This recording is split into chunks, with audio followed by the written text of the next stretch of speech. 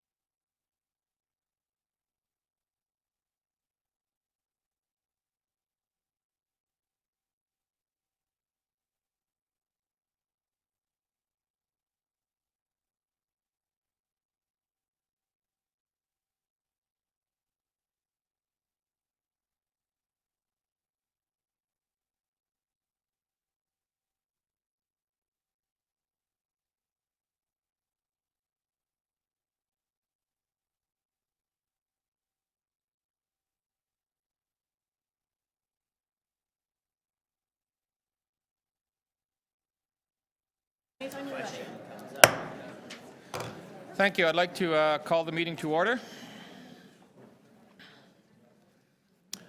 Boy, you quietened down very quickly this time and compared to other past, so I want to thank everybody. I think everyone's eager and ready to begin this meeting. I want to welcome all of the members of the public. Of course, all the staff are here, Budget Committee members, and any visiting councillors.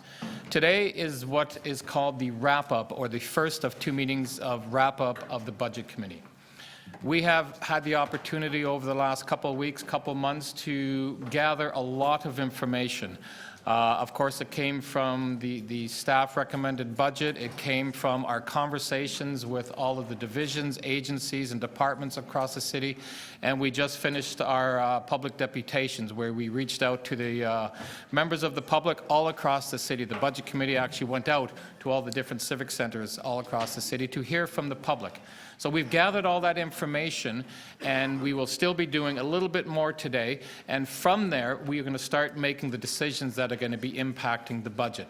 We'll have a wrap-up today. What we'll do is go through, probably this morning, a number of briefing note requests that have come in during the process.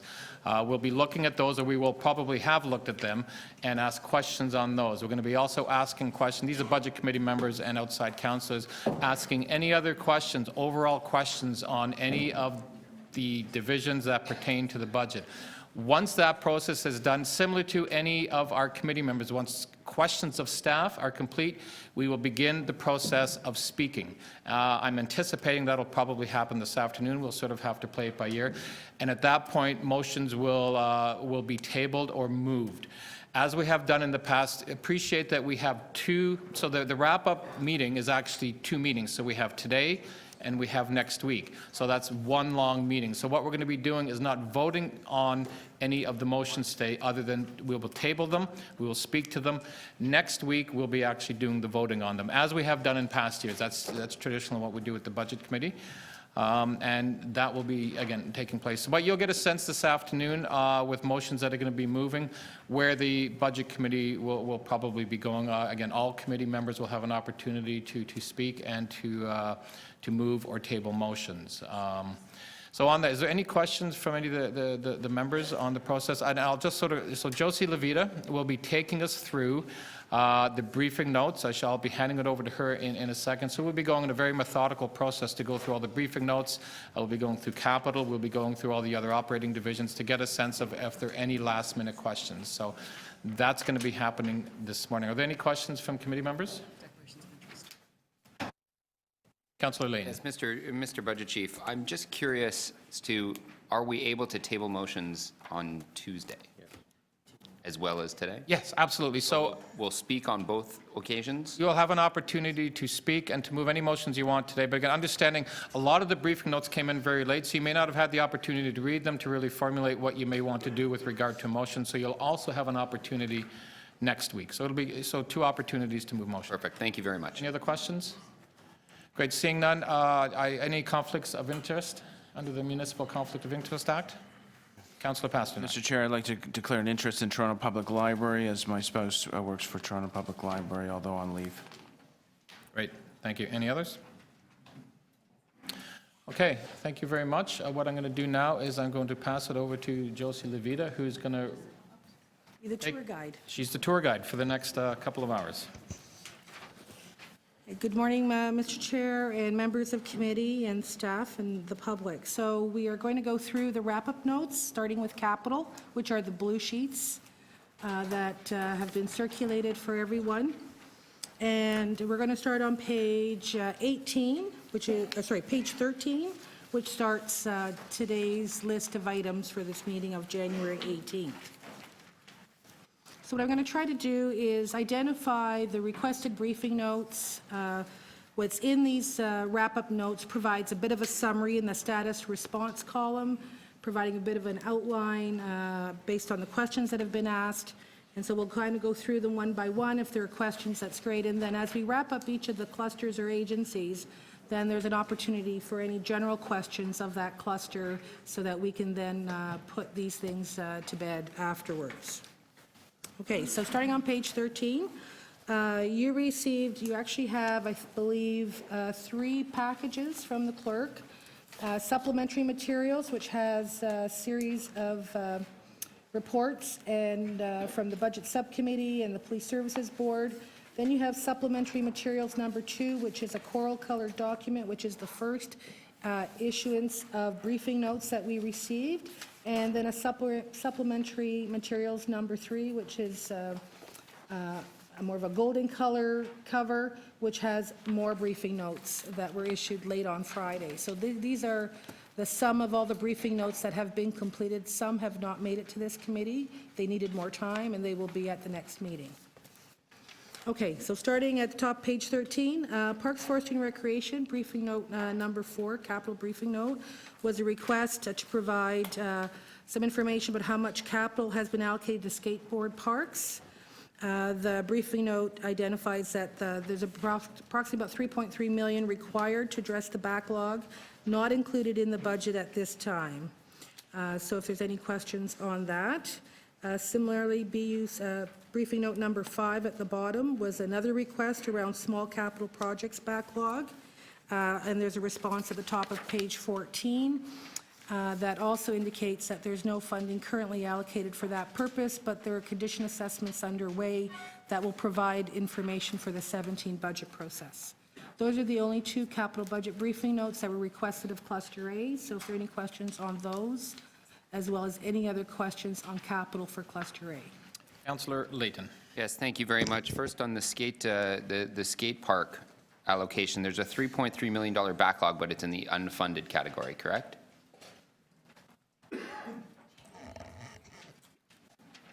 Through the chair, on skate parks, on the backlog,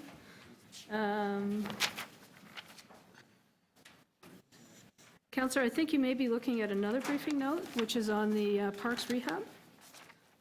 Sorry, well, what was the backlog that, I'm finding this really difficult because not all the packages were here, so I can't just open up, only two of the 3 packages were here. So there's two briefing notes that we submitted. One is on the skateboard park facilities in state of good repair. Another one is on the parks rehab budget, and that's the one that Okay, so indicates a $3.1 million. on the skate park, what was the state of good repair backlog? Or the unfunded projects?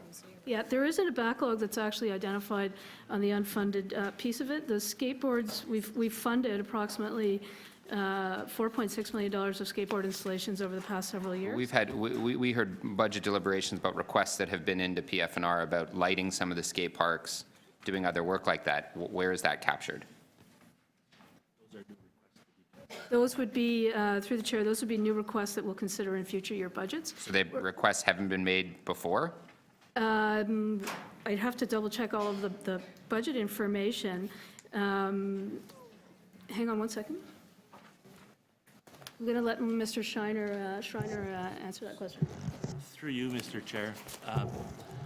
We've been engaged with the skateboard community over the last year or so, and they've been suggesting that we consider lighting skateboard parks as we move forward to try and give that longer use. But my understanding is that lighting was part of the original plan for the site. A particular site you're referring to? I believe it's the one at Coxwell. I'm not aware of that being part of the original project, sir. But it has been requested in the last several months from the skateboard community. So if I'm to understand this correctly, your briefing note, because to be honest, I'm not able to find it because we've got these stacks of briefing notes, they're all out of order, and we're missing the first stack in front of us. So unless we're given a little bit of time to start looking them up online, we're going to need to go through this really slowly. The briefing note says that there is no state of good repair backlog. Correct.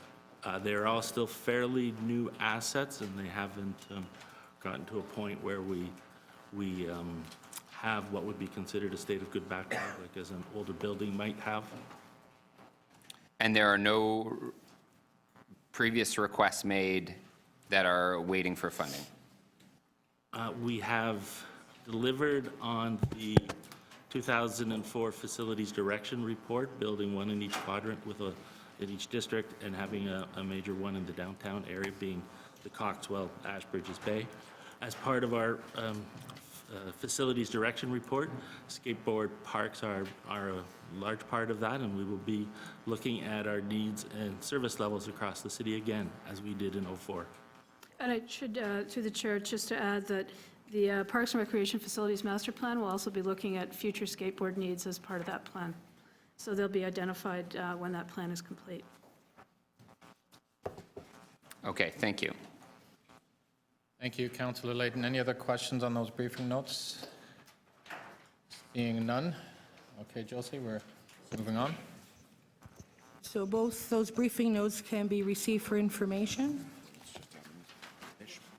We'll put them on an overall list at Oh, the okay, end, Josie. fine. Now it's our briefing Okay, note. so then this would be an opportunity for any other questions of staff in Cluster A regarding their capital programs.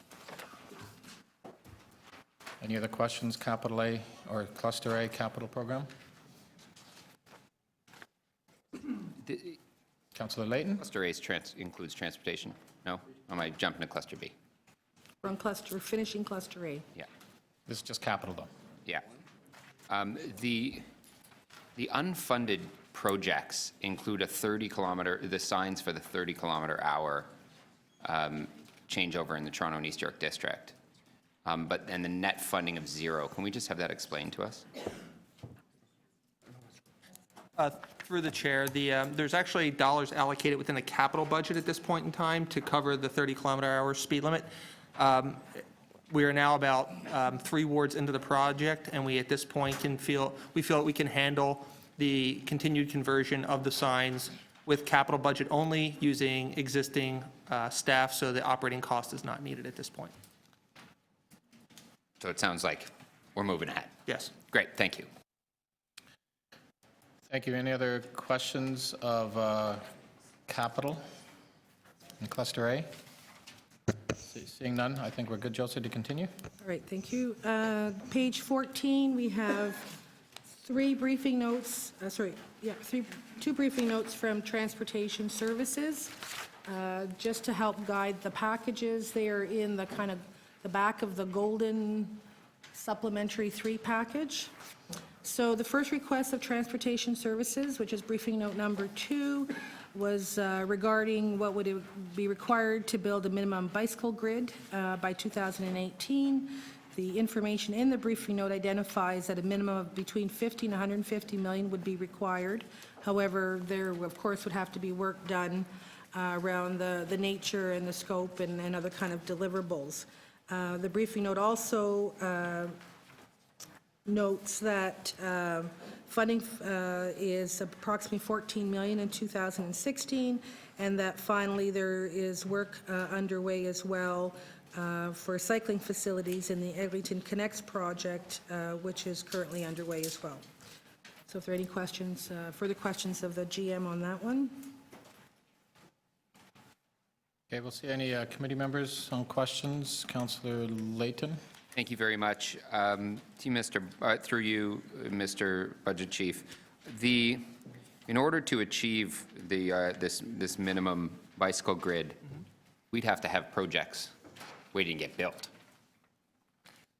Through the chair, at this point, Transportation Services has not been given any direction by council to build a minimum grid. We're in the process of developing a bicycle cycling implementation network plan, at which point that is focused on prioritizing our projects to achieve the stated goals of the implementation plan. That will all be costed out. It will be vetted for feasibility. And at this point in time, no work has been done toward building out a minimum grid, as that's not been a direction. So as this is the capital budget, is the money, the staff time that's being spent planning the routes, Yes. and we've been through this a couple times in Ward 19, actually doing the design of the cycle track or the bicycle lane. Is that funded from the capital side in your budget? Yes, any implementation will be funded from capital on that side. The study itself for the network plan is funded by capital as well. Given we've probably got a pretty good idea of what's going to be in that larger plan, at least a reasonable idea. You'd have a reasonable idea about what's being proposed in the number of kilometers, based on your current budget level for cycling infrastructure staff, and your capital allocation. Will we be able to achieve many of those goals in the next 3 years? Again, what goals are you referring to, Councillor? Achieving some of what's going to be proposed in the bike plan later this year? Yeah, so, no, the intent here is, I mean, we're looking at, we're trying to put fairly good cost estimation on these projects. We're looking at vetting them to ensure that we can actually build them. There's not going to be any huge, I'll say, engineering challenges that we would need to overcome. And we're also meshing it in with the work that we're doing on the trail side. So as part of the plan that will come out, we will be proposing, based on the current funding level, which is roughly $8 million a year, an option that would look at $12 million a year and another that would look at $16 million a year. And obviously, that will impact how quickly we would be able to deploy such projects. Maybe this is a better way of asking it. Over the last 5 years, the average allocation for cycling capital projects has been $8 million a year, roughly. $8 million a year. And within that, how many new kilometers per $1 million a year have been added? It's a little apples and oranges, Councillor, because much of the dollars that have been put forward in the past 5 years have been toward trail projects, which is sort of on-street versus trail, is very different in terms. Put another way, per kilometer of trail, what's the cost, and per kilometer of on-road, what's the cost? We're looking, again, roughly, on-street, we could do things like a bicycle boulevard for roughly 75 kilometers, 75,000 per kilometer, All right, 75,000 per? or something like a bicycle boulevard. Doing something where we were doing a separated side track, we might be looking at something that would be more in the range of $1 million per kilometer. On-street separated bicycle facilities might be in a range of 200,000 per kilometer. Again, could be very different. The trail projects are often limited by the fact that some include bridges, and the bridges can be anywhere from $500,000 to $4 million. So these are some of the challenges that make it challenging. So on-street facilities, depending on what they are, cost anywhere between 75 kilometers and $1 million. Yes. $1 million would be the high upper end. And obviously, the higher, the more protection for cyclists in this case. Yes, I mean, the higher, if we're talking about reconstructing grade-separated cycle track lanes, then yes, you're going to talk. Might I just add that I'm very impressed you know that number, and you just saved yourself a briefing note, sir. Thank you. Thank you. I'd like to thank Councillor staff. Layton. We'll go to outside councillors. Deputy Mayor De Beermaker. Thank you, through Mr. Chair, to staff. Following up on Councillor Layton's questions, to build a bike path or multi-use path through the hydro corridors, what cost is that roughly per kilometer? Again, it can be all over the map, but it would be typically several hundreds of thousands of dollars to high, depending on whether or not you have to do things like structures.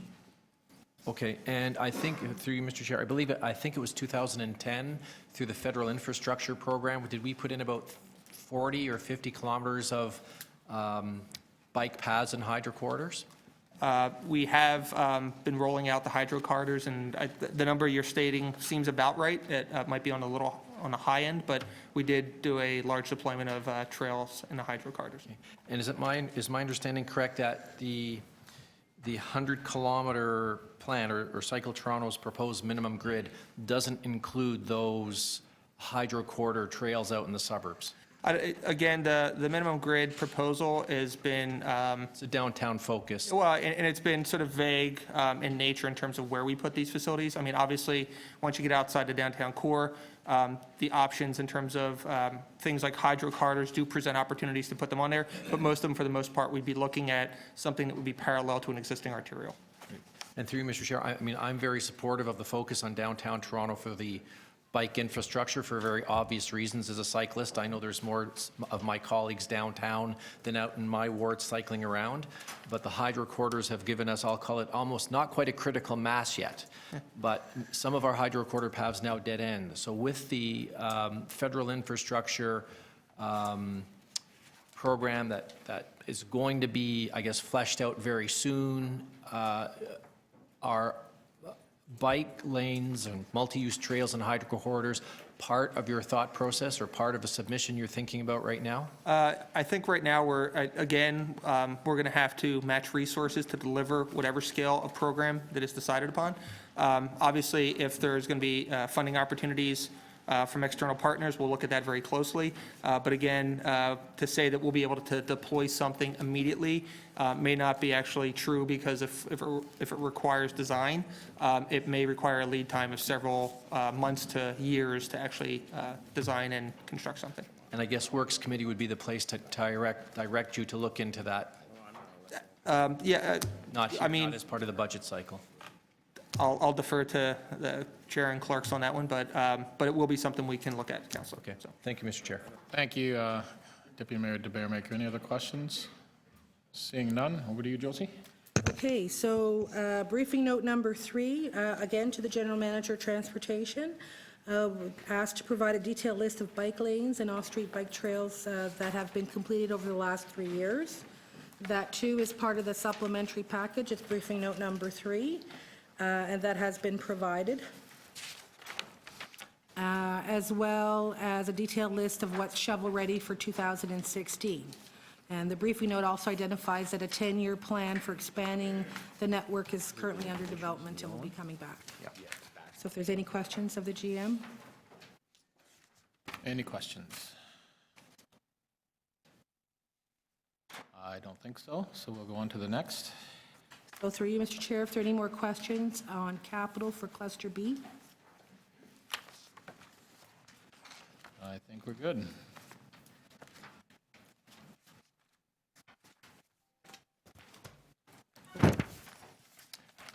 Okay.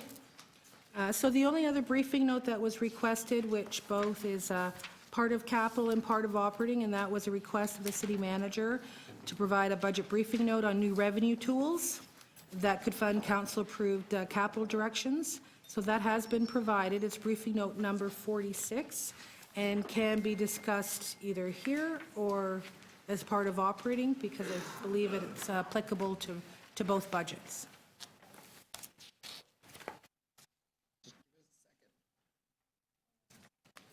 And through you, Mr. Chair, it's also in supplementary materials package number 3, number 46. It's the golden package.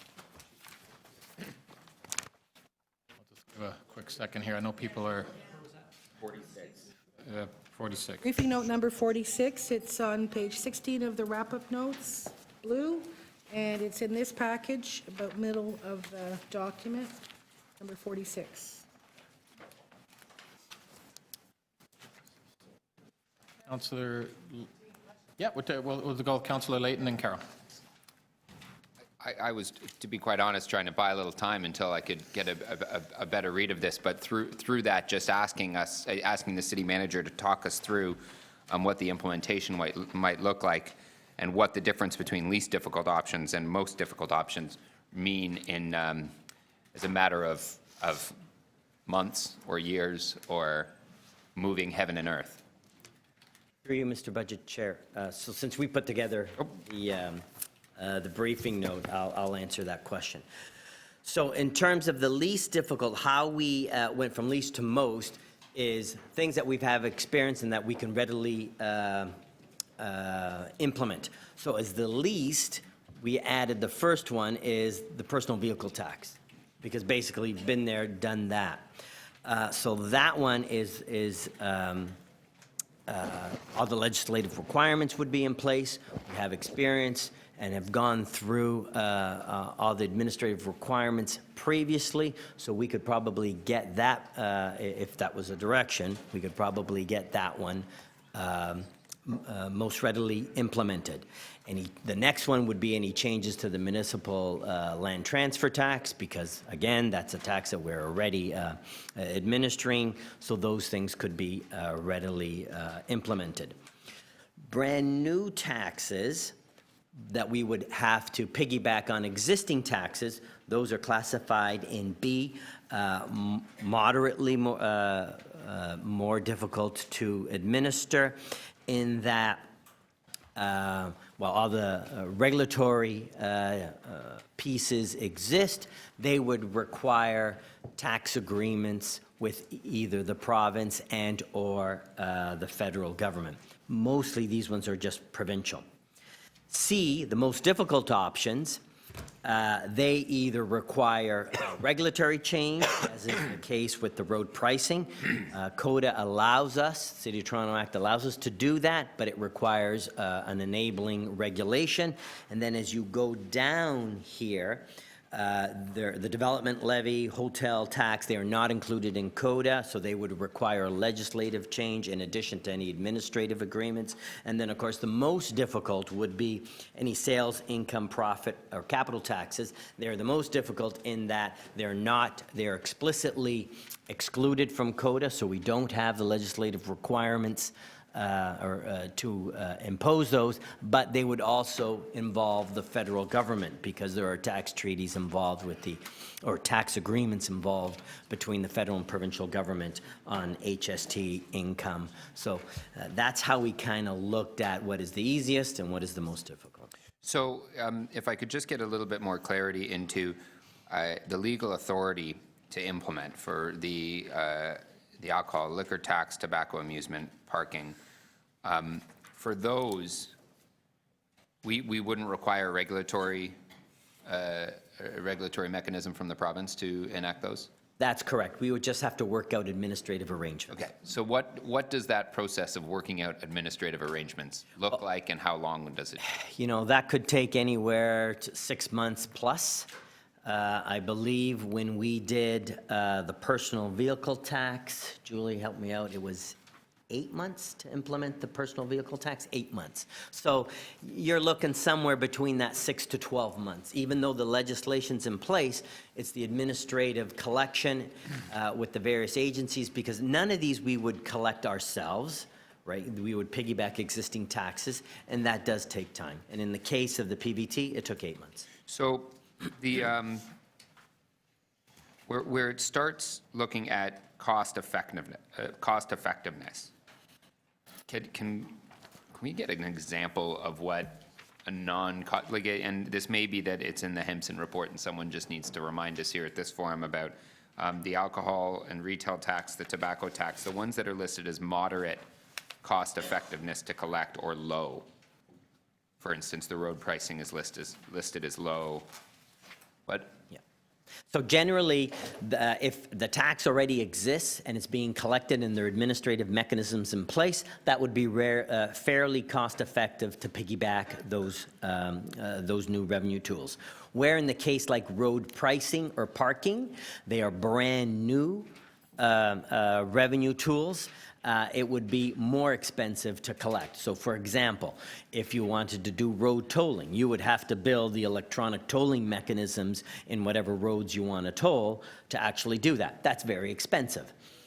So that's how we looked at in terms of whether something is low, in place, piggyback, high, non-cost effective, or more expensive to implement would be new regimes that would have to be put into place. So if you were to give us an example about the administrative cost of, say, implementing an amusement tax, based on how much revenue it could bring in and then how much it would actually cost to implement. Does the estimate to generate 22 million, this is on page 8, the estimated to generate 22 million include, is it net or gross? Does it subtract out? That'll be your last question. I'm going to have to ask, I don't know if Rob is in the room. I hope he is. Rob Hatton. There he is.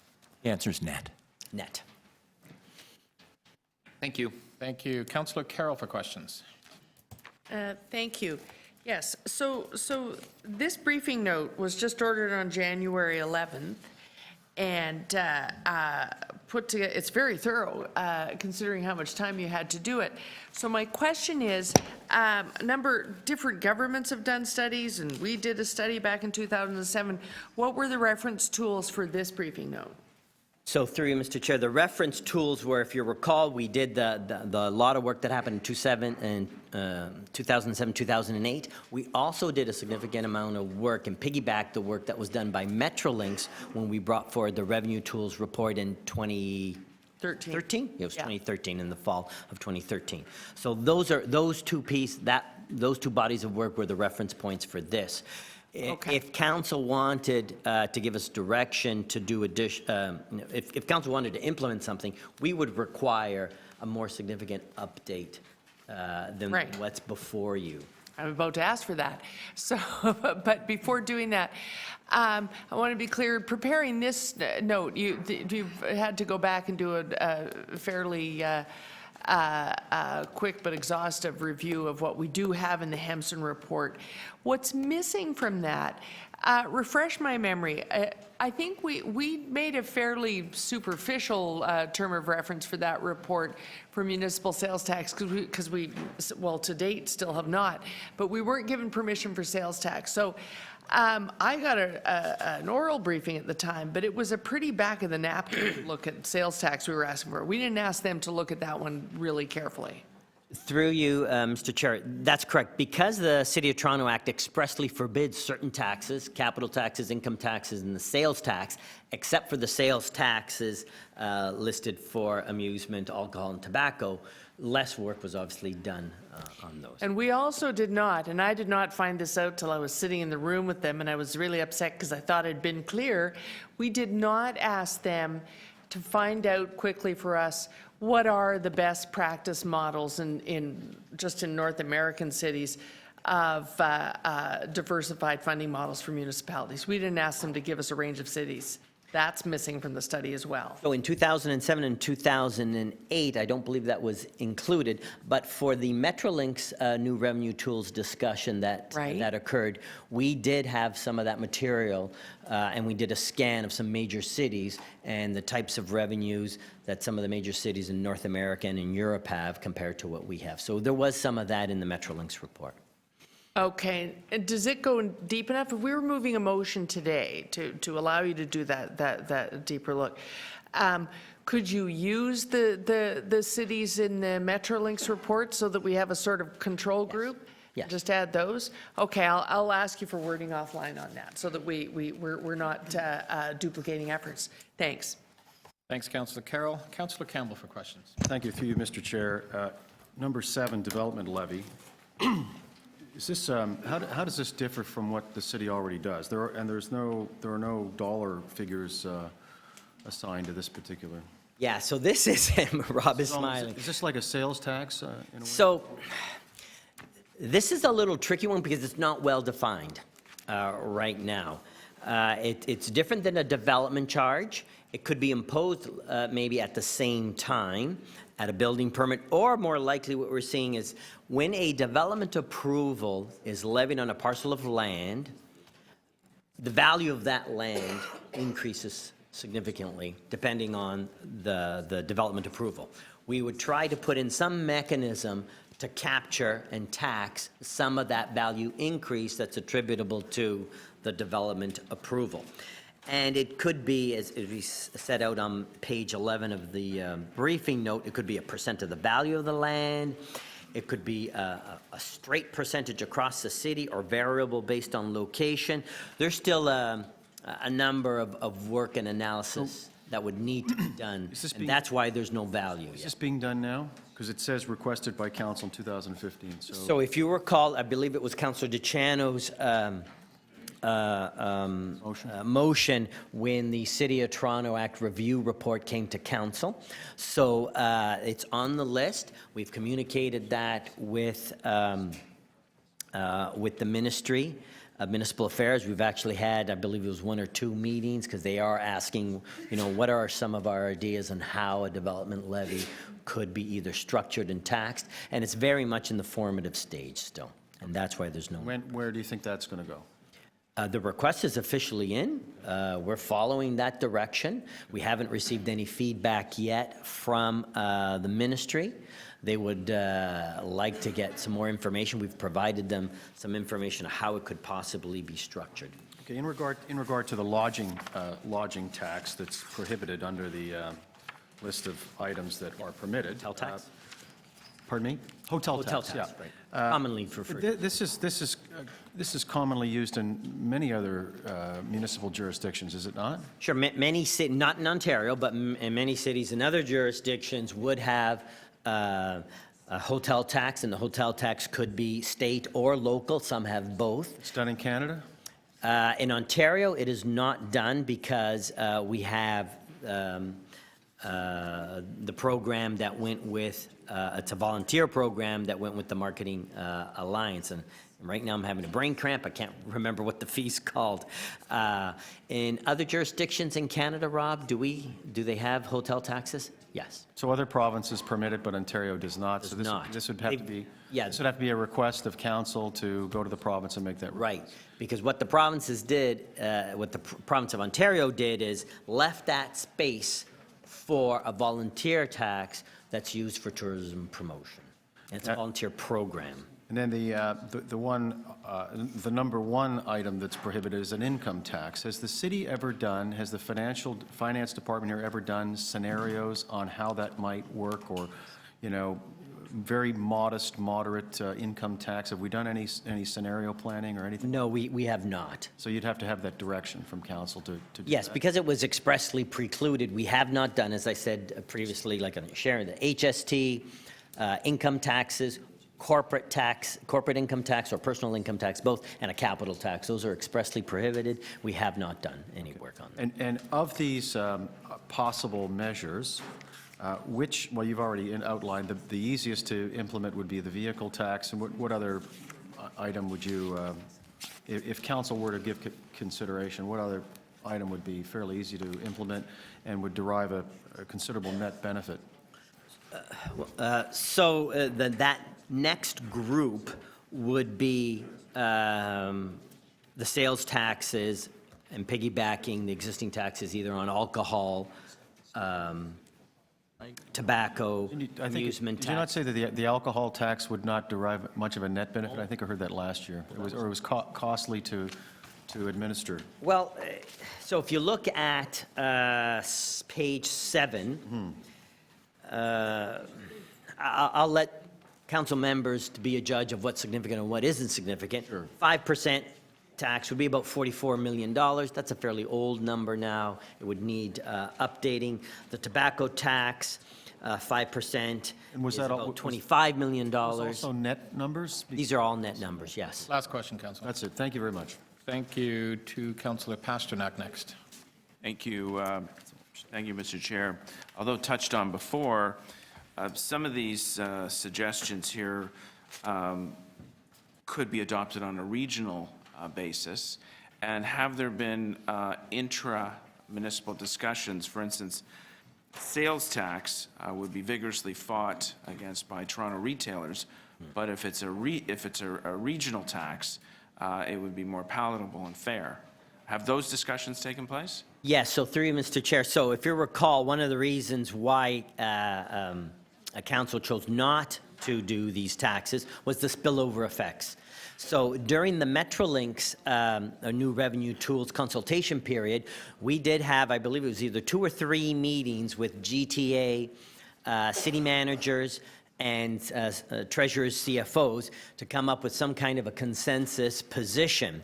And the position was that on those taxes, like whether if it was a sales tax, whether if it was an alcohol or an additional fuel tax, the position was that they should be applied GTA-wide and maybe even Golden Horseshoe-wide to address specifically the cross-border issues that you're raising. So that was our position at the time, and it was shared by the other GTA municipalities that we did consult with. And unanimity is never easy among municipalities. What kind of majority would you need to send a signal to the province or the federal government to implement? Through you, Mr. Chair, I can't comment on how strong of a majority or what the province would take as strong and what they would consider. Would they want a simple majority, consensus, absolute everybody agreeing? I think it was clear what happened coming out of the Metrolinx tools, revenue tools consultation. The government did not implement any of those tools. So, I mean, I cannot speculate on what the province would want.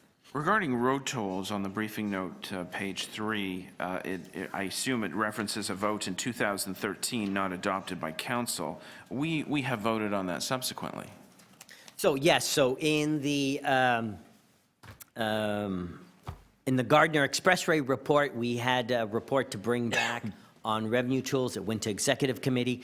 We didn't have a lot of turnaround time to do that, so executive committee directed staff to come up with a more in-depth report, and we are going to bring that forward this year. Would it be your interpretation of those votes that, in fact, council has endorsed the concept of road tolls? No, I wouldn't go that far. Council requested staff to do further investigation, which would lead to an ultimate report where council would decide whether they wanted to implement it or not. But based on the vote that's referenced in this report, I don't even think it got the number of votes to do a staff report on in 2013. In 2013, absolutely not. We were not, that was something that was clearly not approved by council. In the report that we did last fall on the Gardner, council asked for additional information and additional, more detailed analysis, which we are doing, and we plan to bring back in reference to the Gardner rehab. The list before us is not exhaustive. One of the items that's been talked about that's used by some American municipalities is a rental car tax. I don't see that on the list here. Was that discarded as unworkable or never really made it onto the short list?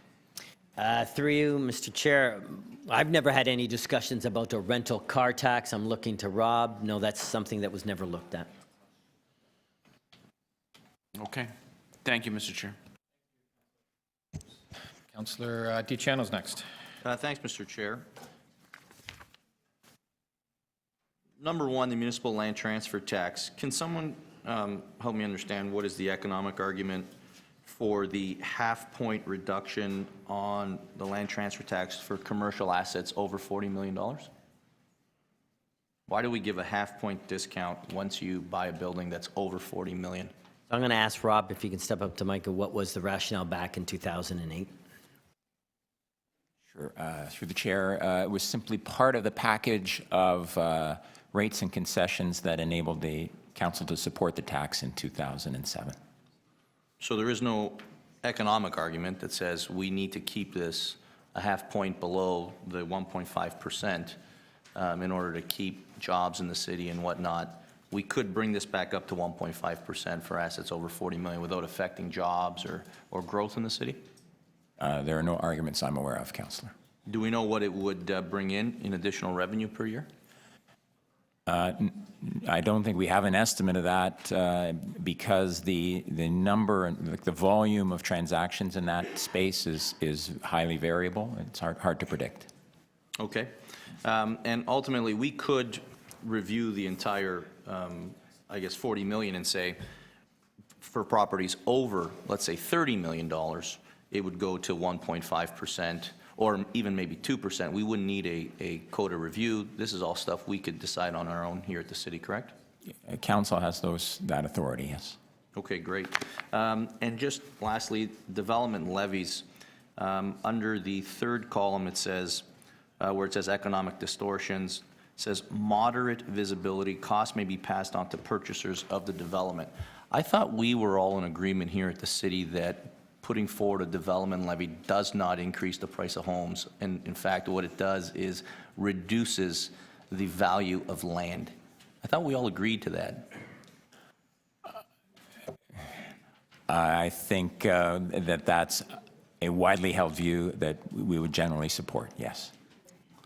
A view that a development levy would not increase the price of homes for the end consumer, but lower the price of raw land for developers. Maybe if I can try. So through you, Mr. Chair. I mean, no one has a crystal ball. I think there are two camps. One that says that just lowers the value or the profit that developers would make on land. Some would say, oh my God, no, that's going to be that's a higher input cost, which would be passed on. I think it's really a function of where the housing market is, how elastic demand and supply are. I don't think anyone could really answer that question definitively. There are two camps. One certainly is a camp that would say it would just tighten profit margins. I can't say definitively one way or the other. Okay, but we all know that home prices are based on fair market value, what people can afford to pay. Is that correct? What they will pay, yes. That they will pay. So we don't need a crystal ball here. We just need to understand the facts of how the real estate industry works, that people are going to pay what they can afford to pay. Developers are going to look at what the affordability rate is, and they're going to price in what they can afford to pay for land, which is the only variable cost, because concrete's going to be the one cost, glass will be another cost, labor is a certain fixed cost. So land is basically the only variable. So if people can only afford to pay an average of, let's say, $400,000 for a new condo, then developers are going to have to adjust what they pay for land. Is that correct? Sure. So through you, Mr. Chair, I don't disagree with what you're saying. I just can't say that definitively. Okay. Thank you very much. That's all. Thank you, Councillor DiCiano. We'll go to outside councillors. Councillor Perks. Thank you. Looking at the briefing note, first in the summary of the availability of tools on page 3, in terms of sales tax, it says no council references. My memory is the sales tax is part of the City of Toronto's long-term financial plan, isn't it? In the plan of 2000 and the year escapes me now, our last long-term fiscal plan, there was a reference to that, yes. Yeah. So More recently, there wasn't, though. Oh, okay. So the only existing council financial plan that we have, though, does contain a direction to pursue the municipal sales tax. Absolutely. And more fuel taxes, I believe, is also in the long-term fiscal. All right. Thank you. Perhaps then, given that there is a council reference, we could have a more thorough review of it. Looking further into the charts, I see that for a number of these, it just says time to implement greater than 1 year. That's how long I have to live, I hope. For any of these, do you have any more refinement or anything like that? There are 3 of them in a row, the alcohol, tobacco, amusement, and parking as well. I mean, is there any range within that? Councillor, generally when that reference is there, it's because it involves cooperation with the CRA, HST collection, that sort of thing, and it's very difficult until you get into discussions with those entities to know how long it's going to take. Parking tax is a little different because it's possible that could be collected by the municipality, but until that's defined, we don't know. Okay. I note with the parking tax that there's, in terms of the risks, it says subject to legal challenges, policy issues. So are we looking at the kind of time that we had, say, with the billboard tax, where there was a legal challenge? Is that the kind of issue you're thinking about?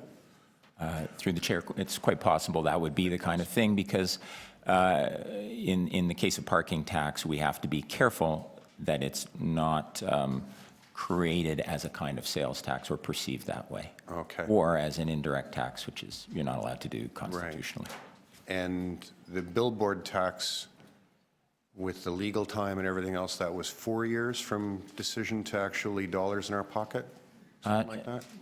No, I think the sign tax was implemented and then it was subsequently challenged. Dollars in our pocket. And we held the money in reserve until the challenge was withstood. And that, I think, took, I think there were 2 or 3 years of revenue that was held in abeyance until that challenge was determined. So 2 or 3 years revenue held in abeyance, plus the year to get it up and going and so on. So about 4 years before we actually could spend any money. You could say that, sure. Yeah. Okay. Thank you. Thank you, Councillor Perks. Seeing nobody else, I think we're going on to the next briefing note. So, through you, Mr. Chair, in terms of capital, there were no other briefing note requests. So before we move on to the reports that are on the agenda just for discussion, if there are questions of any of the other clusters, like Cluster C or any of the agencies in terms of their capital budgets and plans, now would be the time for those questions, and then we'll move on to the report items on the agenda.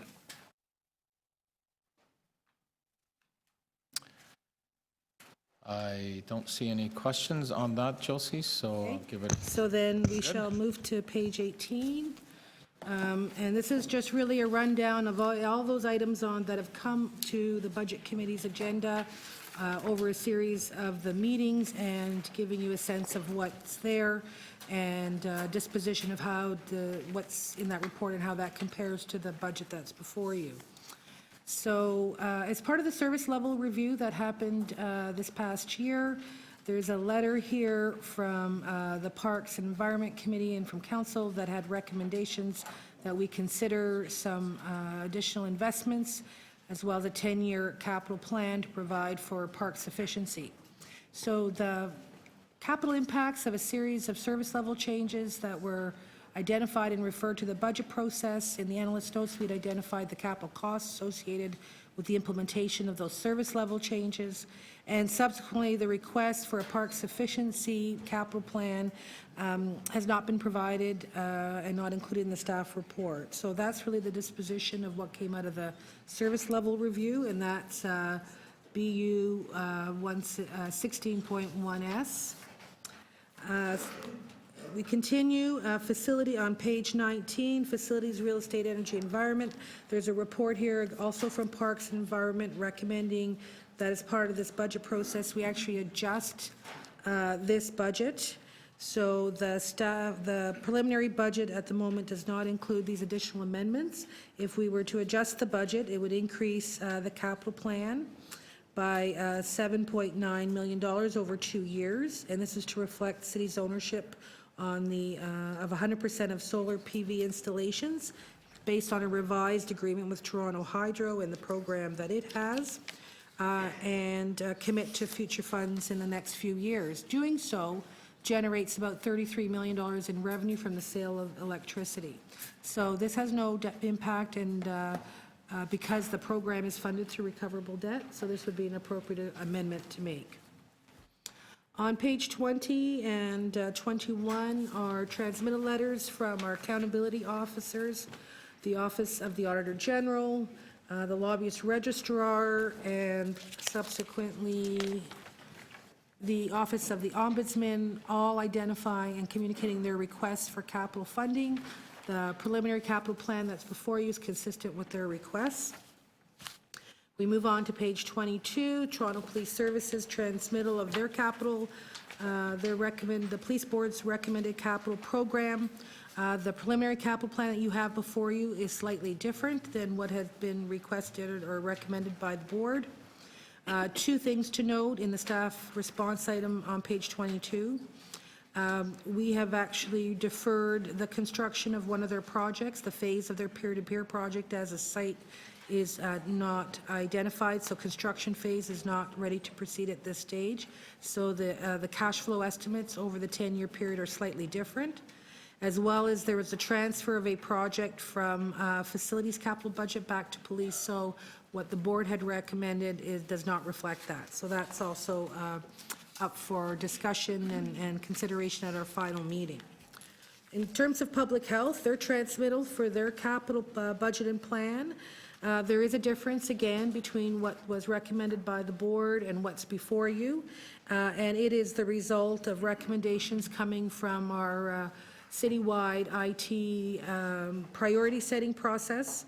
So there were two projects that are different than what the board had identified. We actually increased one project by $489,000, and then we decreased another by $807,000 because it was actually canceled. And I think the Medical Officer Health had discussed this at one of our meetings. The scheduling system is being canceled as we leverage other technology projects that will provide a solution on their behalf. So there's a $313,000 difference between the two. We would recommend that the preliminary budget be established.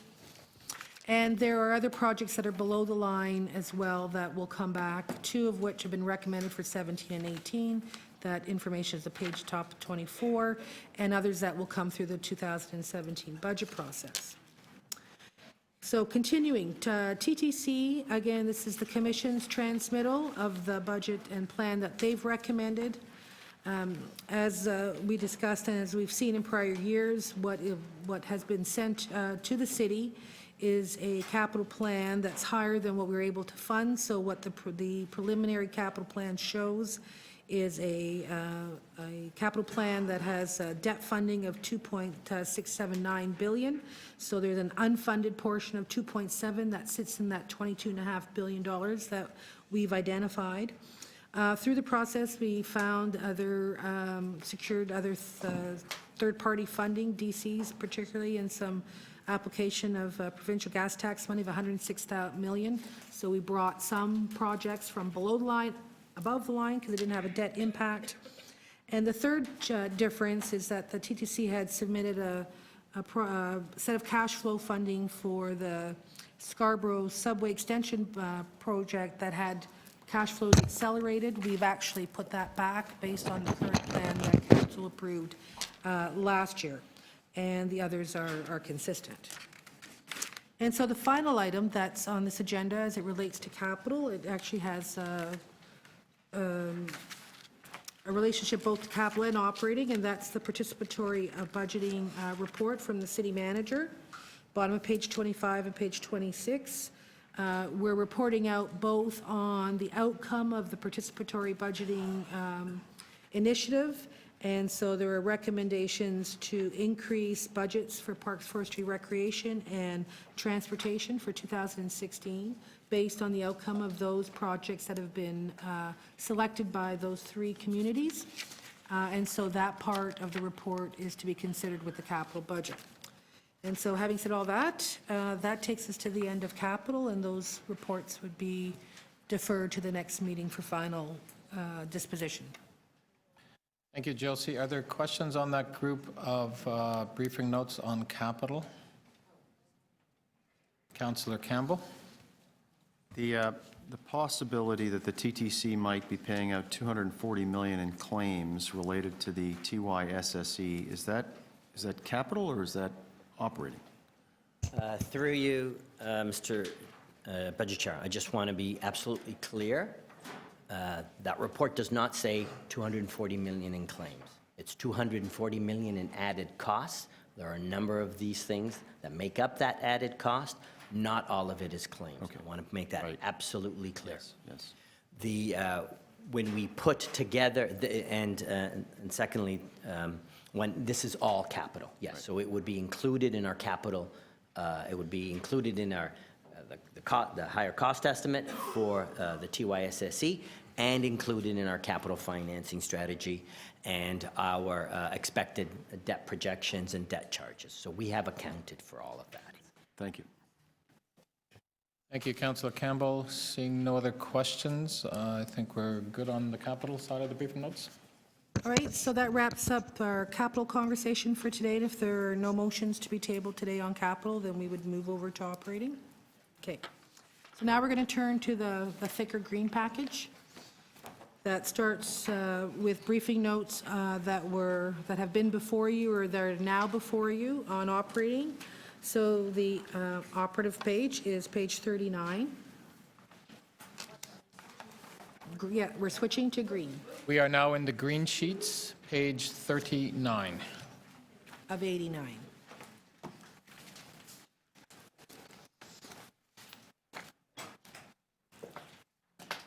Okay. So I just want to remind members and visiting councillors that there were briefing notes that have been distributed since we began this process. The ones that were requested as of the on January 11th meeting are in your two packages, and I'll just give you a sense that in the coral peachy one, we have operating budget briefing notes number 26 to 41, and then in the more of the golden color package, supplementary 3, our operating budget briefing notes number 42 to number 58. So if you're scrambling to look for those, that's where you would find them. Okay. Is that helpful? Okay, great. Thanks. So in Cluster A, we're actually going back to the very beginning to remind members that on the day that we launched the budget, December 15th, there was a motion from Budget Committee that had requested briefing notes on the three clusters and the agencies to bring forward their 2013 to 2016 trends on specific expenditures, so those are identified here as well, because it's really the accumulation of all the briefing notes that are before you. So to begin on page 39, that was operating budget briefing note number 4 for cluster A that provided that information. And so I'll just continue to go through all the cluster A ones. Chair, if that's how you would prefer, we'll run through all of them. Yeah, let's run through First, all of them, and I guess Then you can come we'll back to each we'll probably one. get a sense of, some of them may have more questions, and Okay. we'll be a little flexible on that.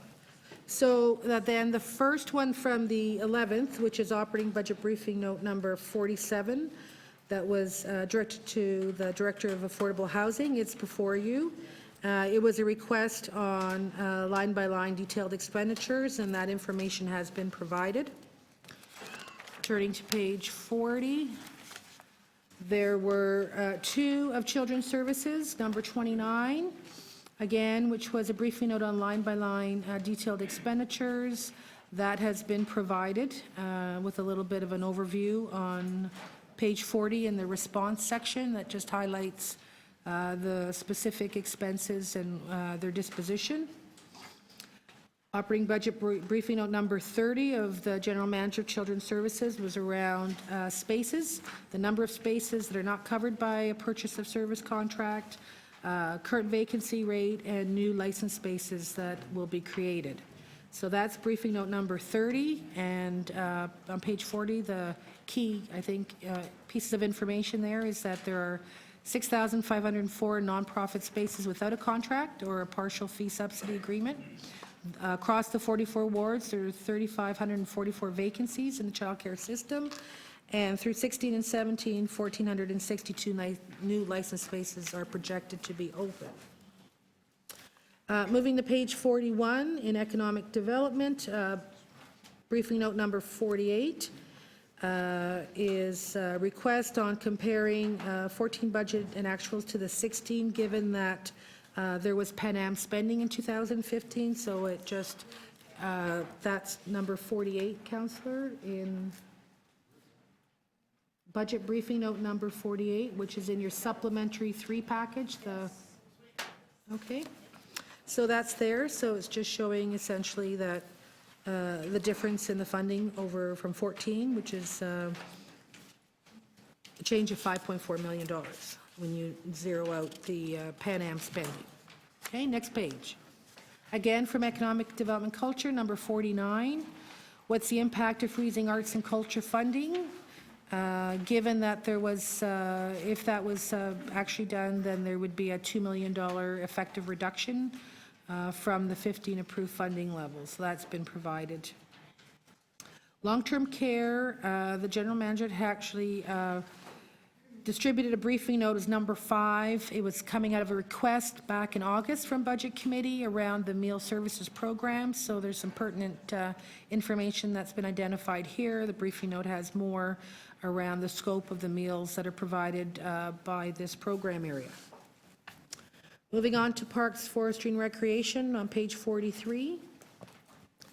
The first one there is a request on what,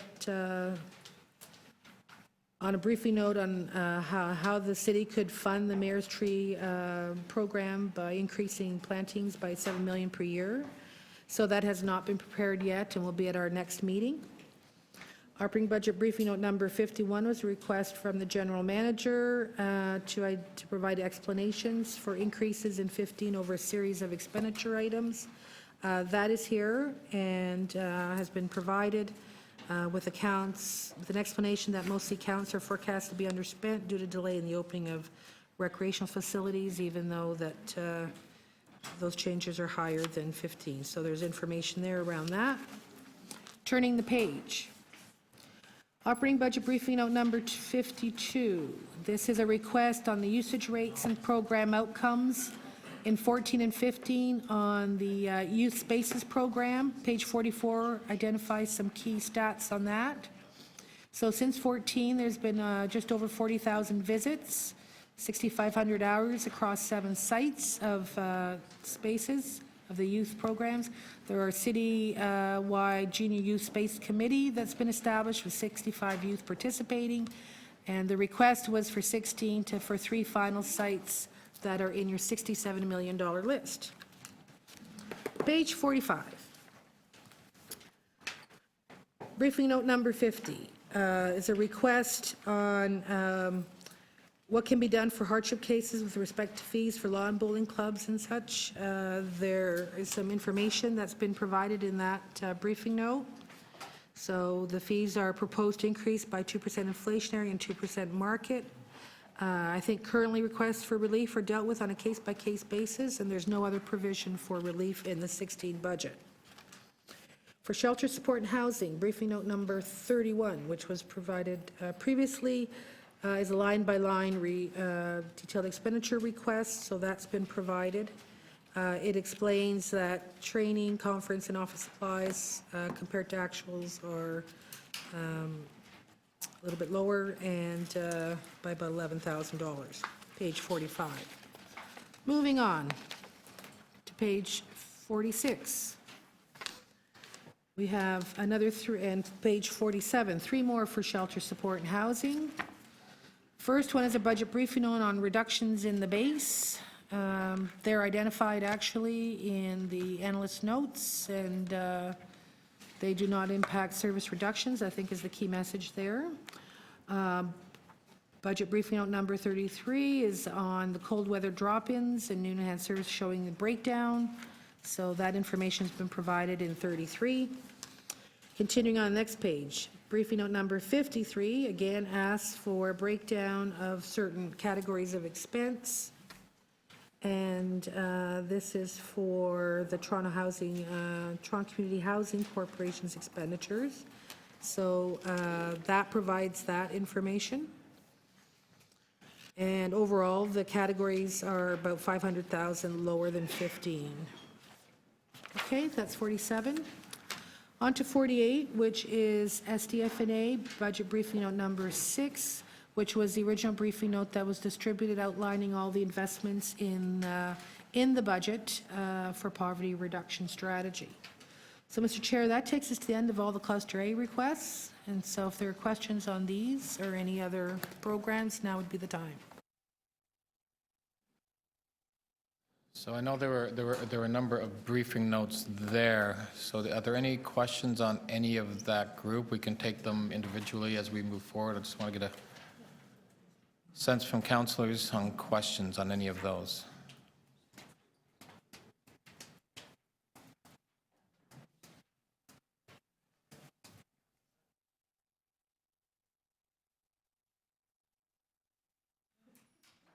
No, and I can appreciate that. We'll have another meeting. I think, Josie, it looks like everything is, at this point, okay with those briefing notes?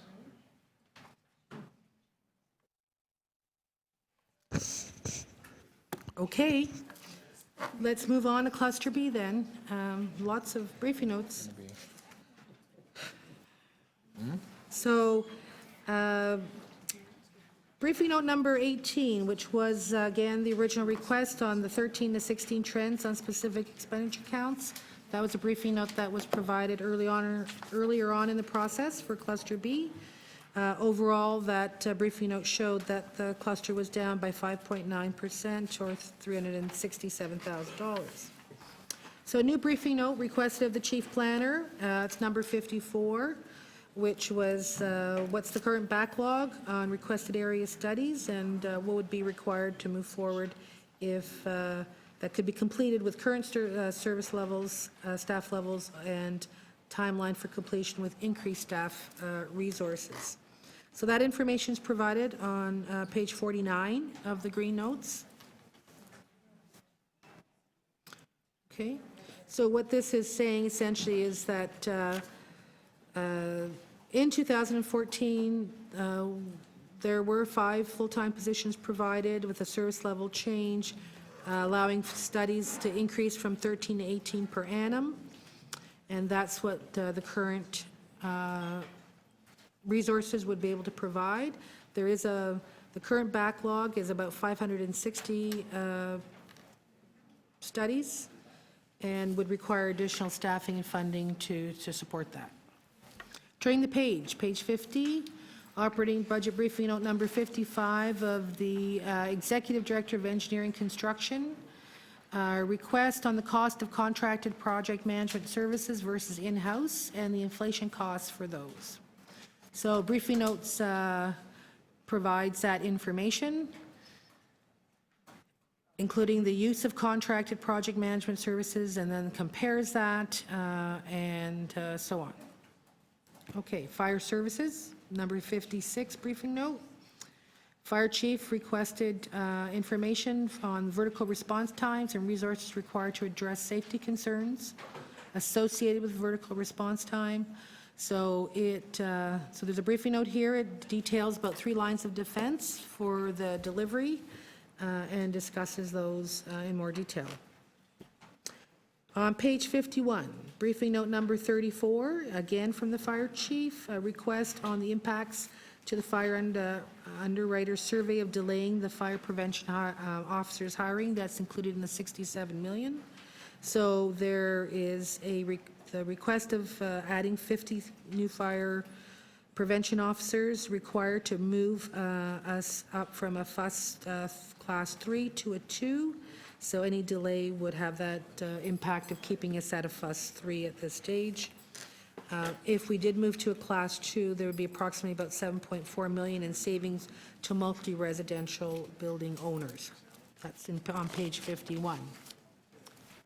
MLS operating budget briefing note number 35 was a request of the executive director to provide an assessment of the staffing complement necessary to provide overnight weekend enforcement of noise bylaws and whether there are full-time or shift changes associated with that. That briefing note is here. And it indicates that utilizing existing staff complement, investigation services could extend its hours of coverage, or it did extend its hours of coverage, sorry, and allowed for about 4,000 calls that are currently received. A shift in changes utilizing existing complement is possible, but may have impacts on service levels. So additional staff would be required.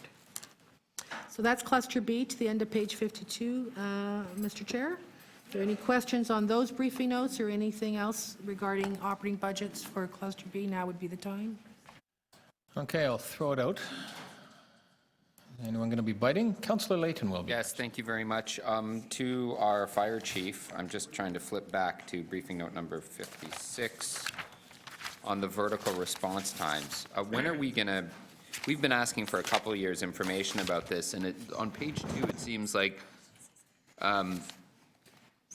Toronto Fire is still evaluating the effectiveness of existing apparatus and the complement to address issues in high-rise buildings. Why is this taking so long for us to identify what's needed and where?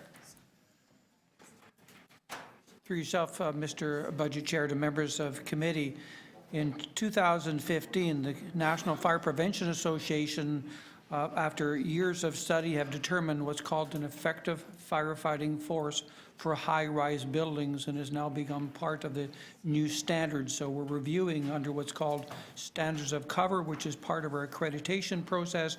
Our historic standards of cover based on the new standard and look at a new implementation strategy. The National Fire Protection Association is now focused on what's called an effective firefighting force. What staff it requires to mitigate incidents in high-rise buildings, and it lays out the in all fashions what's required as far as staff resources. So now we've got an actual standard. We're going to be looking at that as it applies to our Toronto building infrastructure. So do we meet that standard? Through yourself, Mr. Chair, and members of the committee, historically, we've sent less than what the new standard requires as far as trucks and our personnel. On first alarm, we beef it up very quickly on second or multiple, but we're not sending the number they propose for working fire in the first alarm. So that will be part of our analysis. So we don't meet this new standard for cover for tall buildings? Through yourself, Mr. Chair, and members of the committee, again, at the present time, the answer is no. It's a new standard, and I think that I'll have to be clear is that I don't think very few of any cities in North America meeting this new standard, so we're all going to be reviewing it closely and looking at how we can and impact to other calls to do that. And what, beyond the obvious risk to property and life, what other impacts could not meeting the standard have on our fire underwriter survey rating going forward? We'll be, through yourself, Mr. Chair, members of the committee, we'll be reviewing that because this is a new standard that was adopted at the fall conference. Again, we send X trucks on the first alarm. By the time we send a call, if we know it's a working fire, we typically and historically call an immediate second, which would get us adequate resources. We need to look and determine if there is a delay. The new standard does allow us another 2 minutes and 10 seconds to assemble all staff required, which is new. Historically, it's been 10 minutes and 20 seconds. Now for high-rise, the new standard is 12 minutes and 30 seconds. So in our case, typically about 3 additional apparatus would be required, but we have an additional 2 minutes and 10 seconds to assemble all required. So that might be similar in fashion to what we call a second alarm. So we need to be reviewing and doing our analysis on that new standard. So does the standard for cover, is that a door-to-door or a door-to-lobby amount of time? Through yourself, Mr. Chair, to members of the committee, it's from receipt of alarm to entry at the ground level of the building. Because it's a high-rise, requires a multiple of crews, equipment, personnel before we're actually able to go in and mitigate. So it's not just a first truck in, it's all staff required standard. Okay. On the briefing note 34 on the FUS rating, it details that it's about $8 million in savings to commercial buildings when we move from a 3 to a 4. Is that correct? Through yourself, Mr. Chair, to members of the committee, it's actually from a 3 to a 2. Sorry, a 3. The lower the number. Yes. Yeah, from a 3 to a 2.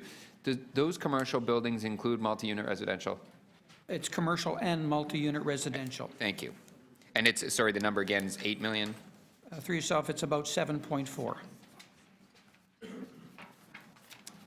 Okay, thank you. I have questions of MLS as well. Why don't we, we'll come back. I mean, if we need a couple rounds on these, that's fine. So I just want to, let's work through the other councilors on their questions. I'll start with Councilor Carroll. Yes, thank you. My questions are on briefing note 54, which was the one about the current backlog on area studies and potential heritage properties. We knew roughly this backlog, although it's worse. The rough estimate in the meeting was that there are 450 outstanding properties. The updated list adds up to 560 properties that need to be looked at. And I'm concerned, the comment in it, the current staff complement is not sufficient to address any of the outstanding evaluations. So what are the current staff doing, and when would they get to these, if ever?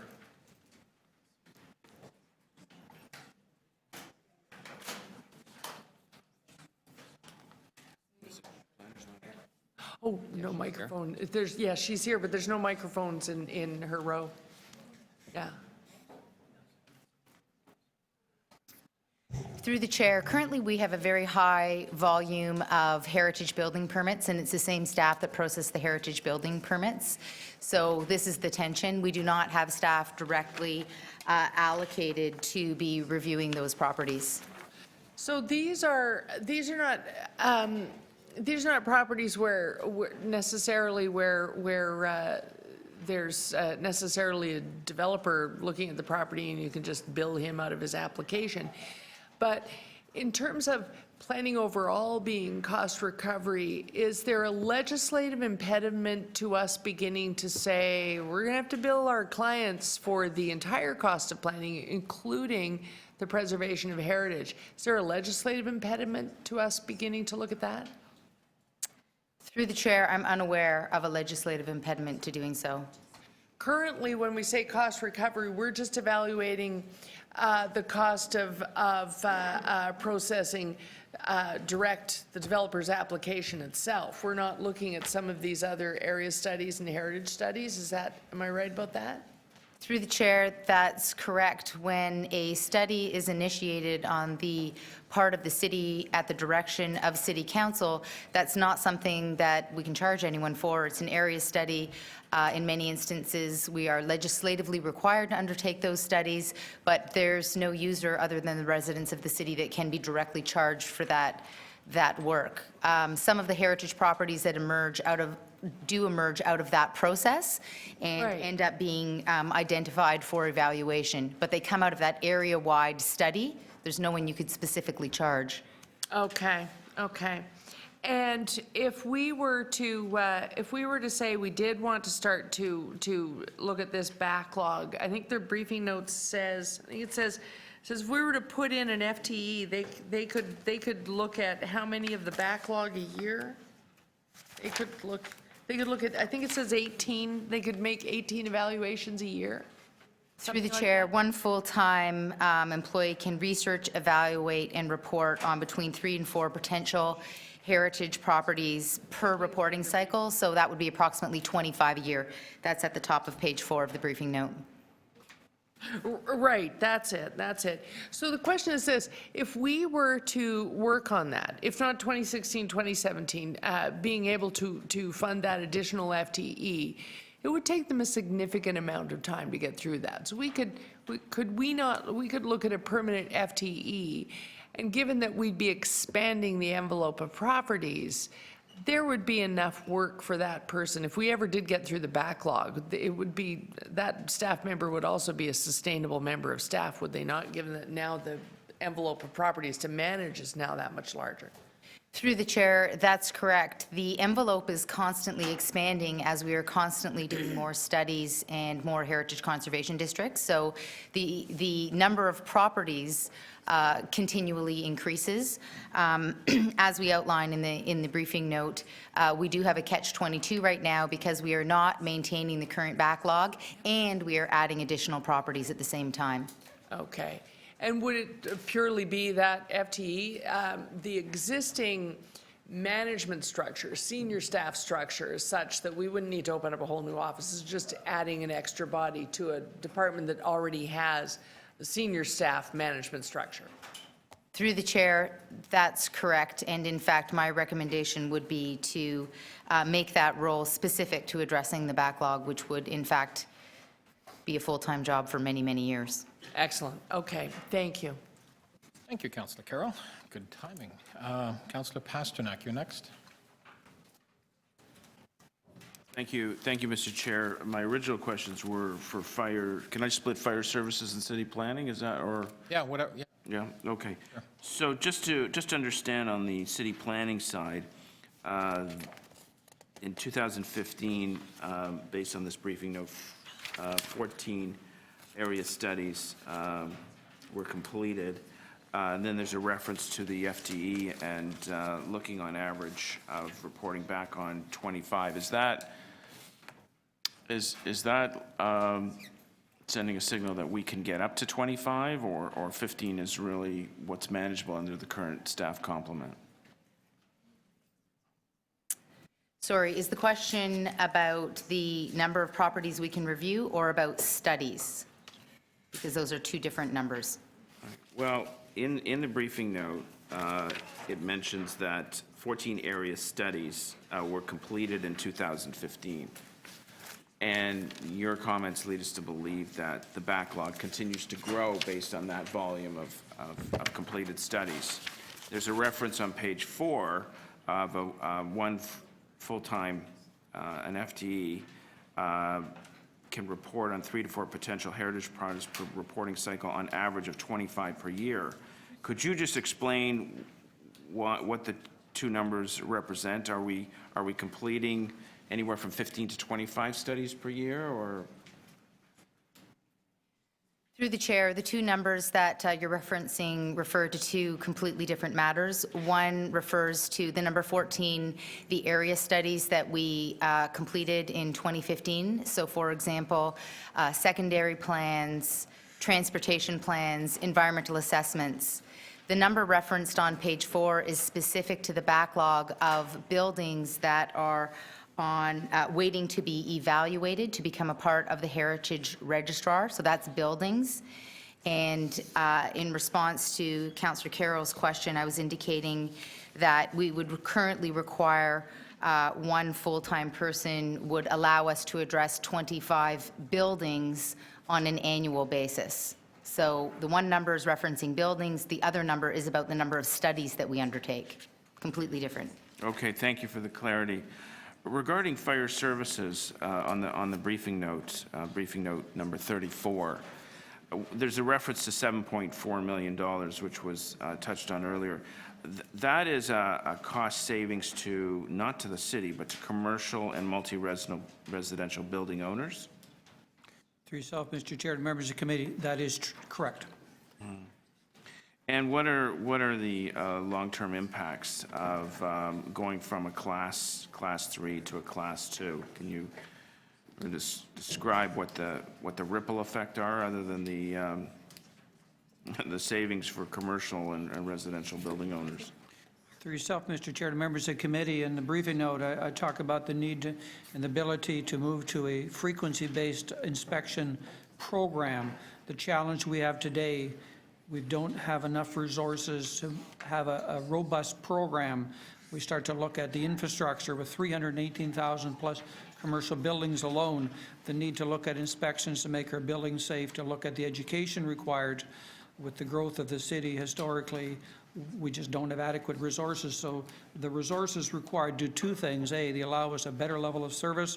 They allow our buildings to be safer, allow our people to be have a higher level of understanding on how to prevent fires, what to do in case there is a call in an emergency. So it's not just the secondary benefit to our commercial multi-residential in insurance rates. It's also a higher safety standard. Okay, thank you very much. Thank you, Councillor Pasternak. Councillor Campbell is next. Thank you. Through you, Mr. Chair, to the fire chief. Just following up on that, what's the definition of a commercial building? Is a plaza one commercial building, or is a plaza 15 or 20 commercial buildings?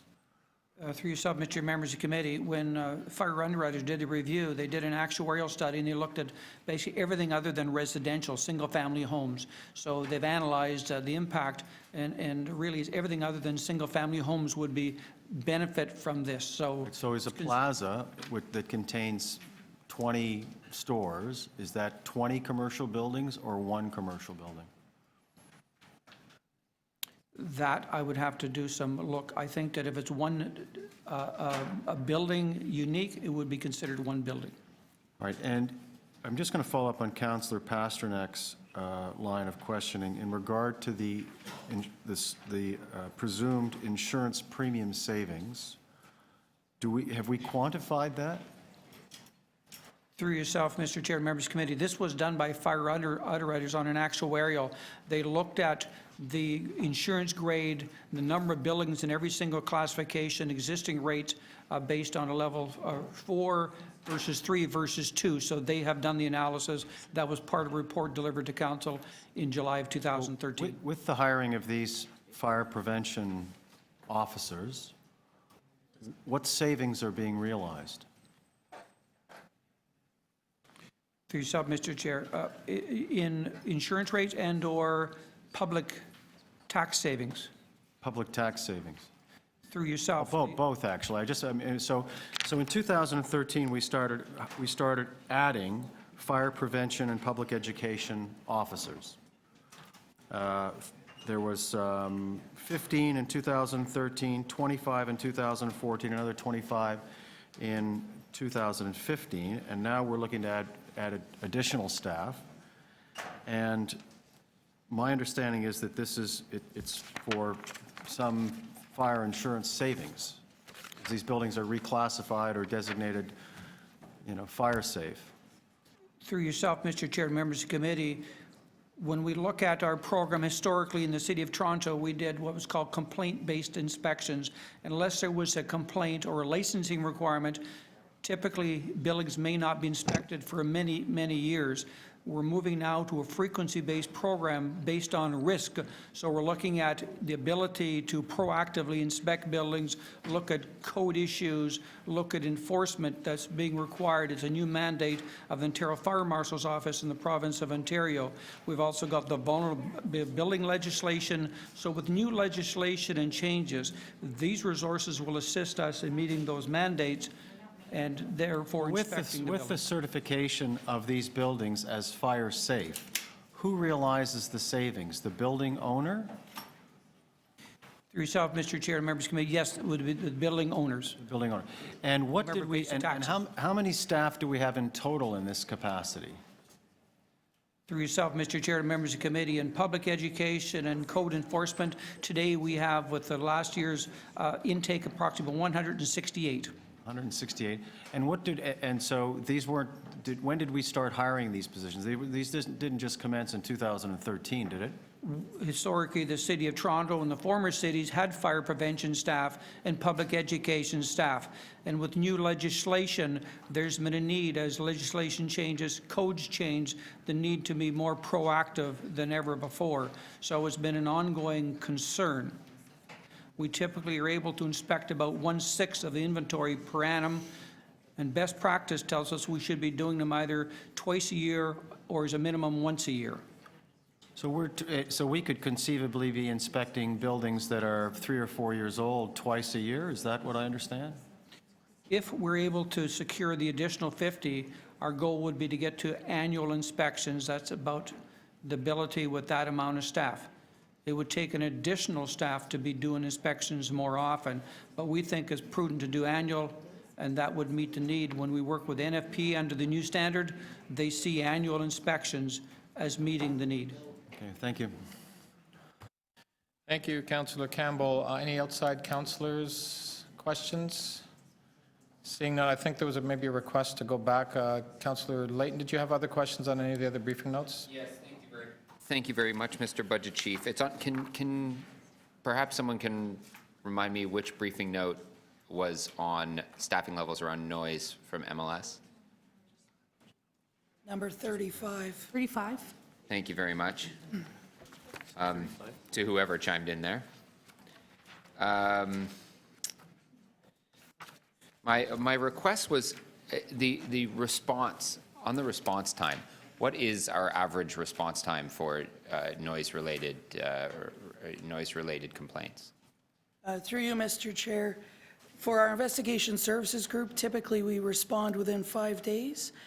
With our licensing enforcement group, we're typically within 48 hours, if not sooner.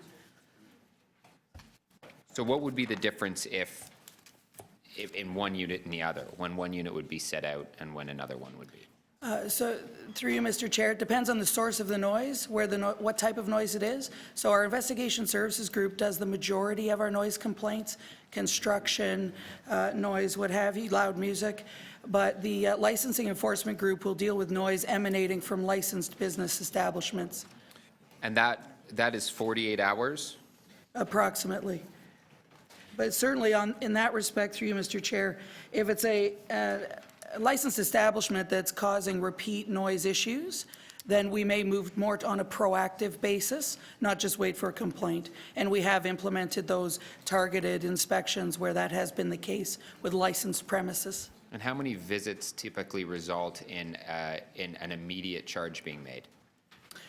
Through you, Mr. Chair, it really depends on the circumstances, whether we have the evidence to prove that the offense has occurred. Typically, we'll start with giving them a notice of violation or a caution. So every case is different. Certainly where some some establishment is a chronic complaint source, then we would see the escalation to a charge occur much more quickly. We also often need to rely on noise logs with the citizens in the area who are affected. Sorry about my voice. So it depends on what that accumulation of evidence requires, and then the willingness of people who are those that have been disturbed to attend court. So all of those things impact whether or not we proceed with a charge in the provincial courts or not. How much time do your officers spend in provincial courts? What in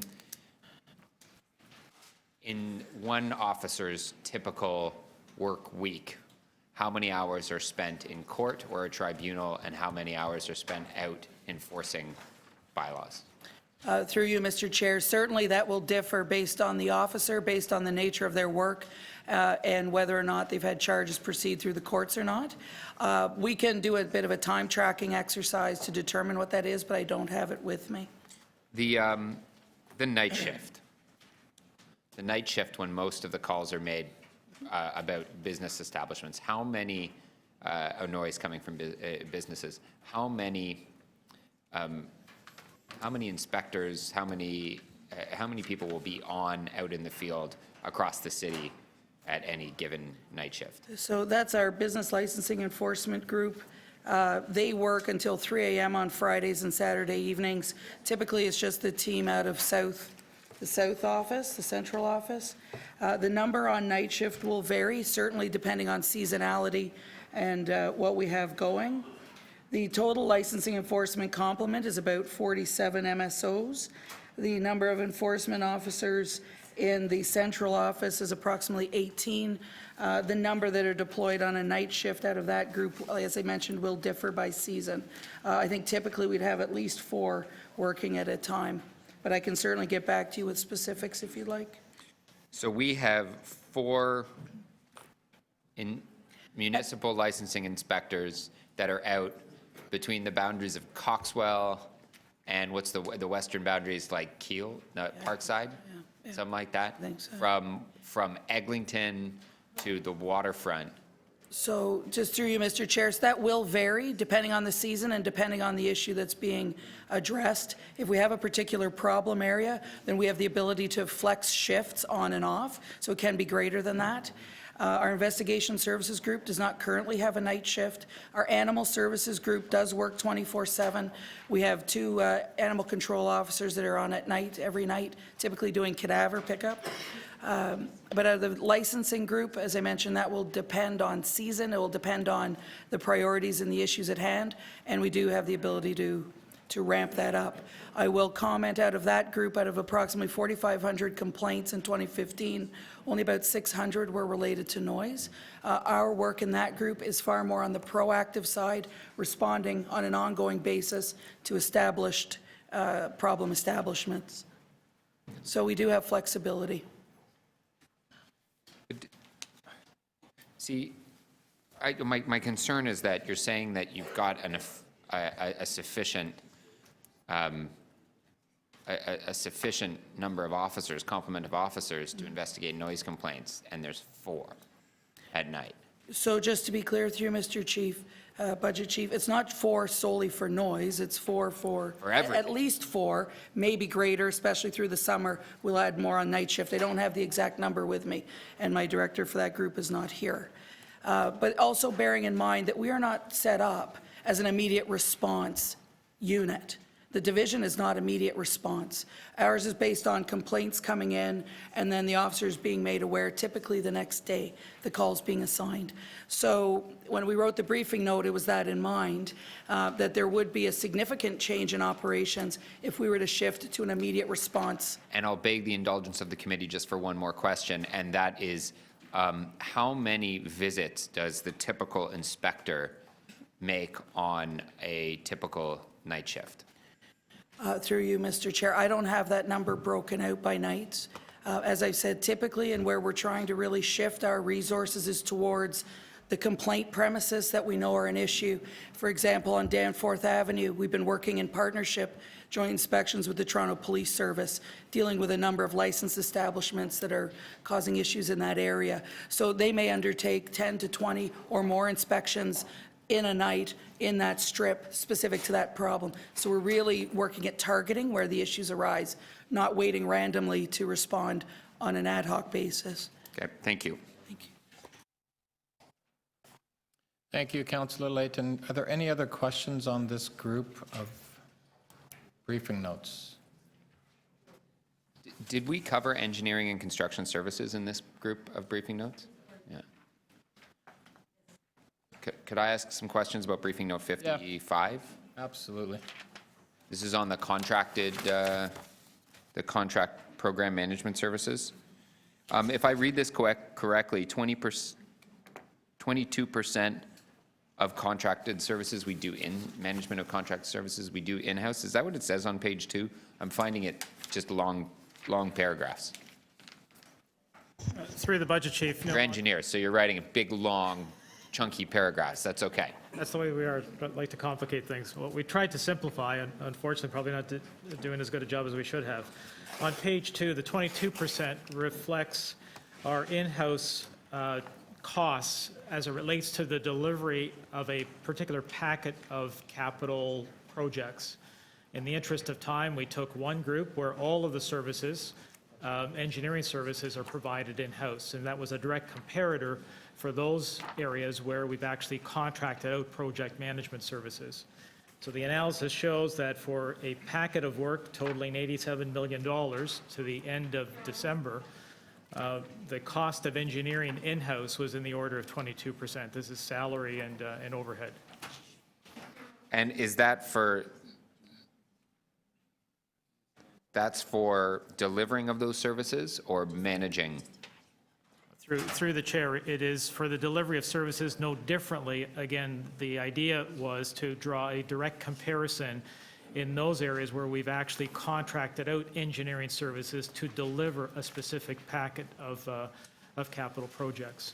So it was an attempt to draw a direct comparison between in-house for some type of work with project management delivering a subset of our capital program. Okay. The inflationary cost of contracted out services, it doesn't seem to come out in at least when I went through it quickly, it doesn't seem to come out to a single number, a single value. Can you give us an indication of what that value might be?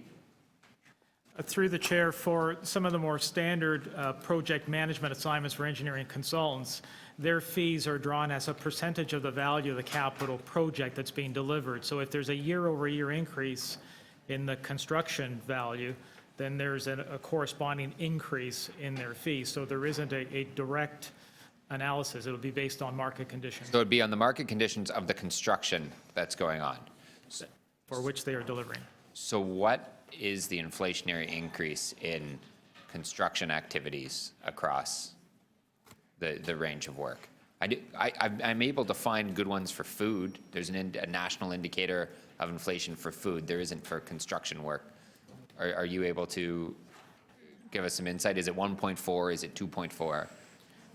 Through the chair, it's really dependent on the type of work that's being delivered. So when oil prices were increasing, for example, we saw a significant increase in our paving jobs. We're expecting, because of oil prices dropping, a corresponding decrease in those jobs. And services or products that are purchased from the U.S., does that factor in? Through the chair, I mean, most of our services and materials are sourced locally. So, I mean, there could be the odd exception, but most of the construction materials are sourced locally. So would they be impacted by the exchange rate change? Do you know? As I noted through the chair, most of what we, in terms of supply of materials for construction jobs are sourced locally, most of them.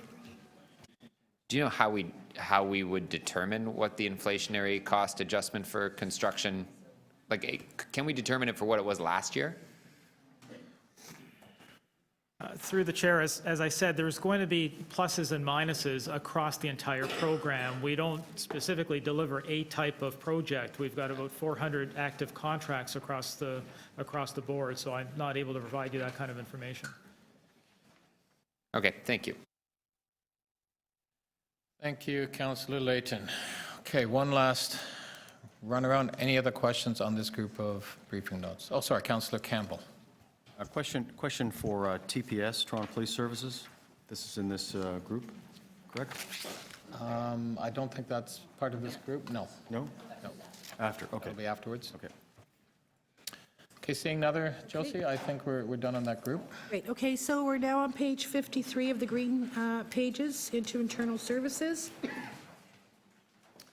Number 7 was the response for the cluster from the initial request of December 15th on the expenditure, the trends on the specific expenditure accounts. showing overall about being lower than the 2015 budget by about $300,000. Number 36 for 311 is the first new one that was requested on the 11th, and that was a request on what are the most 20 common inquiries and service requests by category received by 311 in 2014 and 15. So that note is here, and it identifies the top service requests coming from transportation, Toronto Water, Solid Waste, MLS, and Urban Forestry. And so if there's any more questions, that's available to you. Turning the page, 54, the briefing note number 19, which comes from, as a group, city manager, clerks, and legal services, and their information on the expenditure trends from 13 to 2016. And overall, that group was specifically higher by about $700,000, mostly due to corporate mailings and courier cost estimates in clerks given service requests from clients. On page 55, City Manager's Office is the briefing note that you've already discussed. It was the operating side of the revenue tools discussion that we've already had, so potentially the same information contextually is available as we deliberate on operating. And that takes us into to the end of Cluster C and City Managers Group.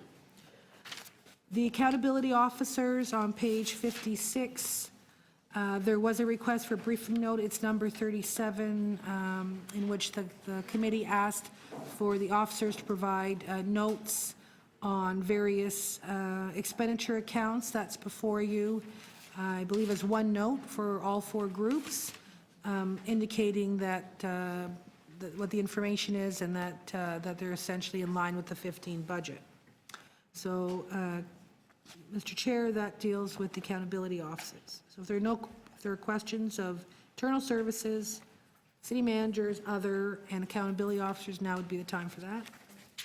Okay, questions on that group of briefing notes?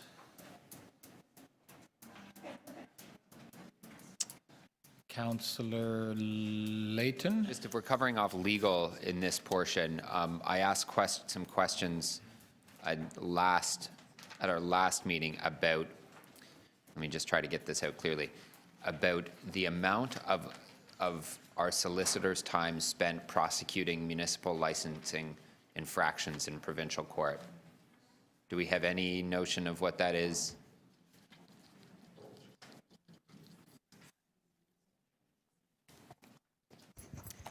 I don't have that information. No.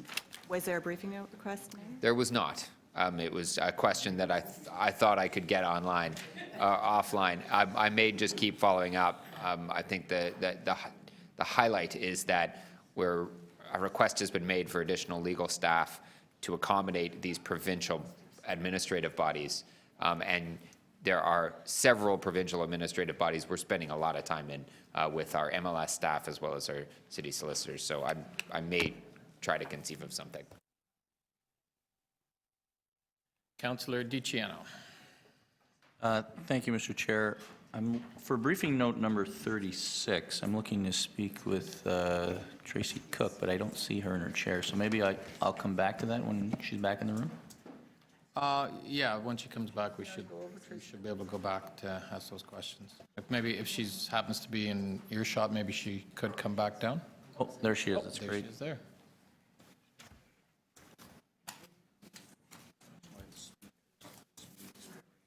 No problem. Thank you. Briefing note 36 just shows some basic information, top 20 service requests from 311. For 2015, number 4 on the list was property standards, 12,000 calls. What division is property standards? Is that investigation services group or is the licensing unit? Through you, Mr. Chair, that is our investigation services group. And how many folks do we have working in the investigation services group? So the number of municipal standards officers we have in investigation services totals approximately 98. And they're spread across 4 districts across the city. So 98 staff citywide. That's correct, sir. Okay, so it shows here that we received roughly in 2015 12,000 calls for investigation. Do we know what the percentage of those calls actually resulted in either a fine or an order to adhere? Do you have any information like that? So through you, Mr. Chair, there's a number of outcomes that can result from a property standards inspection. Most notably and most typically are orders to comply. We do know that our closure rate, our compliance rate is approximately 87%. In the property standards line, there are very few, if any, that go as far as the provincial courts route. That is an opportunity available to us, but typically not one required. If an order to comply is not complied with, we then have the opportunity to undertake remedial action and fix the issue for which the order was issued. Right, but in terms of, I mean, there's 12,000 calls just on that. I'm sure that the investigation services group looks at other calls as well, and we've got 98 folks working there. So how do we prioritize which calls we're actually going to go investigate and which ones kind of just fall off? So through you, Mr. Budget Chief, we respond to every type of call. What we have done is move to more of an alternative response mechanism on lawn grass and weeds complaints, which is in that group, and graffiti, where we'll mail advisory notices to homeowners first and foremost and give them opportunity to fix that before an inspection needs to be undertaken. Subsequent to that, every complaint is investigated. And I think we did approximately about 50,000 or 80,000 inspections through 2015. With 98 staff? 77,000 inspections. Pardon? With 98 staff? Correct. Okay, thank you very much. Thank you. Thank you, Councillor DiCiano. Any other questions on this group? Great, seeing none. Josie, we'll go to the next. All right, so now we're moving to the city's agencies. So starting on page 56, and I'm just going to quickly go through this group. We have page 56, page 57, page 58, and page 59, all but one, are responses from the agencies from the initial request around the 2013 to 16 expenditure account trends.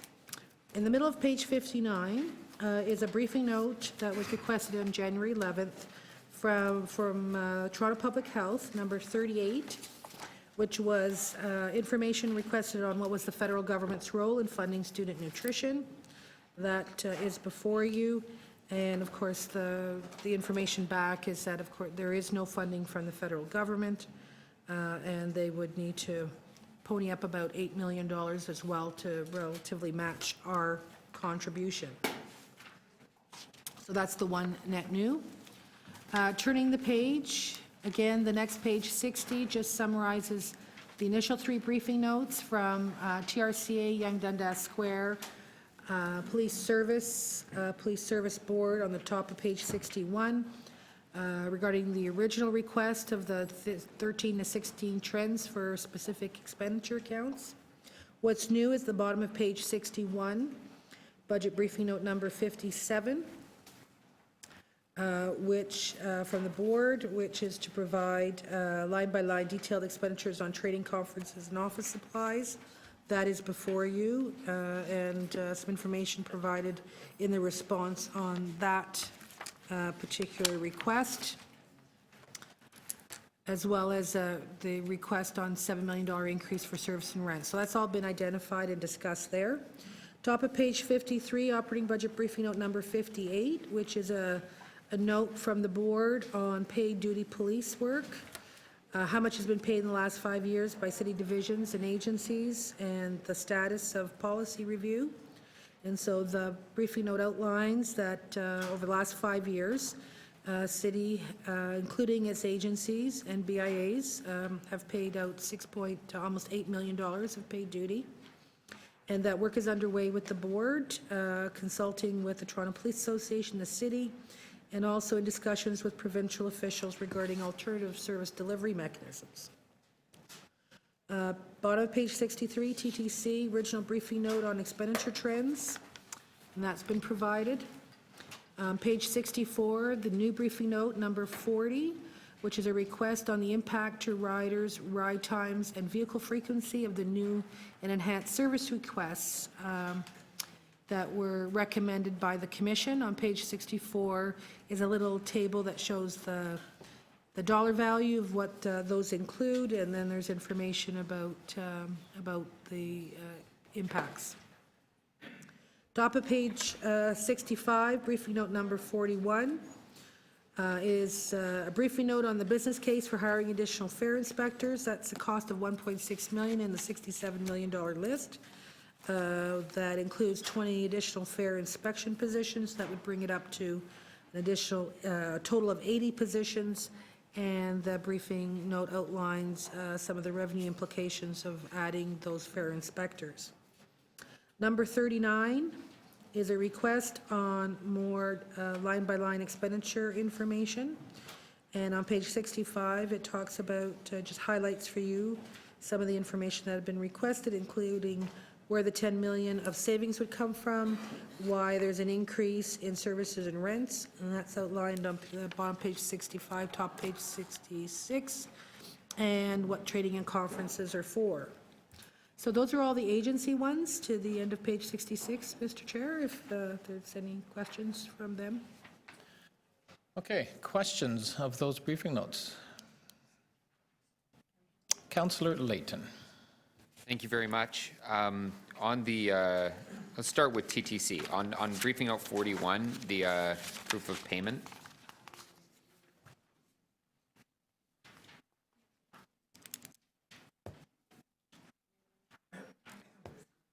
This is a briefing note that I had requested, and what I'm curious to know is what type of revenue decrease could we expect if we don't hire the proof of payment fare inspectors? It's not exactly clear to me. It says this is where most people are at, and this is what it's worth. So our fare evasion right now is about 2%. Going to all-door boarding certainly increases that proportion on streetcars. So you are increasing the risk that more people will not pay the fare. I guess that it is hard to definitively come up with what the cost of not having these additional fare inspections is, but every 1% increase, I think it says in here, puts about a $6 million risk. So where we have seen all-door boarding on the Queen streetcar, and we didn't do the proper inspection over the last 5 years before we started to do this, we saw fare evasion rates of around 15%. And so without inspecting, it's 15%. Something like that. Then with, in other municipalities that they've sort of set this rate of 4.6, right? With the proposed staff, when we get to 4.6, and that's somewhere where we want, the industry standard is 4 to 5. So that's a percentage of inspections, the number of people you want to do between 4 and 5%. So about 1 in every 20 times somebody rides, that's a right amount to be inspecting somebody. And what percentage in those, within this industry standard, what percentage of fare evasion is considered? So that would probably take us down below 1%. So 15% is what we were when we didn't inspect. Yes. Municipalities with a 4 to 5% inspection rate have around 1%. Yes. And we're right now with 3%. Yes, 2%. Inspection rate of about 3%. Inspection rate of about 3%. Yes. Yeah. Okay. There you go. That cleared that up for me. And I'm going to spend the rest of my time looking at this TTC service improvements because it's not really what I had hoped it would capture. Is it possible to quantify how much it will improve, for instance, on A, the delivered headway time? How many minutes, how many hours, how many days of transit riders' life will we be able to get back as a result of making this investment?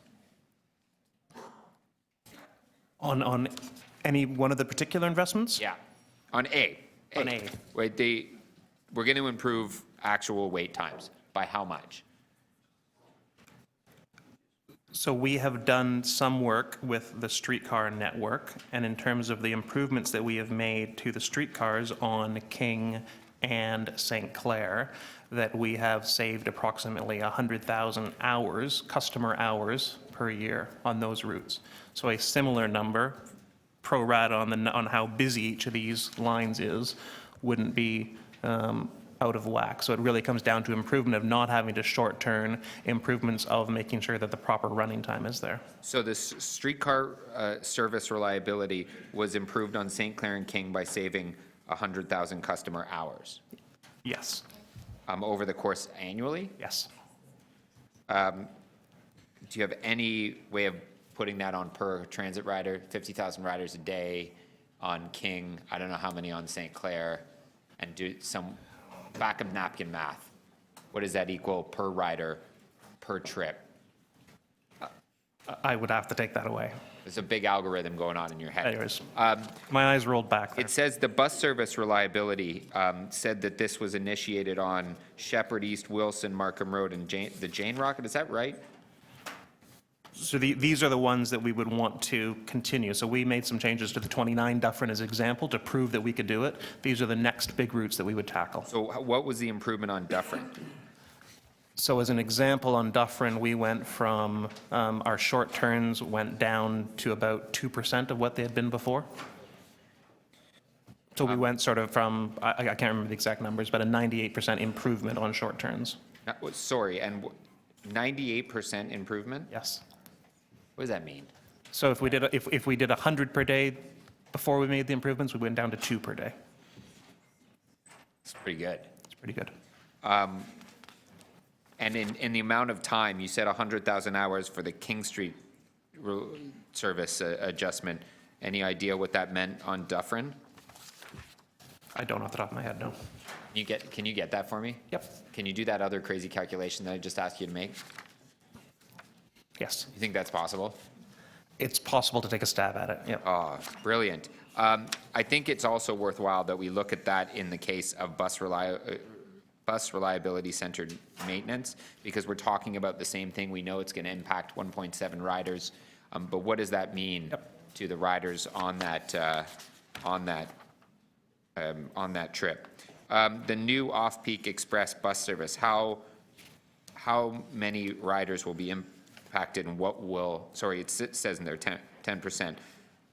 And the wait time, can it be averaged so that we know what that 20% reduction in wait time looks like? Yes, we can take each of these away and think about the overall benefit in customer hours on each of these and weight it up by ridership. Do I have to ask for an abridged briefing note for that, or do you think we're able to just take make a 6th column on there and say 1 minute per rider on those lines per day, time saved? We'll just do that. That'd be fantastic. Thank you so much. Thank you, Councillor Layton. Councillor Pasternak, then Carroll. Thank you, Mr. Chair. My questions refer to Toronto Public Health, briefing note 38, and seeking information on a federal contribution to student nutrition programs in the City of Toronto. Now, recently Toronto Public Health has issued a statement saying they're only going to provide nutrition programs to publicly funded schools, disenfranchising thousands of children, and this is done without council approval. Do you think that we're closing the door on federal funding because of the potential violations of the Canada Health Act or the Charter of Rights and Freedoms?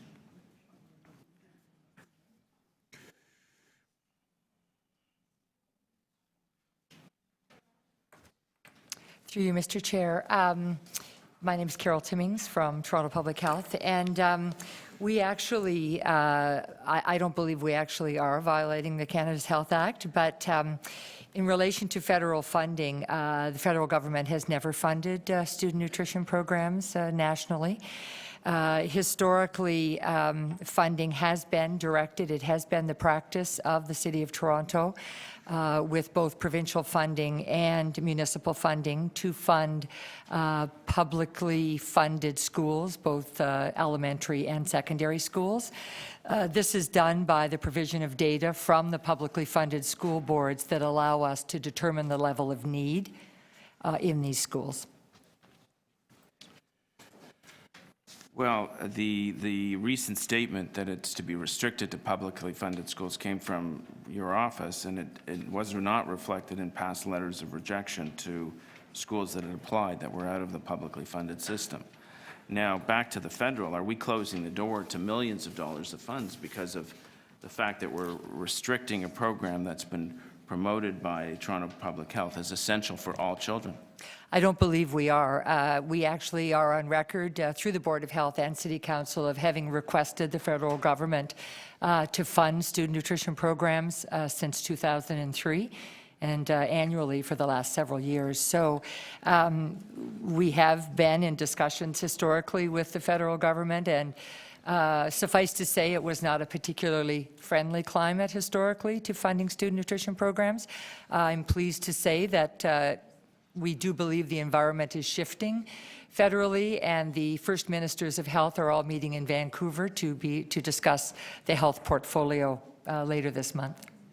So you don't think that your recent pivot to exclude thousands of students from this program will send a bad signal to Ottawa that we're not adhering to the concept of universality in our public health programs?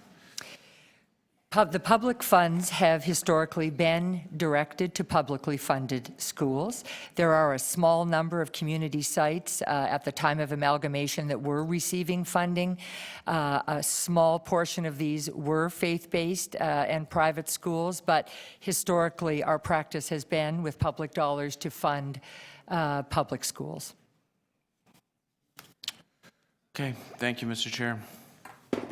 Thank you, Councillor. I have Councillor Carroll next for questions. Yes, my question was about the TTC briefing note, particularly the last one, 41, on the proof of payment. These, where are the guys? Are they around? Oh, he said, yes, yeah. Chris can probably answer these because they're really sort of service related. The addition of the fare inspectors, if we're not doing the bus service reliability, I think Councillor Layton asked you this, but in sort of different ways. Bottom line, if we're not doing the bus service reliability piece, do you still need the 20 that are in this next add-on? Can they still be utilized in all of the streetcar and streetcar service and expansion services that they're slated for? You can use all of them. Yes, I mean, they're not linked. We need a certain proportion of inspectors on our proof of payment routes, i.e. our streetcar routes, to reach a certain number of inspections. And we need those people to get that to make sure that our fare evasion rate stays manageable. Okay. And we will continue to need them. There's a bit of a confusion out there. We're not doing tap in, tap out at the back doors of our streetcars with Presto, at least with the initial installation. We are, so right now you can get on any door of any streetcar, and that will continue. So we will need to, we're just not doing that on buses. Right. On buses, we're not going to have tap in, tap out, actually track your journey mode by mode. So I guess a couple of things. We're not doing tap in and tap out on any of our vehicles. Right. We are doing all door boarding on streetcars. Right. In order to do all door boarding in streetcars, you need to make sure that you can inspect those customers. And after Presto, that will continue. We will need to continue to expect that proportion of customers. It will just not be inspecting a transfer or a Metro Pass. It will be doing a digital inspection of a Presto card. Right. So currently the staff complement that we're loading in, even after we get Presto installed, we still need them. Yes, absolutely. If we make this investment now, though, could we over time make the argument that we need to do some technological enhancement to Presto, given that we're going to pay $50 million a year in operating to have a Presto system in terms of our share of operating the system? Do you think we could make an argument later on that over time we've got to use technology to get beyond needing as many inspectors, or is this really a complement that takes into account the size of the system in the future? So would we ever be able to phase them out, or do we really need them for the growth in the system to continue to be able to do inspection? we wouldn't be able to phase these out. These are inspectors that you need to continue to expect 4 or 5% of all your customers on the streetcar for however long you want to continue to combat against fare evasion. They've been successful so far, so this plus 20 allows us to build on the improvements that Councillor Layton outlined, and they will continue to be needed. This is not an overly generous assumption just to get it started. This is what we need to maintain. Yes. Okay, thank you.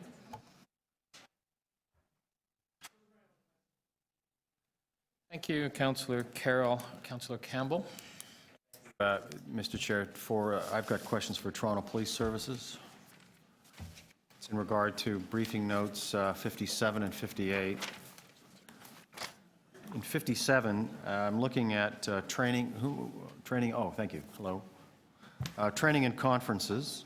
Although it's a drop in the bucket for the overall $1 billion-plus budget, I see there's an increase of 45% in a couple of years in training and conferences, and I'm just wondering what that's attributed to. A $400,000 increase over last year, over 2014, and 45% over 2013. So how do we account for that? First of all, in terms of plan to plan or budget to budget, our request in 16 is slightly lower than 15. In 15, we were dealing with Pan Am, and so the ability for our officers, or our members, both civilian and uniform, to actually go on training was somewhat limited because of our obligations to the games. The other thing that's happened, there's been a number of reviews, Iacobucci dealing with persons in crisis. There was the PACER review, and then there was the inquest that was held earlier last year. All of those reviews made specific recommendations to increase training. And so our increased request in 2016 reflects that requirement. So you're sort of backfilling a pent-up demand for training then? Yeah, I can actually see some of that training continue. It's not a one-off, and then the soft training that we're doing in terms of helping our people better deal with persons in crisis. It's important training. It focuses, again, I mean, we focus on de-escalation, but it's really a commitment on the part of the service to deal with those individuals as best possible. Now, you mentioned training for recruits. Are you just talking about like basic training for recruits? Basic training for recruits actually occurs both at our college as well as the Ontario Police College. They pay fees, don't they? Those fees They do. have gone up. Those fees have gone up considerably, haven't they? They have. The province has actually increased those fees. Right. So that's not a cost pressure for the Toronto. That is not part of this request. No. It does mention training is required for recruits as well as other members, so that it almost indicates here that it's a cost pressure, but it's not.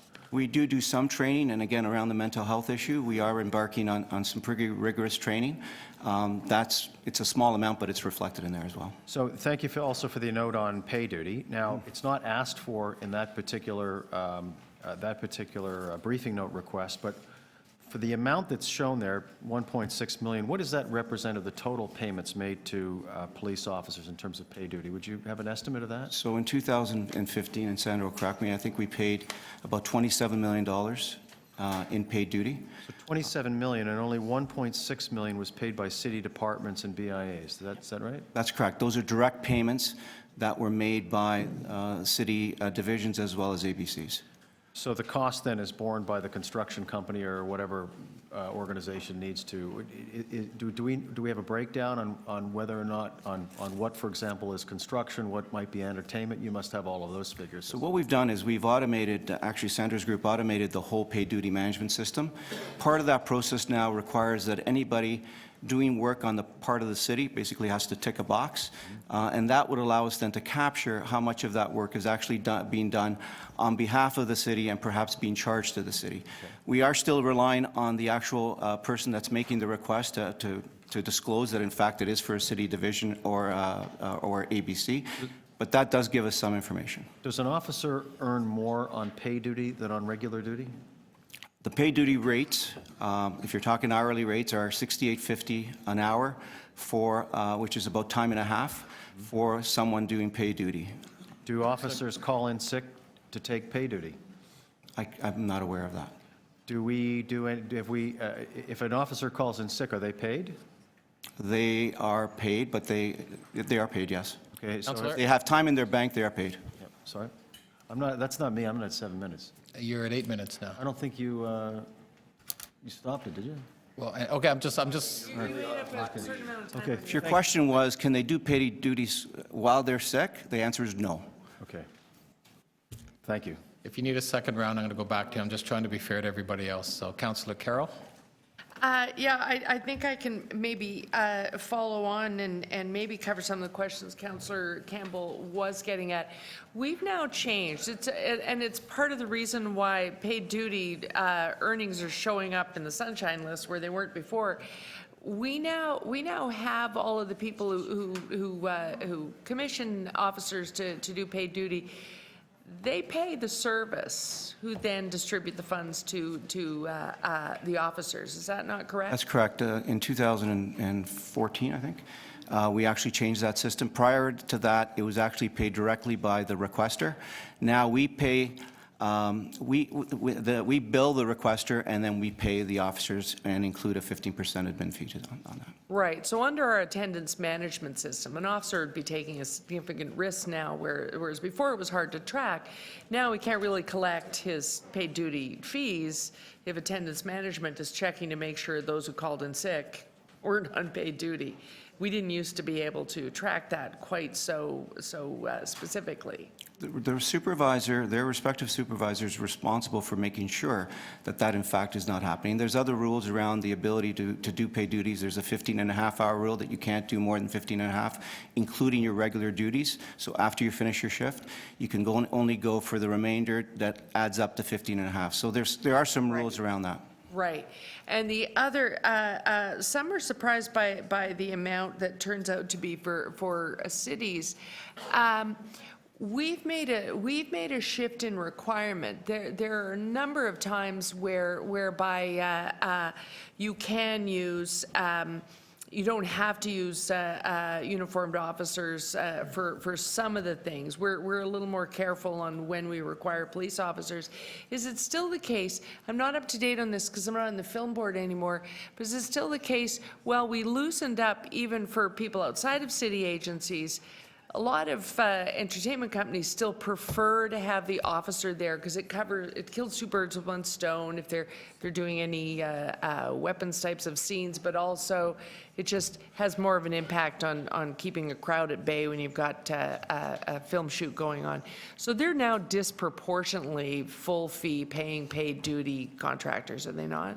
The majority of our customers are actually customers that want police presence, as opposed to needing a police presence as dictated either by the Highway Traffic Act or a permit. There are still permit requirements, for example, for the film industry. So if you're blowing something up, you have your munitions specialists or your tactical officer, bomb specialists there to assist with that process and supervise that process. But yeah, the majority now are, part of what our paid duty office does is they will actually contact the customer and ask them for more details. We're making changes to our system so that we can get that information up front as part of the application process or the request process. But do you really need a paid duty officer in this instance? And the majority of the time they say yes, or they don't need it, they want it. Right. And some of our utility companies prefer to have a police officer as well, private utilities, because they think it makes it look like they're running a better site. They're now somewhat disproportionate as well. Exactly. Okay, I just wondered. But on the other side of things here, something that we should be aware of, we've had a lot of major projects, so you see an increase here in places where the city is using them, because we've got a lot of major infrastructure on the go. And we're also heading into another phase of stimulus funding, which is going to mean major capital projects where we may again see an uptrend here in public works that require police officers because we're in intersections, et cetera. That's correct. Okay, thank you. That's it, Mr. Chief. Thank you, Councillor Carroll. Any other questions? Going once, going twice, quick. Okay, we're good. Josie, we're good on that group of... Okay, so that's it for the agency. So now we're going to move to page 67, which deals with a series of corporate briefing notes. So on page 67, Briefing note number 1, 2, and 3 are corporate briefing notes that were issued at the beginning of the budget process. The first set identifies all the changes to existing user fees and new user fees for part of the public notice and for part of the basis of the town hall meeting we had on user fees on the 11th of January in the evening. Number 2 is briefing note we do annually on changes to staff complement as reflected in the preliminary budget. So that's here before you to identify the change between last year and this year based on current service levels and does not reflect any changes as a result of any new investments. Briefing note number 3, another one that we do annually, which is on gapping. So this compares our gapping rates and indicates that we are at the same level as 2015 as a city, average gapping of 2.5%, worth $127 million of actually reduced savings in the salary budget. Okay, page 68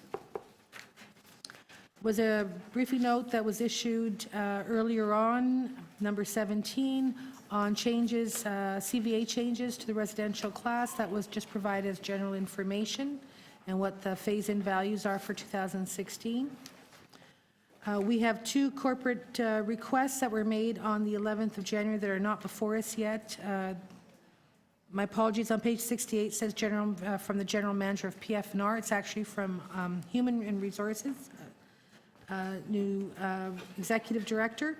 So those briefing notes will come to us, one on the financial impact of progression pay and the other on the impact of a freeze of management non-union staffing based on 2015 year-end actual levels. So you'll see that for the next meeting on January 26th. Number 27 is a briefing note from the CFO. Number 20, regarding where might inflation be automatically included in the base operating budget. And this briefing note describes what we currently do, the process for attributing automatic inflationary increases in the budget in the 2016 as we know that. Turning the page 70. Briefing note number 42, another request from the CFO on the tax stabilization reserve, which identifies the one-time withdrawals from the reserve since 2011 and the purpose of the reserve. Number 43 is a briefing note on the cost of inflation and contracted services over 2015. So there's a briefing note here that identifies that the 16 budget allocates about $858 million to contracted services, representing a 5.6% increase over 15, most of it driven by changes in utility cut repairs in transportation and winter maintenance costs. So those are the 2 primary drivers of that change. Page 71, number 44, again from the CFO, is a briefing note on the cost of consulting services by division from 2011 and 16. There is nothing here for city agencies, and it's not available at this time, but there is an annual report at year-end that's done by Accounting Services to GMC on that information, and so that's been identified. And then on the budget side, annually, there is no year-over-year budget. It's a zero-based item, and so they're identified, and there's no inflation as a result of that. So it's just based on actual work plan requirements. Turning the page to number 72 is briefing note number 28, again from the CFO, defining what's the difference between a user fee and a fine. So what this briefing note describes is that user fees are associated with the delivery of a service and must be used to only recover and could fully recover the cost of a service and its activities. But fines are intended to incentivize compliance with a city bylaw. So it is intended to be a revenue-generating item or to help recover costs, but it's really about non-compliance. And then there's some information about actually what we've collected in that regard. On page 73, we have a briefing note, number 26, on the revenues from on-street parking permits. for East York and Toronto, and so that information is highlighted on page 73 in the response section or in the actual briefing note for your information. Number 45 from the CFO is a briefing note on the revenue collection model for hotel tax revenue that's currently being collected by Toronto hotels. So the briefing note that's here indicates that there really isn't a collection method because it's not a tax, there is but a voluntary destination marketing program that generates that revenue used for tourism purposes. So, Mr. Chair, those are all the corporate briefing notes, in case there are any questions. Great, thank you. Are there any questions on that lot of briefing notes? Councillor Layton, you guys are doing pretty good, by the way, in whipping through all of these and getting those questions good. I have to commend you on that. And I'm trying. I'm trying.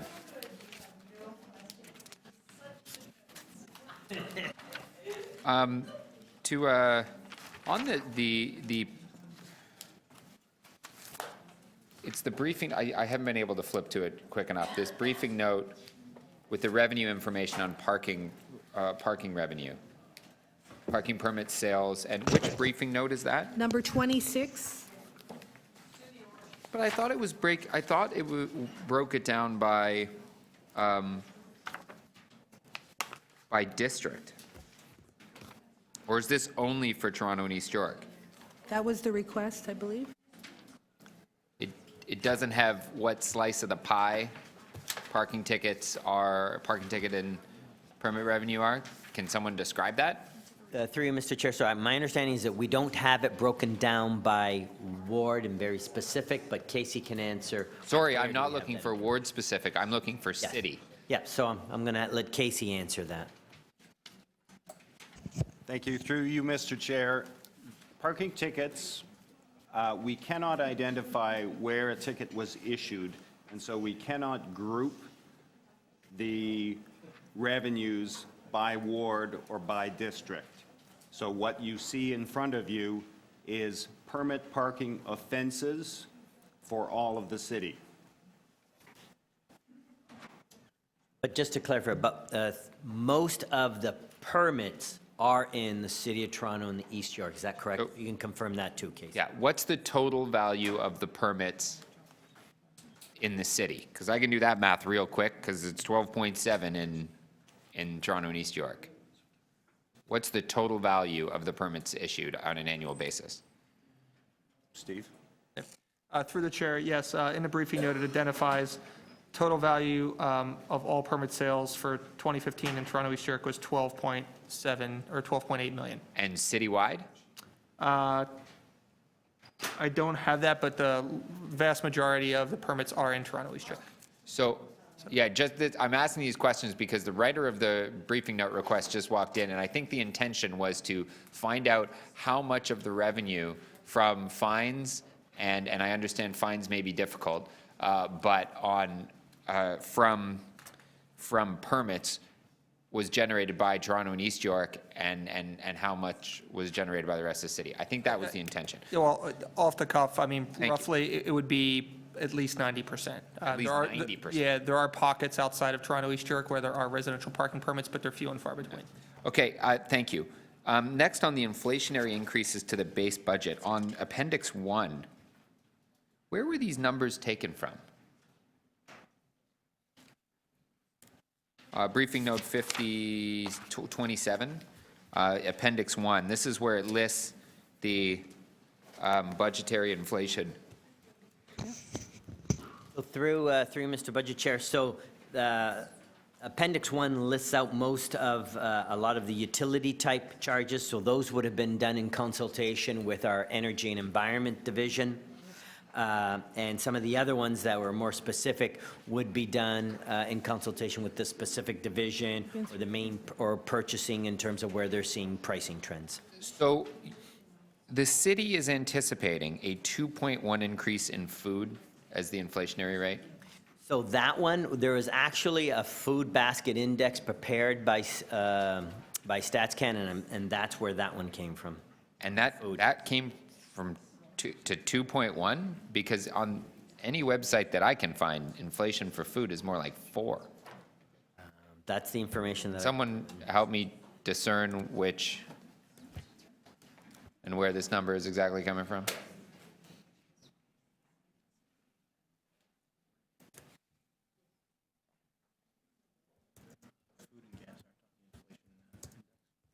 So, through you, Mr. Chair, I believe that there are sort of two indicators, inflationary increases, one for general food as we knew it at the time that the budget process started, which is a little bit different in the last 6 months, versus the nutritional food basket, which I think is higher.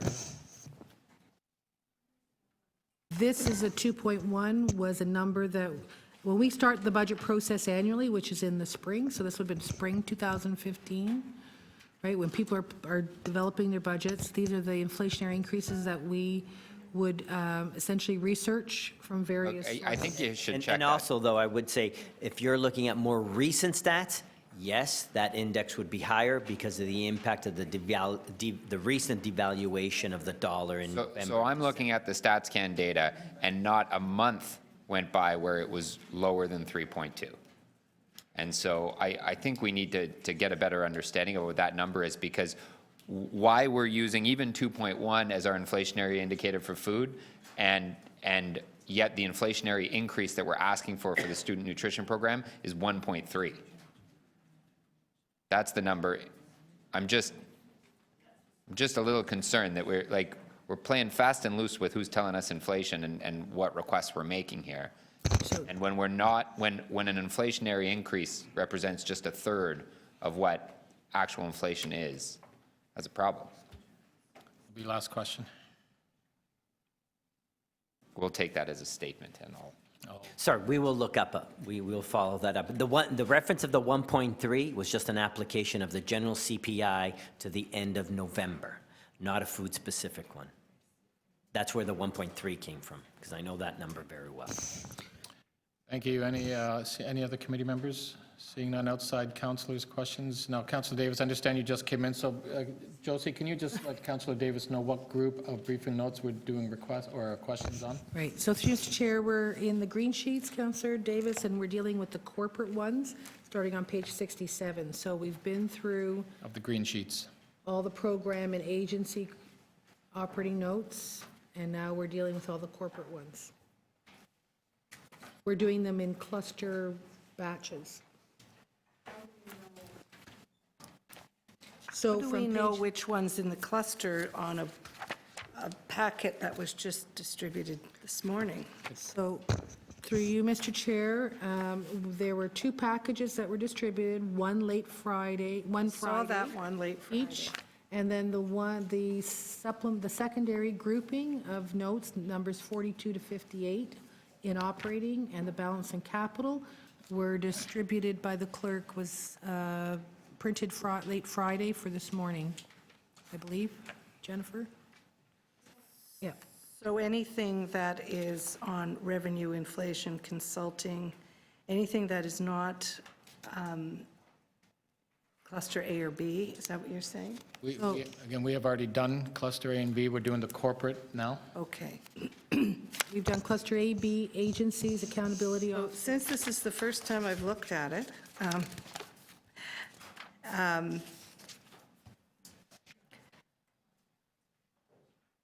so maybe I can just ask, there were 2 that I had requested. One was inflation costs on contracted services. So I just look at the first key point in this note, and it says that there was a 5.6% or $45.6 million spending over 2005. So those increases by division reflect, do they reflect inflation or do they reflect new contracts as well?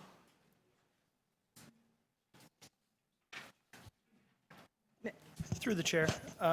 So those increases are generally attributed to 3 main factors. So 2 within transportation services, one being the winter maintenance contract that has gone up. No, I just want to ask, these are just inflation, they're not new contracts?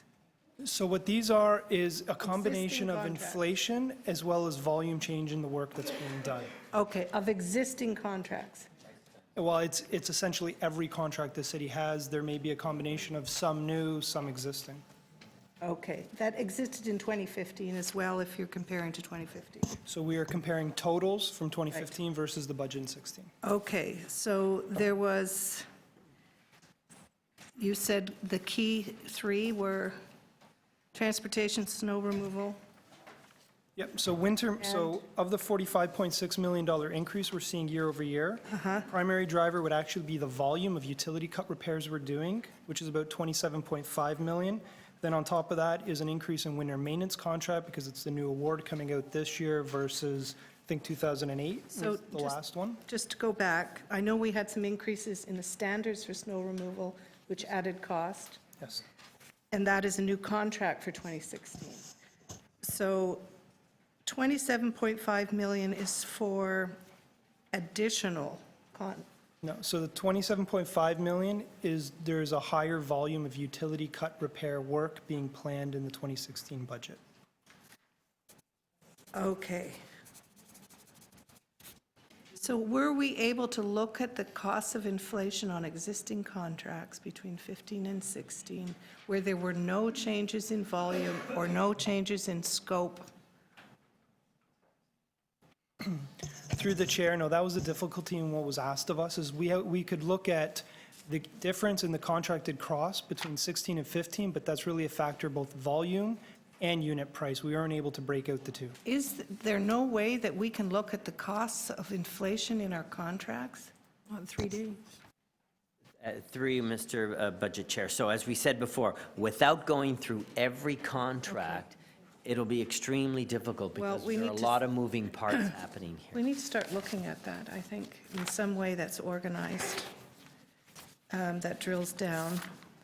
And the other one had to do with consulting. Where's the consulting services one? 44. Maybe you can just tell me how much we're spending on consulting and how does it compare to previous years?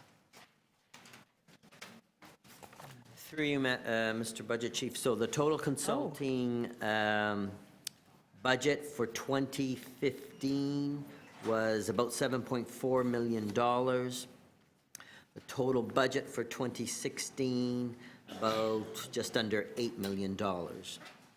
And that is on page 2 of the briefing note. There's a chart there that shows actuals from 2011 to 2015, plus the budget for 15 and 16.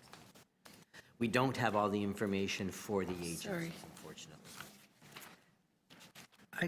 You know what, I'm ending up looking at inflation costs and contracted services. Where is the consulting one? What number? Briefing note 44 on the table. Tell me what page it is? Oh, there isn't a, There isn't a page number, unfortunately. I've got mine all numbered off, so that's where I can find it. And it's page 2 of the briefing note. page 44.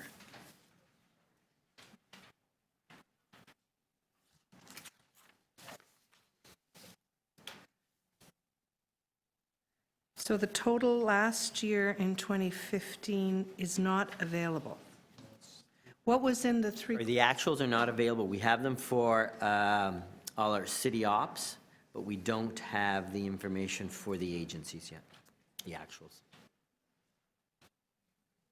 Are you able to get those? Well, it will take some more time because the agencies are on they have their own separate accounting systems, so getting that, because year ends are now happening. And finally, just what constitutes the biggest increase and why? Pardon me, sorry? Which division has the largest increase and why? Because there's clearly another 800. I presume that's transportation services, is it? For the gardener, or, I don't know. Smart Track, I don't know. It's varied. There's a lot of ups and downs as I scan the 2014 and 2015 actuals. If you look at it, Cluster A is about same between 14 and 15 in terms of actuals. Cluster B is actually down by about $150,000. Cluster C is down by about $23,000, and there's a small increase in the city manager's So on a whole, for city divisions, we were about 2 million actual in 2014 and 1.65 million for 2015 actuals. That was your last City question, divisions Councillor. are actually down. Are there any other outside councillors for questions on this group of briefing notes? Seeing none. Okay, Josie, we're continuing. Okay. So that takes us past the operating briefing notes now into the items on the agenda, the reports that are before you. So page 75 is the start of that.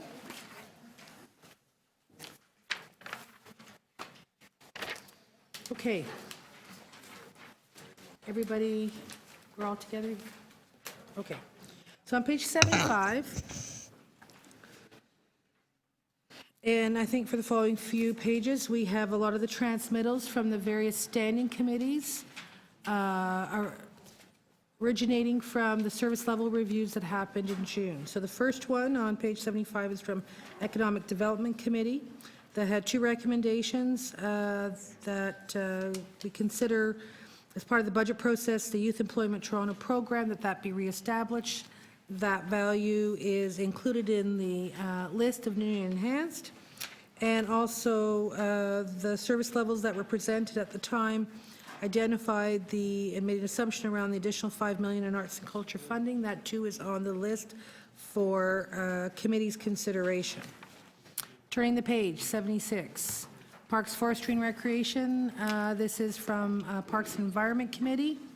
Around the service level presentation, again, there's 11.3 million that's been referred to the budget process and forms part of the major list that's up for consideration. In the next one, on page 76, BU 17.1W, City Planning, is from Planning and Growth, forwarding a report for information on study work program update in the City Planning Division and the number of outstanding studies, including heritage, secondary plans, policy studies, and work in support of appeals. So that's all here for your information because it was a request to report back to Budget Committee through Planning and Growth. Page 77, 17.1R is from the Municipal Licensing Standards Committee, 1T from Planning and Growth, and 1U from Public Works and Infrastructure. All service level review presentations forwarded to the Budget Committee for consideration, and essentially what was presented in each of those committees is in line with the service levels that are included in the preliminary operating budget for 16. Page 78, Executive Committee, 17.1N, Community Development Recreation Committee, 17.10, and Government Management Committee, 17.1Q. Again, all transmittals from standing committees regarding the service level reviews. Everything in 16 is consistent with the service levels presented at each of those standing committees. On page 79 is 17.1Q. And it's a recommendation from City Council regarding the Oakwood Vaughan strategy, in which Council endorsed the strategy and actions that were outlined in the report and forwarded it to Budget Committee for consideration with other city priorities for 2016. So what that report identified was one-time funding of $100,000 in 16, another $70,000 in 17, with ongoing investments of about $432,000 required for 17 and beyond. So where there is some connection with what's in the budget is we have one of the youth hubs that are identified as part of the Toronto Public Library is actually in that area. That's the Maria Shuka branch. It's on the list of the $67 million that forms part of the poverty reduction strategy options.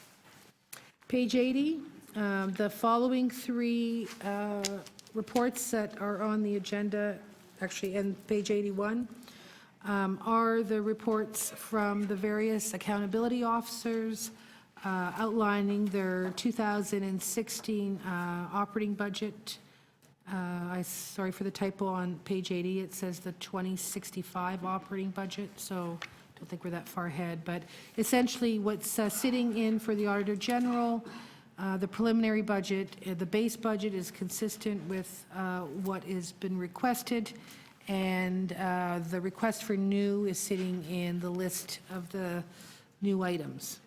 For the Office of the Lobbyist Registrar, the funding request is the same. For Ombudsman, the base is the same, but the requests for new are also sitting on the list of $67 million. On page 81, same comment on the Integrity Commissioner's budget. Base is the same, of course, but the new is also on the list for consideration.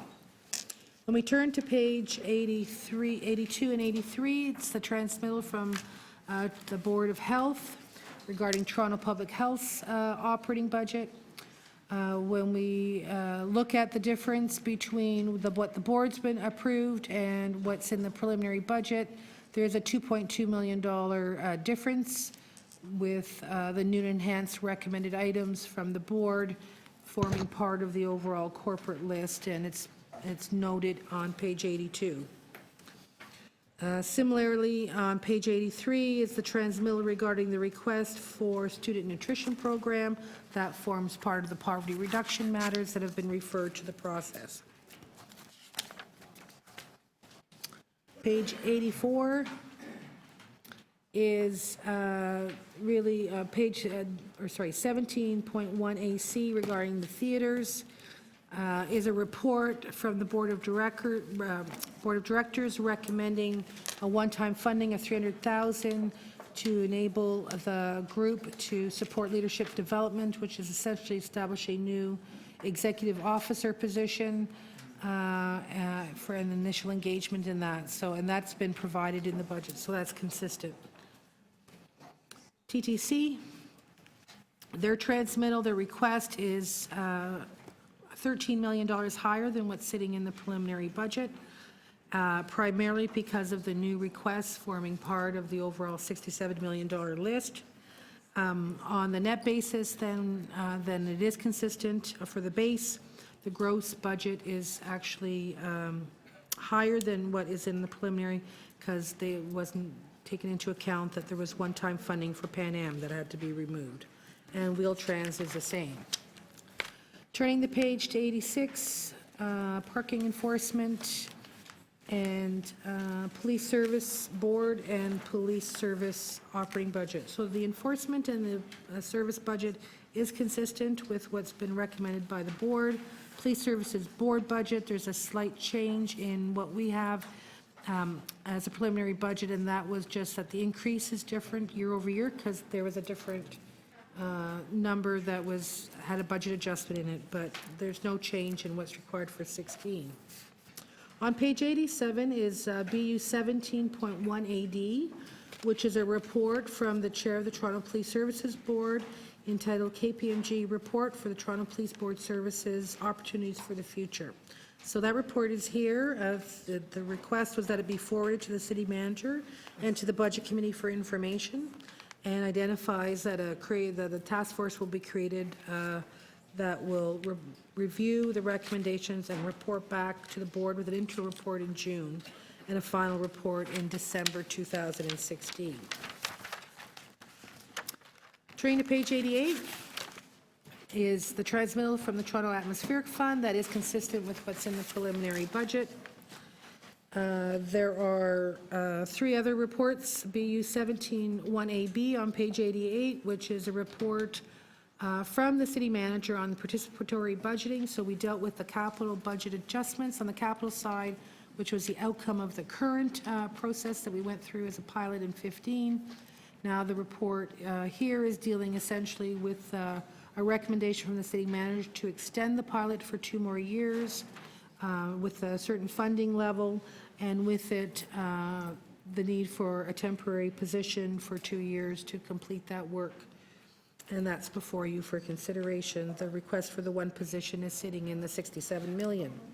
And then there are 2 transmittals finally on reports from the budget subcommittees regarding the public consultation processes that we had last week, and they form 1A, 17.1AE and 1AF. And that's it. Thank you very much, Josie. Now, it is almost 12:30, so what we're going to do is we're going to break for lunch for 1 hour, and we'll be coming back asking questions on that group of reports that Josie had mentioned. And I think that's it. And there will be, no. When, after lunch, when motions are tabled, there will be questions of the movers, yes.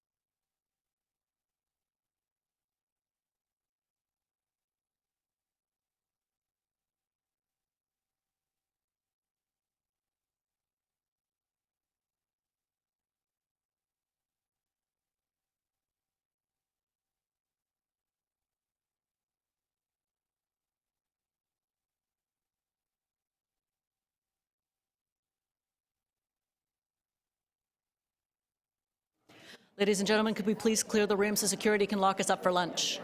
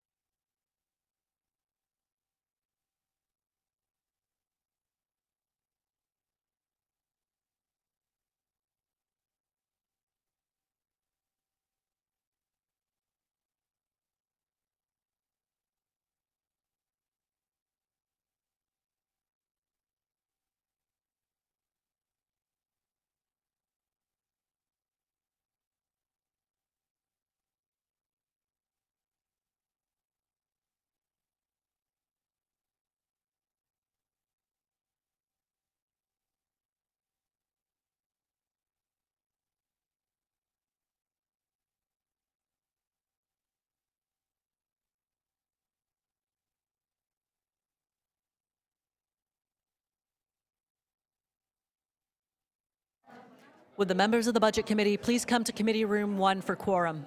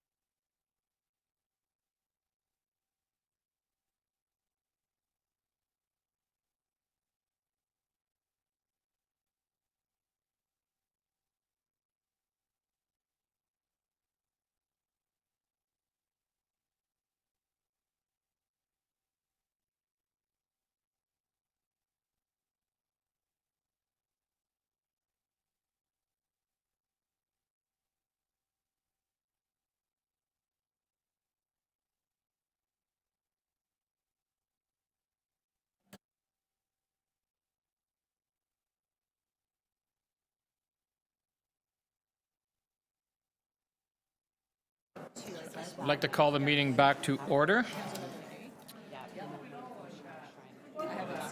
I know. They're not as attentive as they were this morning, were they?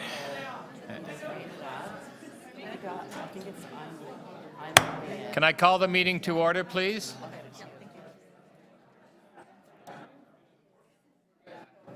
Thank you. We are continuing our morning session of the Budget Committee. We have been going through all the briefing notes, which is the whole green thing here. And we are pretty much, I wouldn't say all the way through, but we're getting near the end of the questions on the briefing notes, and I just wanted to continue.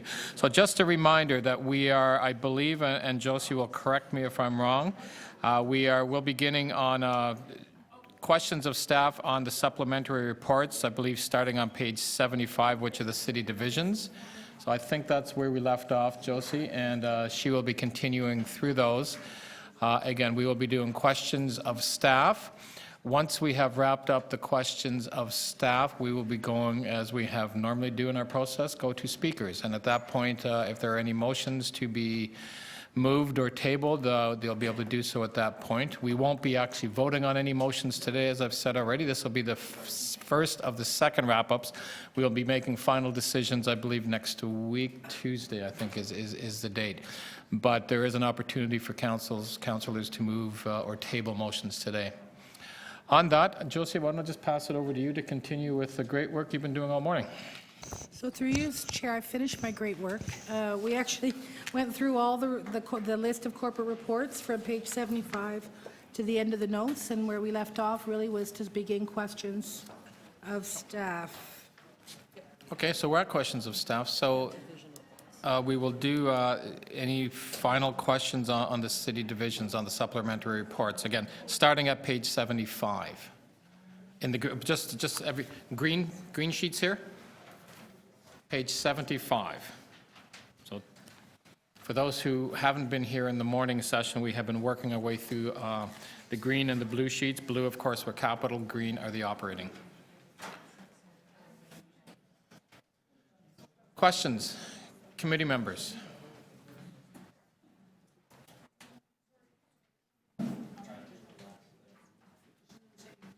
Again, page 75. Josie had just gone through the presentation of the supplementary reports. Chair, where did she start? What page did she start and end off with before lunch? Again, I believe it was page 75. We started on page 75, so now we're asking questions on those items which are pretty much 75, 76, 77, 78, and 79. So that first group. So I'm asking questions on that first group from 75 to 79. I'll give you a sec to quickly look through. Any committee members? Any outs? We're just going to do 75 to 79 right now? Yes, on any one of those pages. Councillor, everybody's frantically reading here. I know.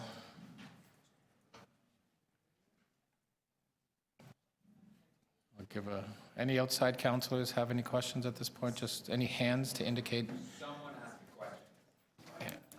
Yeah. Okay. I could say going, that'll get you to.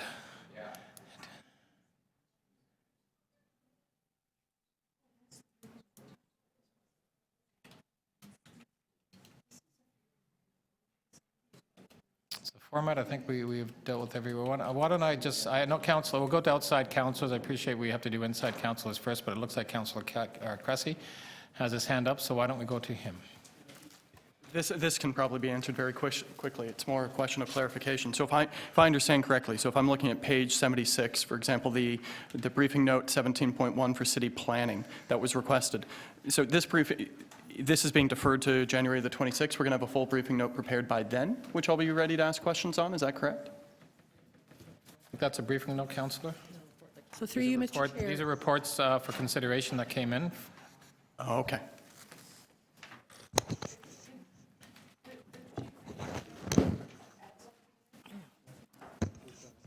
Josie? Yeah, just to provide clarification, Mr. Chair, was that particular item, Councillor, was a request of the Budget Committee that was made back in August, so that was a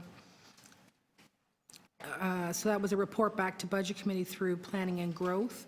So what's before you is a report from the Chief Planner that went to Planning and Growth and now has come here. And so in the status response section is just outlined, and it lays out kind of what was the content of that particular item. And it's here for information purposes. And so all of this will be decided at the next meeting, so that's why it's deferred to the 26th. Okay. I guess the point where I have the point of clarification for me and part of my confusion is I believe there was a briefing note request that went in asking for very similar information around the number of studies, area and avenue studies, the number of heritage requests for designation or review, along with HCD requests, and the number of staff that would be required to complete all those. So will that be coming, that briefing note, along with this report back from PGM for the 26th? Because there's an overlap. Council, the briefing note, first of all, is there in your package. I forget where in one of the packages, but we did deal with that this morning. So we had gone through all the briefing notes for that particular area, and we had already done the questions. So we've already done that. So the briefing note is there, but we've already done questions on it. Okay. Council, let's go to Councillor Carroll now. Yes, process question. So the letters we're now looking at from page 75 on, these are the letters, these are where council first referred things to budget. In the status and response, they include explanations, some of them the following, for instance, there's the parks one, these changes totaling 11.2 in operating costs are not included in the preliminary budget.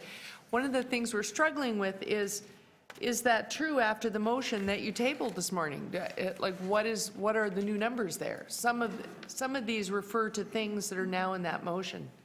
So I'm not sure what question to ask, because I'm going to support your motion, So through you, Mr. Chair, these wrap-up notes are written from the perspective of what was actually tabled in the preliminary budget.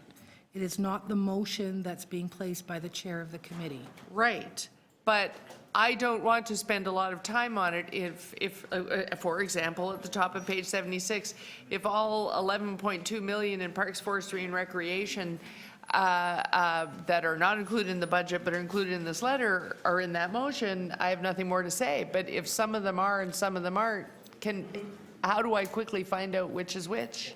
So through you, Mr. Chair, if you look at the list that's in the motion on page 3 of 6, I believe that there's a section on page 3 that says service level changes requested by Parks and Environment Committee.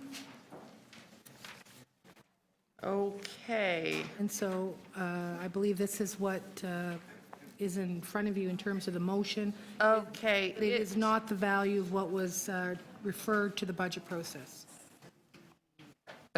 I'm sorry, I missed that last piece, because what I have here is Parks Force on page 3 of 6. I have things that are now by motion being added to the budget to the total of 2.2 million. Where can I find what makes up the 11.2 million in the letter? So it's actually in three places. It's in the appendix to the presentation from the budget launch, where we identified all matters referred to the budget process, and it was organized that way. It's also in the operating and capital analyst notes for Parks, Forestry, and Recreation. Through you, Mr. Chair, maybe to help you, since there were a lot of things in this motion that are now included in the budget, we can redo that appendix and show you which ones are included in the motion and which ones are not. That would be That would very be a helpful. helpful summary. We could And do when that. would we receive that? We could get that to you as soon as we can. Okay.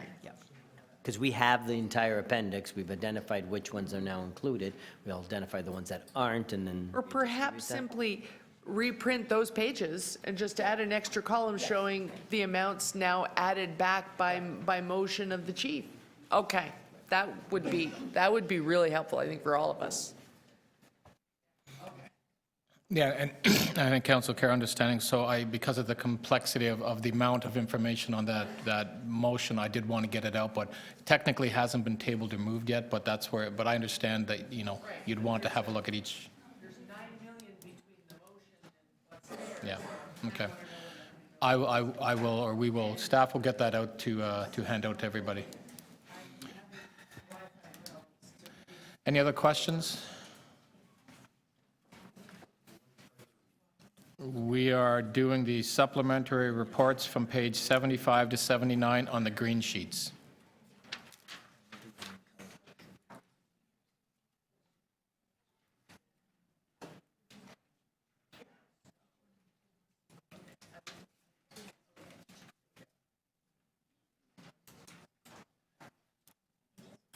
Mr. Chair, maybe Okay. just to recap for councillors. So pages 75 to 79, except for 2 items, are all the dispositions from the committees coming out of the service level review, except for on page 76, the city planning item that Councillor Cressy identified, and on page 79 is from City Council regarding the Oakwood Vaughan strategy. But all the other items are from the service level review. Okay, last opportunity for questions. I'm trying to be a little patient here. I respect that everybody's trying to go through everything, but I will ask Councillor Davis for questions. Just on those pages? Okay, and that includes the ombudsman. That's the next section, page 75 to 79. So we will actually, after this, we will actually do the accountability offices, Councillor. Okay. So I burp. So what we have just received here is the recommendations that have come from the service level. Is that what you're talking about? Just, oh, well, none of the committees did anything but one. So that's the Parks and Environment Committee recommendations. So which one of the Parks and Environment recommendations are, did Shelley already ask that on the list? I can fill in. Okay. We're endeavoring to get that for you, Councillor. Okay. Councillor Perks? Hi, to the General Manager of Parks, Forestry and Recreation, where does this leave us in terms of implementing the Parks Plan? Through you, Mr. Budget Chair, we're just receiving this as well and just analyzing it. There are some items on it that are in the Parks Plan and others that were just through the service level and enhanced list that was moved at Parks and Environment and approved by council. So as an example, Where we do move forward is on enhanced maintenance and quality management and some horticulture and urban agriculture. It does not move forward on the natural environment trails piece or the Parks Ranger program piece, but it does address some other areas as well. Was invasive species part of that? It's invasive species is not on the budget motion that's brought forward, and invasive species is not part of this piece, no. And ravine maintenance?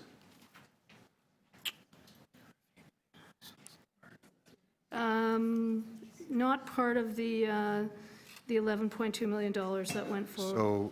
So trails, ravine maintenance, park ranger, and invasive species are not addressed? That's correct. Okay, thank you. Thank you, Council. I'm going to go back to committee. We're jumping around a little bit, but I'm just trying to be a little, appreciative that it's a bit confusing. So I'll kind of come back to Councillor Layton. Thank you very much, Mr. Budget Chief, and you are being very accommodating, and thank you for understanding. To Parks and Rec, on the ravine bylaws, why would we want to be doing that work in our ravines to clear away debris? Through the chair, this work is removing debris from bridge abutments, sewer intakes, and outflows. It's just to ensure the conveyance of water. As debris accumulates, we go in and remove it. The notes from the original budget presentation say that because of severe stormwater events, this may be more crucial. Can you explain why? When we experience severe stormwater events, we also get a lot of log and branch debris and shopping carts and everything else that comes downstream and accumulates in often key areas, such as the bridge abutment. If it builds up too much, there's very severe forces that are put against those abutments or retaining walls or even sewer intakes, outflows, what have you. So if it's a result of stormwater, why is it in the parks budget and not the water budget? Through the chair, Parks has the equipment and the know-how and experienced staff to take care of that, and Toronto Water funds that work. Sorry, could Toronto Water fund this ravine work as part of the wet weather flow master plan? Through the chair, I mean, it isn't an item that has been identified with Toronto Water as part of the budget that they've submitted this year. Okay. On invasive species, why would we want to do that? Why wouldn't we want to? Why? Sorry. No, why would we want to? Again, this is an area that, especially at entrances to ravines, special focal areas in parks, if we don't remove them, they take over and dominate, sort of the landscape. And it becomes one species that takes over all other species that might be native and or attractive to that area. I think Luke can also answer that, Councillor. Through you, Mr. Chair, with respect to contribution towards managing ravines and watercourses, there is a corresponding contribution out of the water budget. I think it's up to about $280,000 a year now that goes towards ravine management. Thank you. On the inflationary increase to Toronto Public Health for the student nutrition program, I'm just curious what impact that will have on existing student nutrition programs in schools. If we don't give an inflationary increase this year, did they get one last year? What will the impact be next year? How many apples will they not be able to afford as a result of higher than average inflation? Council, I'm just curious where this question, I'm looking on 75 to 79, is that? Oh, so I thought we were asking on this additional motion list. That's, no, okay, no. not there yet. No. Someone got a heads up of one of my questions. Okay, seeing no other questions, Josie, we're ready for I think, the next little section, which is accountability officers. So page 80, 81? 80, 81, 80 and 81. Budget committee members, questions on those 2-3 pages? Accountability officers. Okay, outside councilors? Okay, next section is 82. I think 82, 83, 84. Well, it's the rest, 85, 86, 87, it's the rest of them. So questions on the rest, so it's pretty much up till 89, 80 to 82 to 89. I think that's where your question can be asked now, Councillor. So Councillor Layton? Yes, thank you very much, Mr. Budget Chief. So same question to Toronto Public Health on page 80. From page 83, it outlines the inflationary pressure if you count inflation on food at 1.3. What will be the material impact on the nutrition programs that are operating in schools?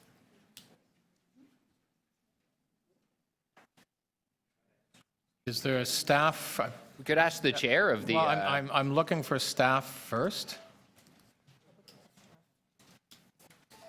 Then I will entertain the chair of public health to answer. Very quickly, of course. Well, very, very quickly, the likely impact is the way the program has been prioritized is to stabilize existing programs first. So probably what the medical officer of health, this is my guess, would be that the expansion would be contracted ever so slightly by that $109,000. So to stabilize existing programs, that would be the priority. So essentially, the money coming out of the expansion, the money would come out of the expansion to bolster up the food purchasing power. Correct. Do you have any idea what inflation is on food to these individual, to like the program at Humewood Public School? That 109,000 is a number that's derived by the nutritious food basket. It is a little bit dated because food prices have gone up very recently, very steeply, but it is a studied number by public health. So they're going to stick to that number. Okay. Thank you. Thank you, Councillor Layton. Any other councillors' questions? Councillor Carroll, looks like you're... So I just want to be clear, so the board, because you have essentially a board of management, has the discretion to make that move from expansion to food quality through inflation? Is that the case? Yes, the public health has the authority to organize Right. its budget. Okay, thank you. Thank you. Councillor Davis is next. To the CFO, so there's 4.6 million being proposed to come from the National Child Benefit. And as I recall, the National Child Benefit is very specific about its uses.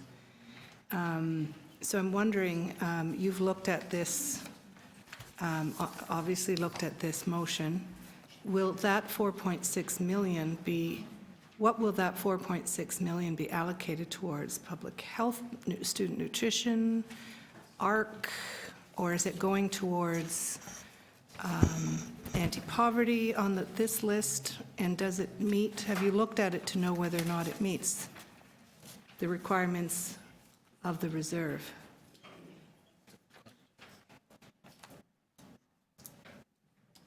Yeah, I'm just conferring with the CFO that the motion's not on the table for questions right now. It's just pertaining to... Okay, well, public health, like student nutrition, is one area, I think probably, I don't know whether that would meet the use of,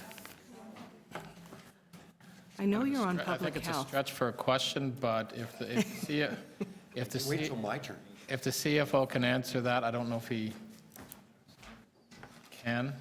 So just, I want to paraphrase if I understood the question.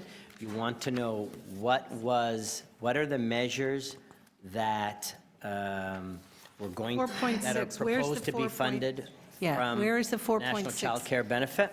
Is it going to public health? So there's a nutrition? number, and I want to make sure that I've got this correct. So the budgeted draws from the NCBS this year are for investing in families, child care and children's services, the shelter fund, the welcome policy, investing in neighborhoods, and childhood obesity initiative and SDFA. And those would all still happen, correct? Yeah, that's correct. And those would all still happen. And so the intent is that then it alleviates or provides space in the budget to be spent on other things?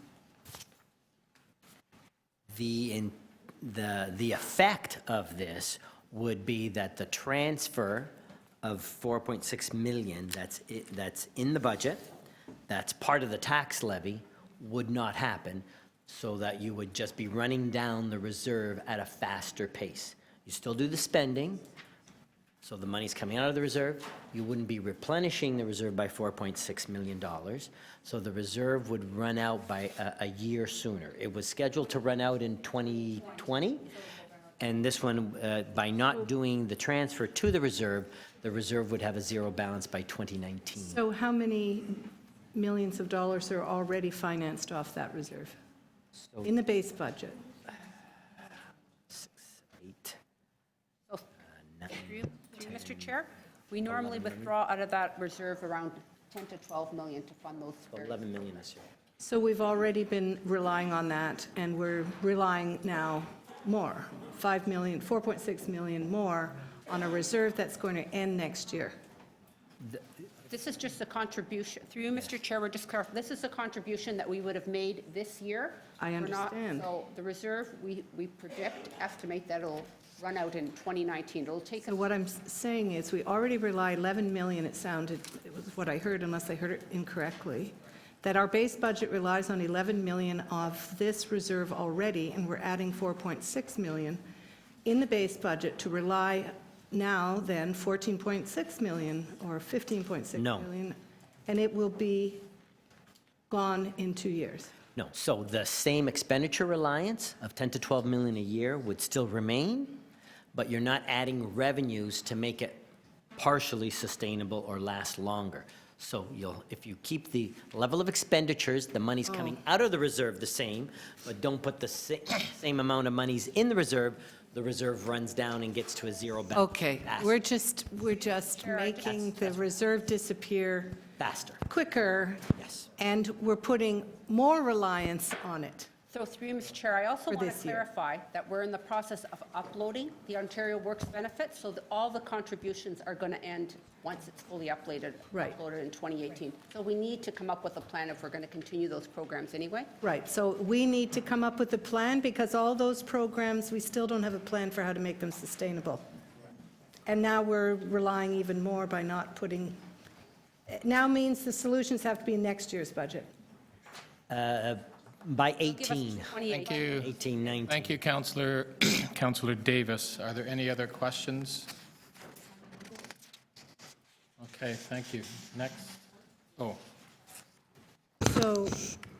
So that was Toronto Public Health, there was the theaters, the commission transmittal, the police services, budget transmittals, and then the police service board report on KPMG. It was also before you, as well as the participatory budgeting pilot. So those two are really the other substantive reports that are on the list. any questions on those items? I don't see any, so So the recommendation then, at the end of all this, would be to receive all the briefing notes and to defer consideration of the reports to the final wrap-up of the 26th. okay, Councillor DiCiano's moving receipt of all the briefing notes to go to wrap-up. Yeah, I'll have to defer them during this meeting. All in favor? I see some hands. All in favor? Opposed? That's carried. I asked for question. We just passed the motion. Thank you. I'd asked for questions on all of those, including the TTC, and nobody put up their hands.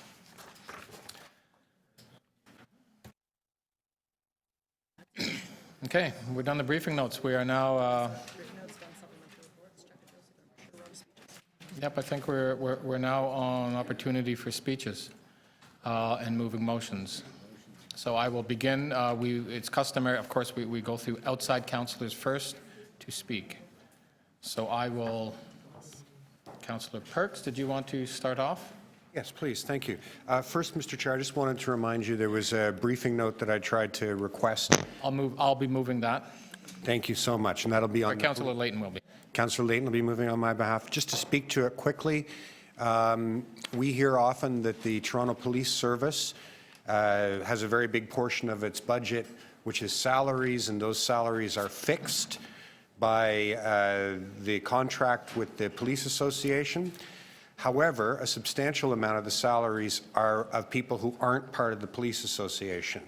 That's the senior command and the civilian portion. And what my briefing note asks is, could you detail how much increase there is in this year for those kinds of salaries and how that compares to other police services?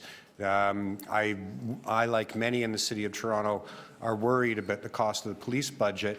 And I think that there is stuff there that isn't just frontline officers that we should be taking a good look at. In general, although you haven't moved your motion, I thank you for circulating it so we had a chance to look at it. I just want members of the Budget Committee to be aware of three things when you look at it. First of all, the proposals in here in no way address poverty reduction. Saying that we're going to lift a significant number of people out of poverty for less than $6 million, as is done here, ignores fundamentally some of the key recommendations that came out of the community that we went and asked for advice. One of the ones that I want to highlight is that even though this budget does create some new daycare spaces, none of those new daycare spaces are available to people on subsidy. In other words, we've done absolutely nothing for low-income families who are trying to get daycare so they can go out and get jobs. Simply not dealt with in Councillor Crawford's motion. The second thing is that in this, you have listed $51.8 million in what I'm going to call temporary revenue sources. Things like telling the parking authority, well, we know that you have a formula with the City of Toronto for giving us a dividend. We're just telling you to give us $5 million more.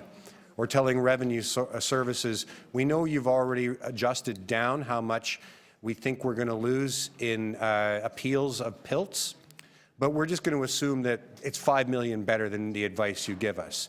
It's things like $8 million to the TTC and the police saying, even though we're increasing your budget over there so you can deliver services, we're telling you that we want to give you less money than you say those services cost.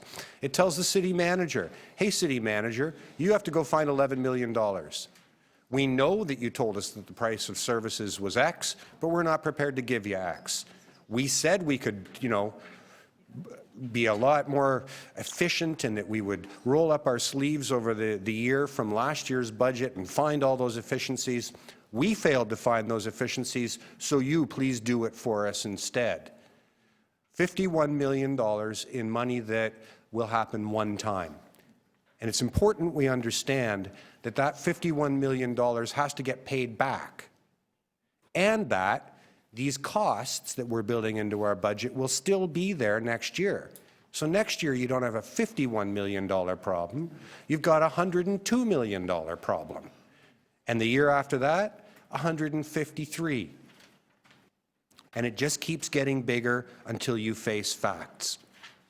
Simply asserting that the efficiencies we couldn't find this year will be there doubly next year or triply the year after is not prudent budgeting. Additionally, you heard from the city manager that we have $23 billion worth of capital that's not covered. The mayor made an announcement a few months ago that will deal with $1 billion of that 23. So you got a $22 billion capital hole that you're considering approving here. And the city manager also told us that our reliance on the land transfer tax is not sustainable, that putting in the full amount every year is simply not prudent budgeting. I don't know how many of you have been watching the economic news for this country in the last few weeks, but it sure isn't the time that I would bet that the City of Toronto's real estate market will continue to outperform every expectation every year. If you want to provide the services that you go out and tell your constituents you're going to provide, you have to be more realistic about how you're going to pay for them than what's in the motion that Councillor Crawford had. You're either going to have to realize that every year you can't make the income from property taxes lower than the rate of inflation, which this budget does. The income is lower than the rate of inflation. Thank you, Councillor Perks. Councillor Davis to speak. Thank you, Mr. Chair. I really just wanted to say a couple of things. One of them, I'm pleased, of course, as we all are who want to see investments in our communities, that there are funds attributed to very important programs that were added today, the $28.7 million. The problem is you've added it with money that's not going to be there next year. It won't be there next year. What are we going to say to those to the people who rely on these programs, to the staff who are delivering these programs next year? Secondly, we had a budget presented to us by our city manager on December 15th, and that presentation had two tax rates put forward to us. One that was 2.17%, which covered the gap of $57 million. And 1.7, which produced a gap of $23 million, because that only generates $34 million in revenue. $34 million in revenue. And yet what we're asking is to cover $57 million plus 28 or $85 million. We created, this motion creates a larger gap of $85 million, but we're not pretending to cover it. We're pretending to cover it, I should say. We're pretending to pay for it, when in fact, we are not putting forward the tax increase that will cover that program that's before us. Now, there are other things I'd like to see in this budget. I'd like to see more childcare programs. I'd like to see these programs funded permanently. And then I always return to page 57 or whatever it is in our presentation, which shows where our tax rate is in the GTA. We are the lowest, have the lowest tax rate anywhere in the GTA. I think the people of Toronto are mature enough to know that they're getting a good deal for their taxes, and that if we need new programming, we're going to have to pay for it. But we keep going along this track of thinking we can just squeeze more, use one-time funding, and go backwards. And that is not what I'm here to do. I want to build a budget that's sustainable, that will respond to the needs of our community,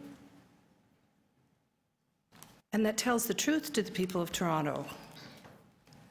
And I'm willing to work with the mayor, and I'm willing to work with the budget chief, and with the rest of the members of the budget committee, and to stand up and defend this budget, but it is not financing what you want to put forward for the people of Toronto. It's pretending to finance it.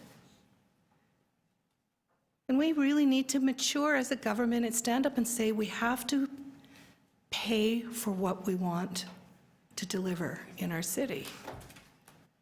And I hope that we're going to see that maturity comes at some point in this budget process with a commitment to look at revenues that will pay for the kinds of services and programs we know our communities need. And we're once again saying to our staff, oh, you know, we don't believe you. Go back and do more with less. One more time, go back and do more with less, and find some other reserves. And that's not fair to our staff either. So I also intend to, I didn't table any motions today, but I would like to see more childcare in this budget. And I will be working with others, I hope, to come forward with realistic ways to pay for it. And I hope that the rest of council will recognize that we need to do that if we're going to build a sustainable budget going forward. Thank you. Thank you, Councillor Davis. I have Councillor Cressy next. Well, thank you very much, Mr. Chair. Let me start off my remarks by thanking all members of the Budget Committee for what's been a busy few weeks, as well as to the Chair for I think, hosting a very diplomatic and fair process over the last few weeks. And I want to thank our staff for getting us to this point. It's been a lot of hard work, and I want to recognize all of that.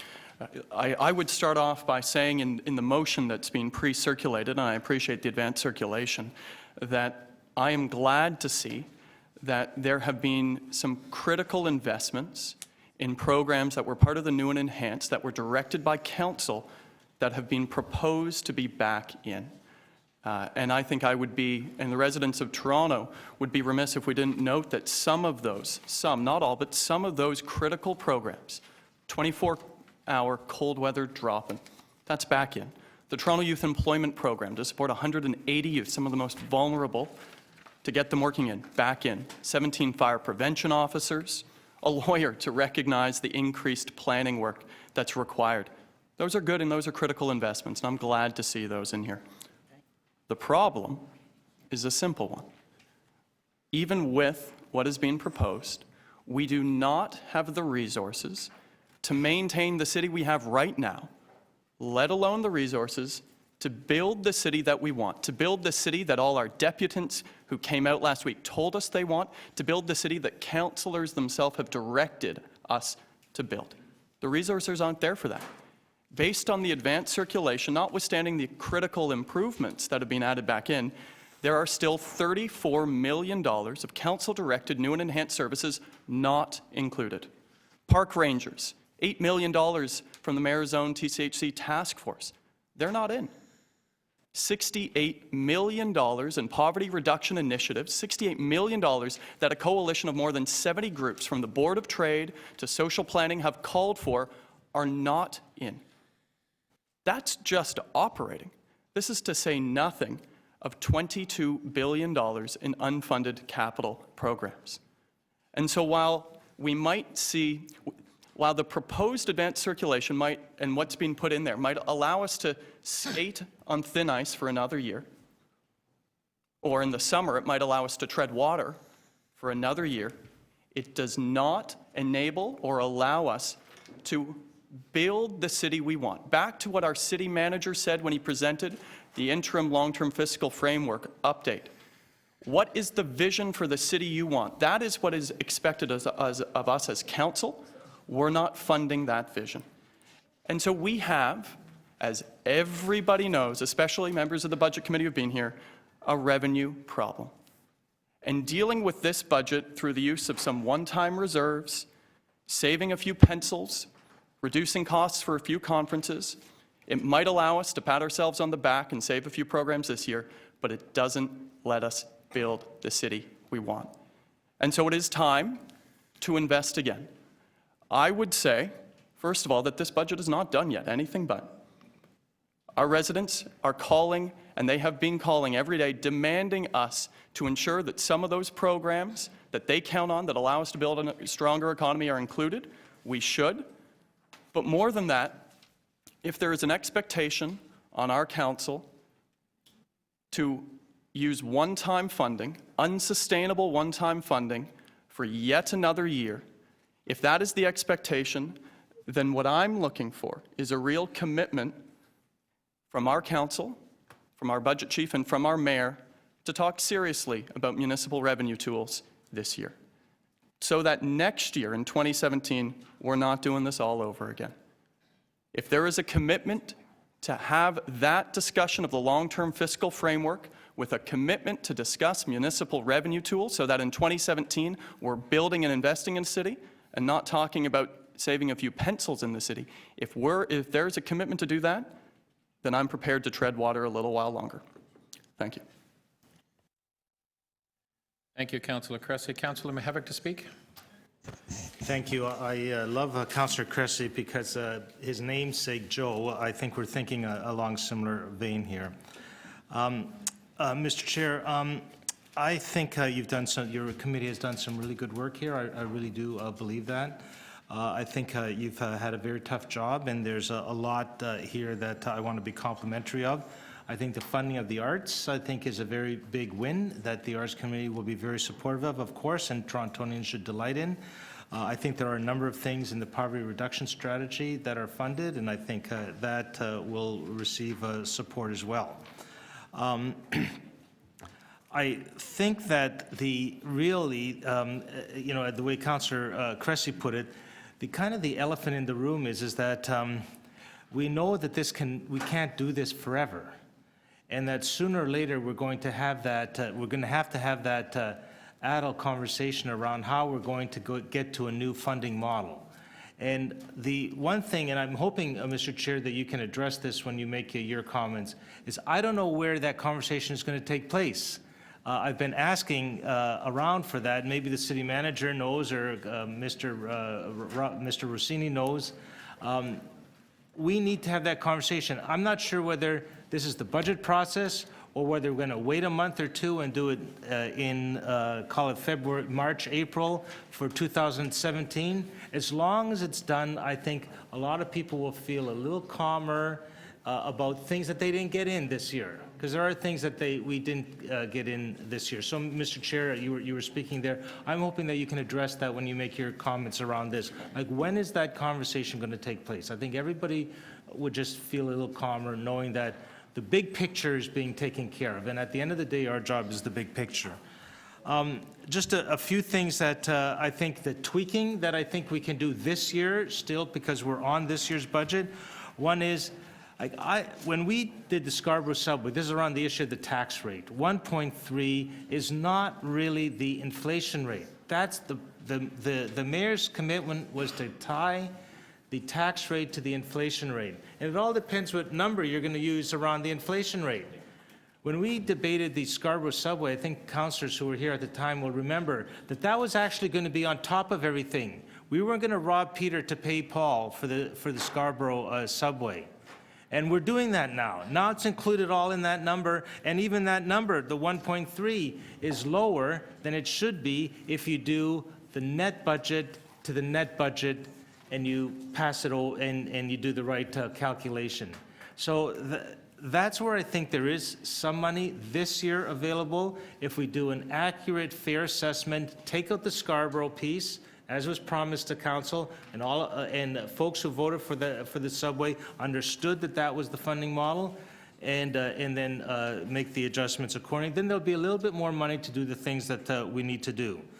I do have a motion here on federal infrastructure money. I think that all of us as councillors, some of us were talking about it at lunchtime, that's coming down the pipe. All of us have projects in our ward that need doing. Some of them are 10,000, some of them are 50,000, and it just makes us pull out our hair, whatever we have left, to try to get some of those little projects funded. And we need a process so that we as councillors have some role in it. That's one of the things I think we need out of this budget process as well, to set up the ask for the federal government. The two other things, and I'll just say this, the one thing that irks me a little bit on the operating side is 1.3% increase equals something like $31 million. Well, guess what? The police budget is increasing something like $28 million. In other words, they are getting it all. All the property tax increase is going to the police. And respectfully, I don't think that's fair. I just don't think that's fair when every department around here is pinching, and then they're pinching, and they're pinching some more. And yes, the police are pinching, but I think the only way we're going to drive it is by saying, we need this amount of money. We want to stop problems before they begin, rather than have police take care of problems after we have a social problem in one of our priority communities or anywhere in the city. So I think there is some money there, frankly. And the last thing I'll say on the capital budget side in 10 seconds is the bike plan. We need to take seriously that the way mobility happens, especially in the downtown core, is changing at a dramatic level.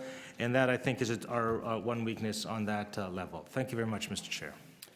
Thank you, Councilman Havoc. Are there any more outside councillors to speak? Seeing none, okay, now we'll bring it into to committee. I'm going to speak first, as you saw the motion that I had circulated previously. So I believe I have two motions. So we'll display the first motion. I'm not going to read it, of course. It's a little too long. I think everybody's had an opportunity to see that. I will speak to it in a second. And then the second motion, oh, sorry, we have to I'll get it on the camera as a record. Again, I'll speak to this shortly on that in its entirety. Longly? Okay. You know what, actually, I should start my time here, so which I will do. And the second motion has to do with maintaining the taxi license fees at the 2015 rate. That came from a letter from the mayor to the Budget Committee, so that is, in effect, we'll be supporting just keeping the taxi fee licenses at 2015 rates. I guess before you have a motion that in many respects is the work of a lot of people. You know, when we're looking at what has happened over the last couple of months with all of the divisions, all of the agencies, the departments, I think staff and financial planning, and now the Budget Committee. We started out here, and I think a couple of months ago with a budget and with pressures, I don't even forget what the number is, but it was way out here. We have slowly been working through a process that is getting us down to a point where we're almost at the finish line. We have a little bit more to go. I think the Budget Committee this time next week will make recommendations. This, of course, this motion is in many respects a big part of that, and I just want to speak to some of the parts of the motion. So when we're looking at the new and enhanced, this was a $67 million issue that came to us. Understanding that when we began this process, there was a commitment from myself, there was a commitment from the mayor to do a 1.3 property tax increase. Now, when we started with the initial, again, this was from the mayor, this is from myself, I'm speaking myself. When we began this process, we looked at what the city manager brought us, sort of a complexity of how do we get there. And we began a process of looking at how we get there. And let me explain as we go through some of the items. So we're looking at the new and enhanced, $67 million of items. We want to provide an affordable budget for the residents of this city. That was one of my goals. And I think we have achieved that. And I think we've achieved that specifically when you look at the new and enhanced. Out of the $67 million, understanding that we have to look at priorities, we have to look at choices. Every family, I think, in this city goes through the same process where you may have a list of items you may want, whether it's, Christmas, birthday.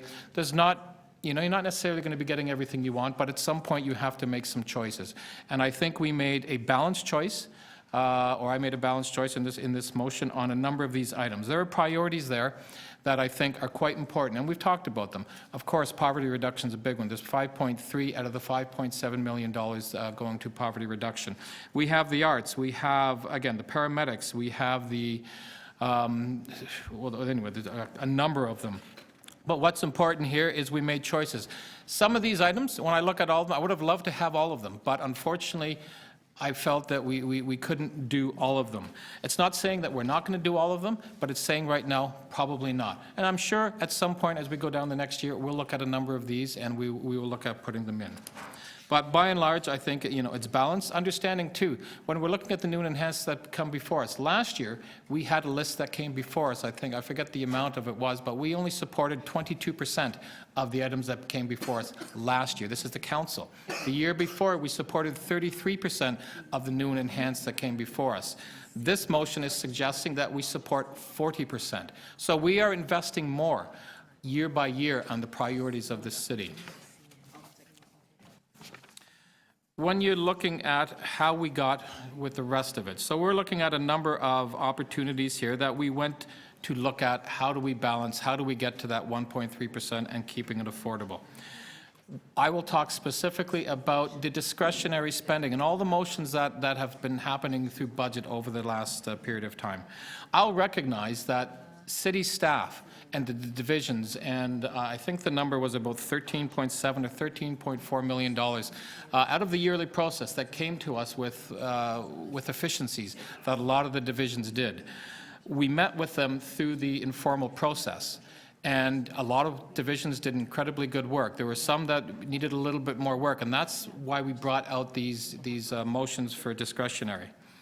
I'm comfortable that that amount of money will be able to, and the city manager will be tasked with doing that, but I'm confident that it'll be able to, he'll be able to find that, I think it's an extra $11 million in discretionary spending out of the rest of the agency or the rest of the divisions across the city based on the analysis that we've done. And respecting, that was a lot of hard work by the budget committee members to sort of look at the line by line.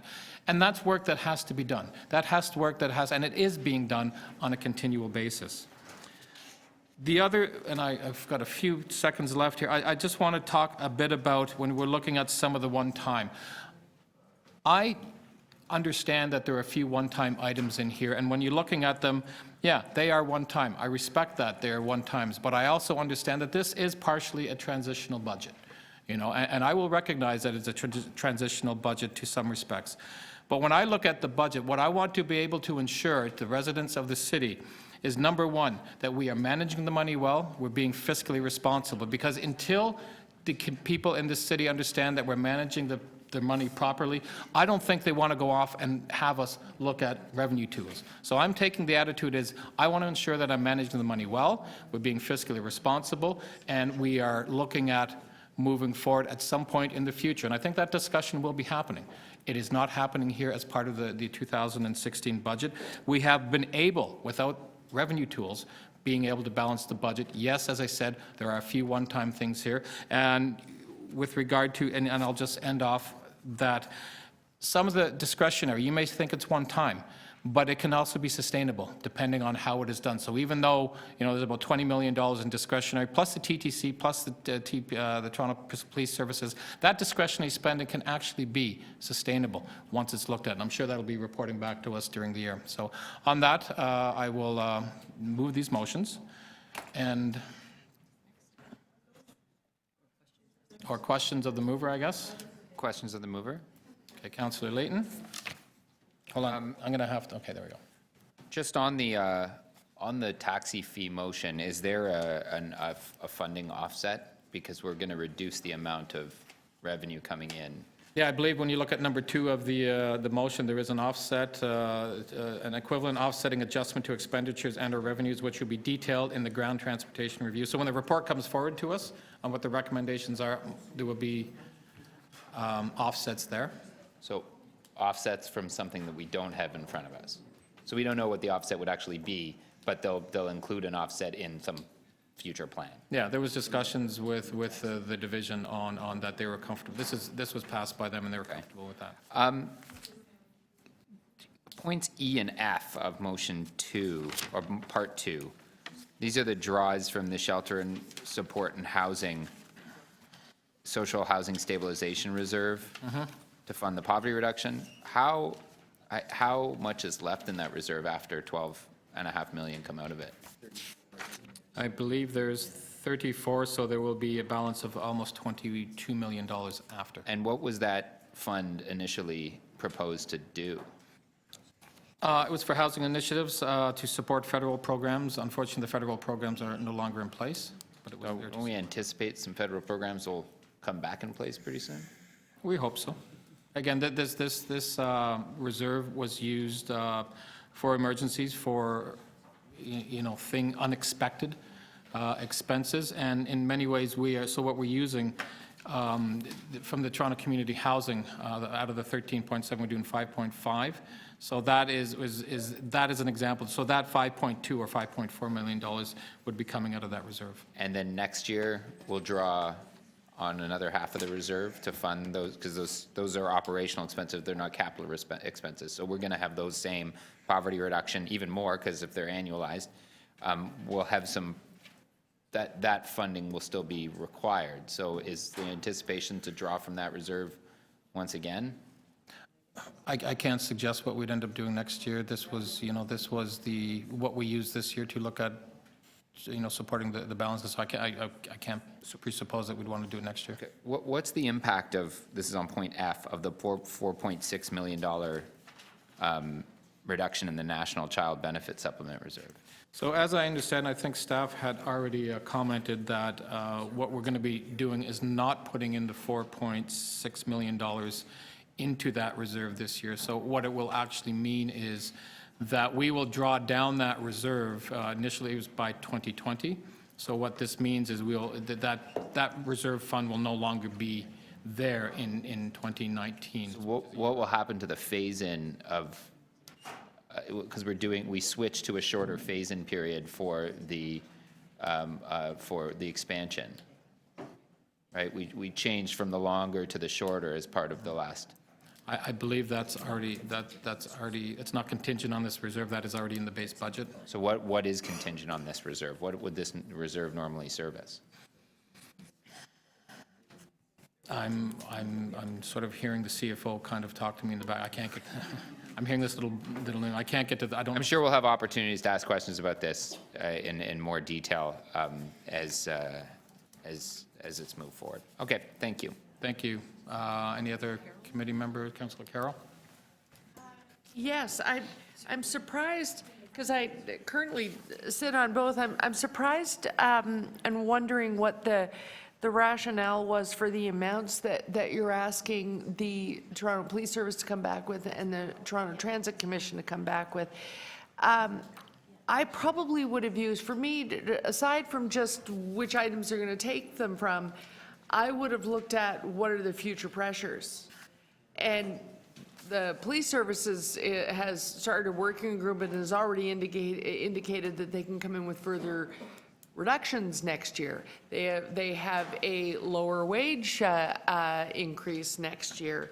The Toronto Transit Commission, on the other hand, has a constant pressure from growth, and next year in our operating budget we'll have to absorb in the first year of full Presto $50 million a year that we will be charged every year to run our share of Presto. And so it seems to me that we're applying more pressure to the budget that is already in efficiency mode and facing unprecedented growth. On the Toronto Police Services, so when, again, as we were going through this process, you know, we did go back to the Toronto Police Services, we did go back and through the chair, we did go back to the Toronto Transit Commission and had a little more conversation with regard to discretionary expenses. As we have been doing with all the other divisions, I think we saw the briefing notes from the Toronto Police, we saw the brief on discretionary spending from the TTC. And it was in discussions with them through the expenditures of discretionary spending that they felt that they could go back and on the Toronto Police find another $3 million. And on the TTC with Mr. Byford and to look at, can you go back and find another $5 million with regard to the discretionary spending as it is outlined in the He's answering me. Sorry. But one of the Toronto Police doesn't have a whole lot of service ads, so they're not going to have a whole lot of annualization impact. But in the service ads that you are funding in the part one of the motion, there are annualized impacts for the Toronto Transit Commission. I'm wondering if you'd consider it a friendly and sensible amendment to reverse those amounts.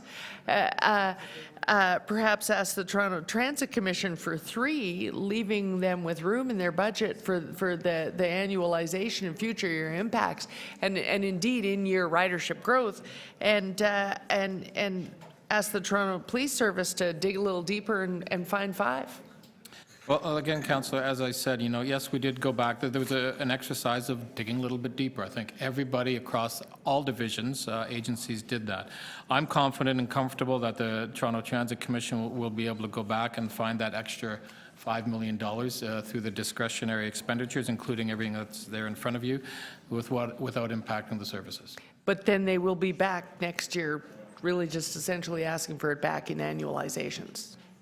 That's my point, that I wouldn't just look at what they can do this year, but are you eroding their base budget such that what we're asking that they deliver in 17 and 18 they can't deliver? Did annualization impacts have any impact on your decision making? Because this is a multi-year budget.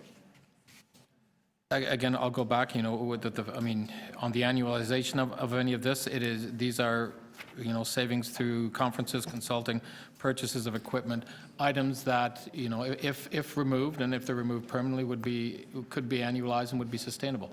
This will be, again, as we do with all the other divisions, going back and having the same exercise in many, and I think financial planning do that on a very regular basis all year, and I think they'll continue to do that with the TTC and the police. But bearing in mind that, in fact, in most of these, what they're being asked to do is a freeze on discretionary expenditures. Is there an understanding from both staff and yourself that a freeze is a freeze? A freeze is not a cut. These are expenditures that do come back. You can't cut them forever. In fact, Justice Bellamy would recommend that you not cut them forever, because you end up with a corporate staff somewhat vulnerable to corruption.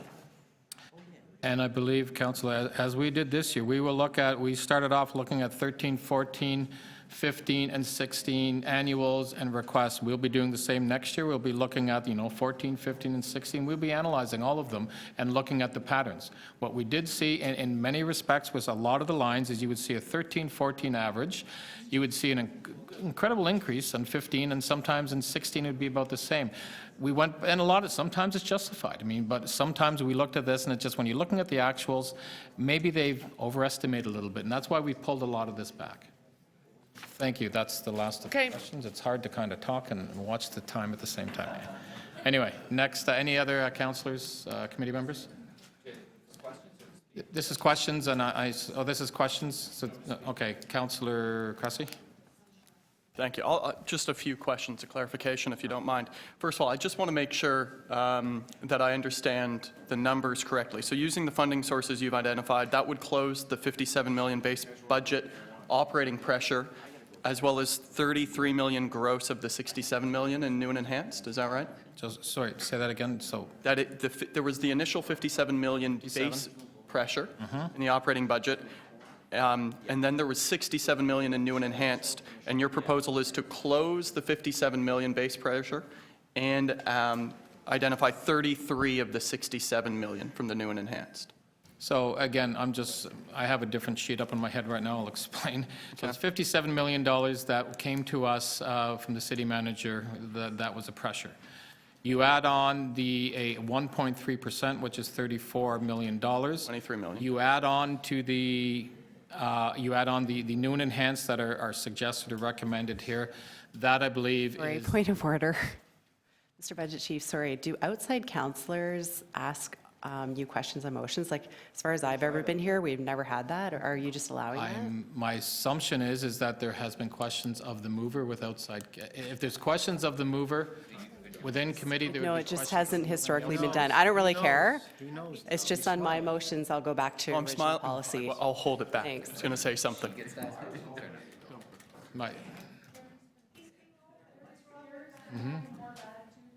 I'm not, again, Council, I'm not too sure in years past. I think we have had the practice. This is a little different this year. I'm trying to, be as open as possible. So you may be right on that, but, I'm entertaining the questions with Councillor Cressy. So to finish off, so I think there was about a 51. So out of all of that, with the new and enhanced, the 1.3, there was that, again, that Councillor Perks mentioned, was that 51. So from there, we looked at all the other balancing strategies, and they were all listed pretty much from, 2 down. Okay. So, and then you add all that up, that brings it down to the 0, which is the equivalent of the 1.3%. Okay. And then just one other question around some specifics. And just before the question, thank you for entertaining the questions. I think we've had a pretty transparent and open and fair process for the last 3 weeks, and I think responding to the questions is representative of that. On the specifics for some of the programs that have been put back in from the new and enhanced, the 24-hour drop-in, which is part of the Shelter Support and Housing Administration, $416K, and the Toronto Youth Employment Program, which is in Social Development and Finance Administration at $633K. Why the decision to only put them in as one-time funding and not annualized? Because I see in some other areas, like the fire prevention officers, you've put it forward on the foreseeable years going forward. So why the decision to only do those ones as 1 year? Because I anticipate next year we might be talking about it again. Probably, I will, that is maybe, unfortunately, I can't answer that question right now specifically, but I would be more than willing to sort of ask that question afterwards once I get the proper advice. Okay. And then just on that, a specific, the TCHC, the $13.7 million that had been requested from the mayor's task force. I just came from a TCHC board meeting. And so the proposal here is to put $5.4 million in. Yes. How did you make the decision of that 13.7, what, to come up with that 5.4? So there were discussions that had taken place with the chair of the TCHC along with Councillor Bilal. So out of those conversations, it was felt that these would be the priority items that I think that had to happen right away. There are a number of items on there. As I said, these are items that have to happen and probably will happen, but some of those items were not necessarily, a number of them you couldn't even implement this year. But I do know a discussion happened with Toronto Community Housing with Councillor Bilal, and she'll speak to that at some point in council, that they felt comfortable that this was a good number to begin with on looking at some of those priorities. Do we know if those conversations were with staff at TCH or just with individual representatives on the board? I'm assuming there were conversations with the chair of the board, and there would have been conversations with Anna Bilal, or Councillor Bilal, sorry. Okay, thank you very much. Sorry, Mr. Budget Chief, on a point of personal privilege from the member of the committee, I'm just wondering if we could vary the order here and so that other members can move their motions and then you can come back to questioning. That way, because I know that this councillor here has to go to one meeting and I have another meeting to get to as well. And I know that you want to be fair and diplomatic and democratic and all that good stuff. So just hoping that you'd be fair and diplomatic and all that good stuff for me so I can just move the motions up. So here, what I'll do is, are there any outside councillors that like to ask questions of the motion? If not, then I would respect. Again, that would be maybe different than some of the other ones. I would, if there are no questions of the mover, I'll do one. Sorry. Okay. And I'm trying to respect the inside council. Would you be the last questions of the mover, Councillor Davis? So the $4.6 million from the National Child Benefit Reserve, that funding comes from the clawback from the National Child Benefit. And that funding, in the City of Toronto, we decided would be dedicated to children's programming, if we spent it, from the reserve. So by bypassing the reserve, and putting it just directly into the base budget, how are we meeting our policy commitment to spend it on children?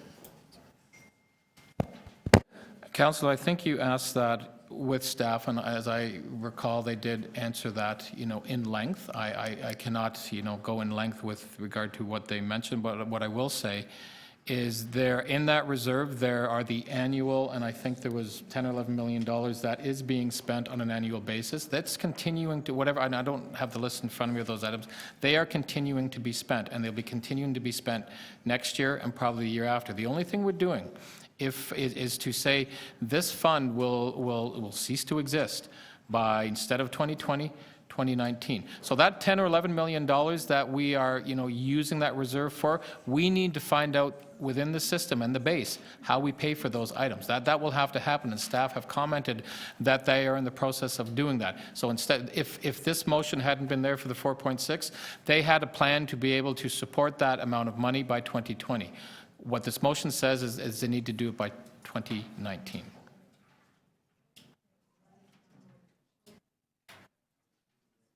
As I understand, that $10 million is the recommendations from staff are still going to the items that had been in the budget. Nothing is changing this year. Yeah, so it's still going there. Okay. Thank you. Okay, we'll go to inside councilors. I know to speak, Councillor DiCiano and Councillor Berardinetti, then Councillor Campbell. Thank you, Mr. Chair. I've got two brief motions. One is a briefing note, and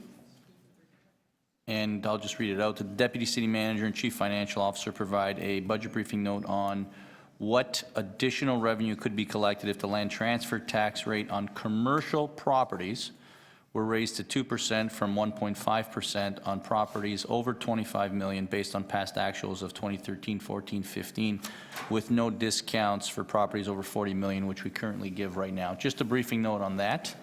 And motion A is that City Council authorize that effective April the 1st, 2016, an administration fee be charged for processing each municipal land transfer tax transaction to fully recover the city's cost to process these transactions, with the fee to be set at $75 per transaction, including HST.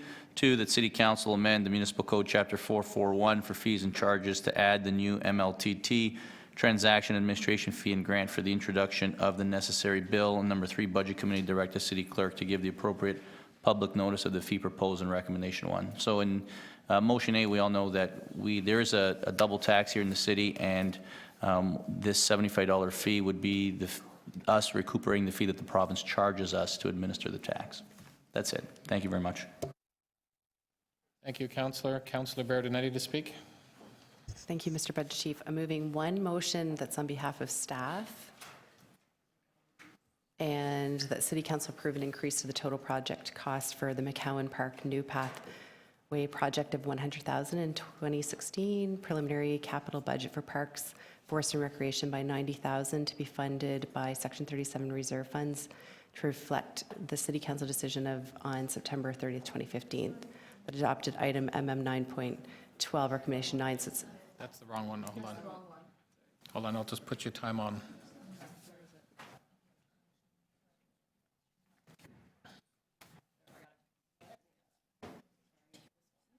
Great. Okay, so this is a bit of housekeeping from staff, and Josie took a look over that and edited that, so that should be fine. And then the second motion, I'm moving on behalf of Councillor Mammoliti, to which I believe the CFO is going to report back at next week's budget. Tracy is? Okay, so Tracy is going to, because obviously we don't have the actual precise number, and on top of that, we don't have an offset. So again, I'm just moving this on behalf of Councillor Mammoliti, and I do feel for the whole issues surrounding the taxi, the fees, and I understand the mayor also moved a motion regarding that as well. So we'll have more information before us by next budget. Thank you. Thank you, Councillor Berardinetti. Councillor Campbell to speak. Two motions, Mr. Chair. City Council direct the city manager in consultation with the city solicitor, executive director, financial planning to report on non-City of Toronto Act legislative changes that could realize savings and benefits to the city as identified by legal services in their budget briefing note dated September 15th. Secondly, got that one? The second one is City Council approved the following adjustments to the solid waste rebates for single-family residential units above commercial customers, which are equivalent to a $1 reduction per month. I won't read it out. And then 2 is City Council direct the small bin rebate remain unchanged from 2015 at $227.01. 3, that City Council direct General Manager Solid Waste Management Service to report to Public Works and Infrastructure Committee in fall 2016 on the consideration and required implementation plan to phase out the extra large bin. So, and just in terms of speaking to, there's going to be all kinds of opportunity to speak to the budget, but I just thought, a little history lesson. I'm still waiting for the inaugural call to the Ward 4 office from a resident to say, raise my property taxes by more than the rate of inflation. So, we know that call may come one day, and so, operators are waiting. So, just a history lesson. We did have an election just 15 months ago. The 2 leading candidates had the same pledge. They were going to hold property tax increases at or below the rate of inflation. So that's why we have the budget that we have. Is it adequate? I think it's adequate. I support the savings that the city has been able to find. I think, as I'm sure other councillors, some councillors do, that there are additional savings to be had, not just here at City Hall, but with Toronto Police Services, perhaps with Toronto Fire, and with the TTC. And hopefully at some point we'll see some of those additional savings. I commend the mayor's staff, the mayor and Councillor Crawford on striking a good balance. I think that we have been able to make some reasonable investments. I'm happy with the Toronto community housing investments, and the poverty reduction expenditures that are being made. I think that those will be real benefits that people will realize on a daily basis. That said, we attended and chaired some community consultations with the budget and the City of North York, or the former City of North York, Etobicoke and York Civic Centers, and had deputations from the arts community and from student nutrition. And we're making enhancements in those areas, and as Councillor Pasternak will concur, there was nobody coming to us saying that they're not receiving enough money, and we're giving them more money. So I think that the level of funding in both of those areas is certainly more than satisfactory. So I'm supporting the budget. I think that, again, I commend Councillor Crawford and his team for putting together a solid plan. And just in closing, I also will welcome a discussion on additional taxes and fees.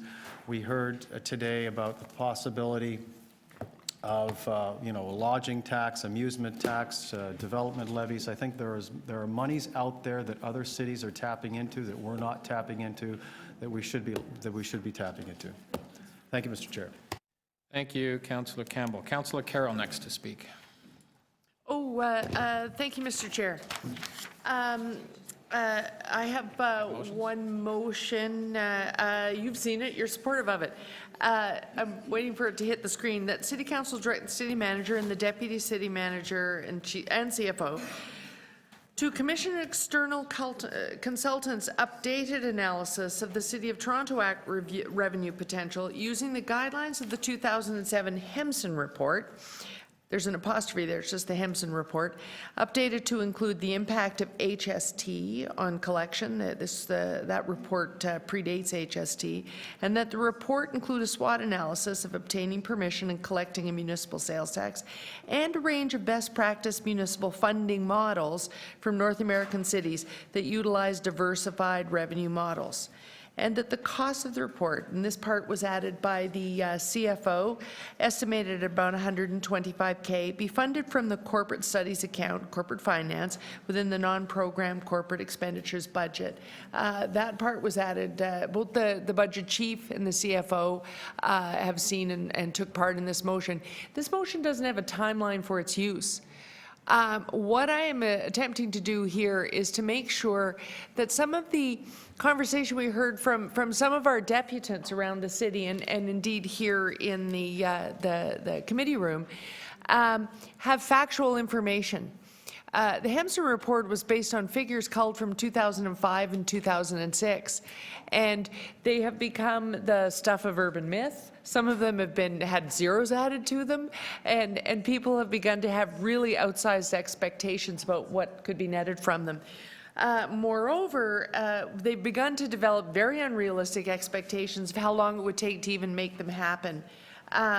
For any of them, including the ones already provided by CODA, and any that we might obtain permission, for any of them, before you could actually make them a number in your budget, you would have to go through, this is my fun page 10 list in the original Hemson Report, public consultation and policy development, passage of implementing bylaw under the City of Toronto Act, preparation of detailed procedures, instructions to businesses and others involved in the collection and remittance of the tasks, detailing items to be subject to the tax and establishing the defined rates, establishment of any exemptions, development of enforcement, audit, inspection, rebates, and dispute resolution, establishment of remittance periods and deadlines, setting of interest rates and penalties for late payments. I could go on. This list is longer than that. There is nothing other than property tax that we can do quickly. And this year, we began to hear people making up phantasmagorical ideas of how fast these things could become tens of millions of dollars in our coffers. None of them is easy, and all of them have new assumptions based on how we now collect and how they would be impacted by HST and any other legislative changes. The other thing is, looking at other cities is very key now, because the best practice models are easy. The cities in the United States, all of them collect them, by the way, all of them. Any U.S. city over 1.5 million in population collects the sales tax. in some way, shape, or form. Every single city in the United States over 1.5 million in population. Over the population of 3 million, every city in the world. Every city in the world. And we're almost at 3 million. So the question is, how do we get all those things done? What does it really mean? And that needs to be a factual conversation. It's going to take a long time. In the meantime, you have one thing open to you, property tax. And we're not even being realistic about that. We used to add about 75 to 80 million at a minimum every year of property tax revenue that we knew would be there the very next year. This year we're going to add 34. Not 75 or 80, not even 70, not even 50, just 34. Out of all our pressures, and I'm just thinking of one of them is 50 million in Presto fees, but we're only adding $34 million to this budget that we know will be there next year. So I'm asking that this report be prepared. The CFO and the budget chief agree that we need to update this report from its 10-year-old numbers and procedures. But it's not going to net you any new money that you can count on for another couple of years. What you have for the next couple of years is to come to the realization that if all you're going to add to a tens of billions of dollar budget is $34 million of new money, you'd better stop lying to your residents about being able to continue to deliver to them next year what you're delivering to them today, because you can't. Those are my comments, Mr. Chief. Thank you, Councillor Carroll. Councillor Pasternak, next to speak.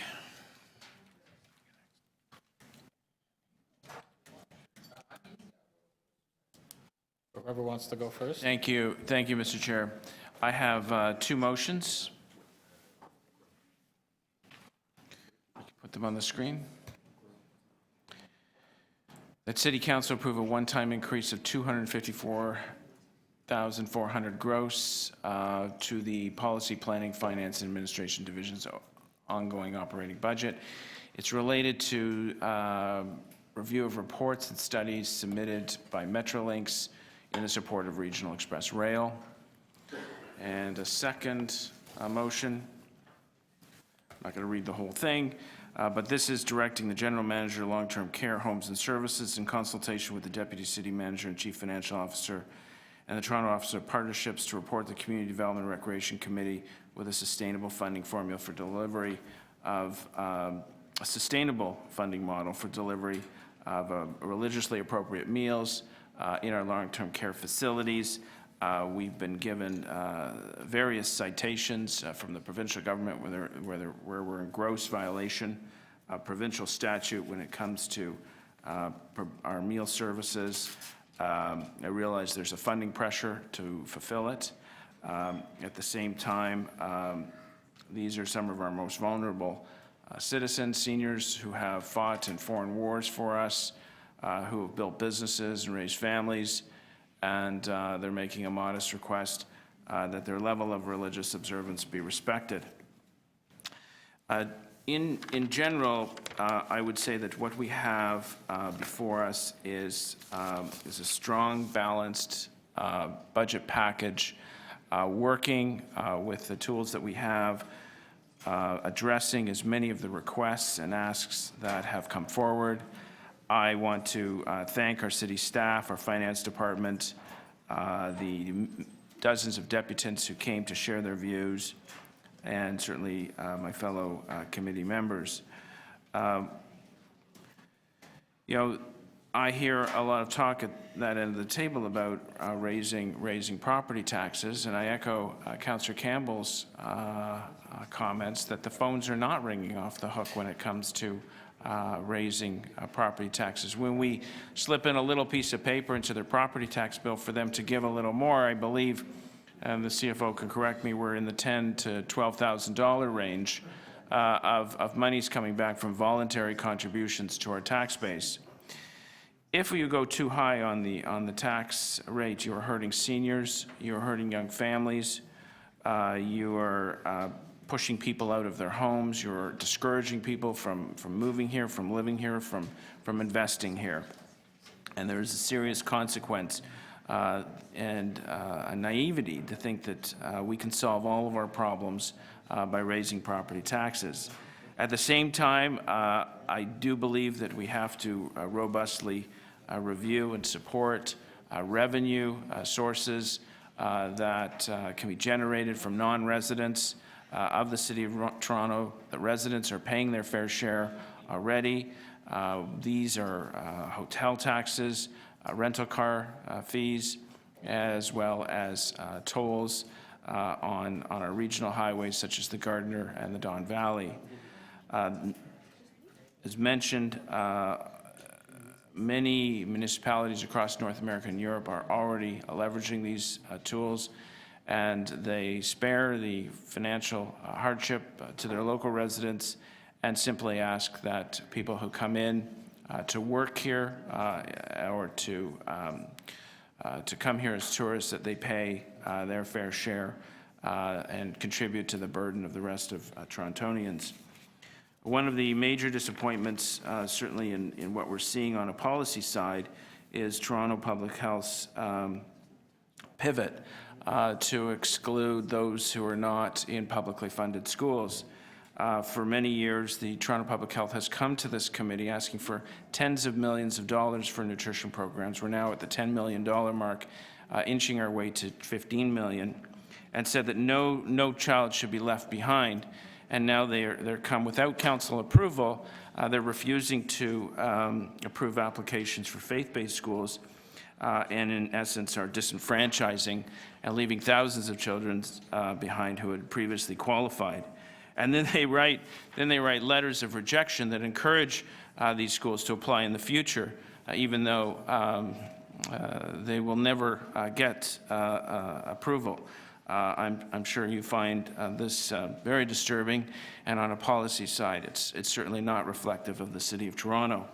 That being said, I think that when we look at some of the great things that are happening in this city, in the arts and culture, in recreation and child services, we're certainly listening and working with finite resources to make sure those programs are funded to the best of our ability and the best of affordability.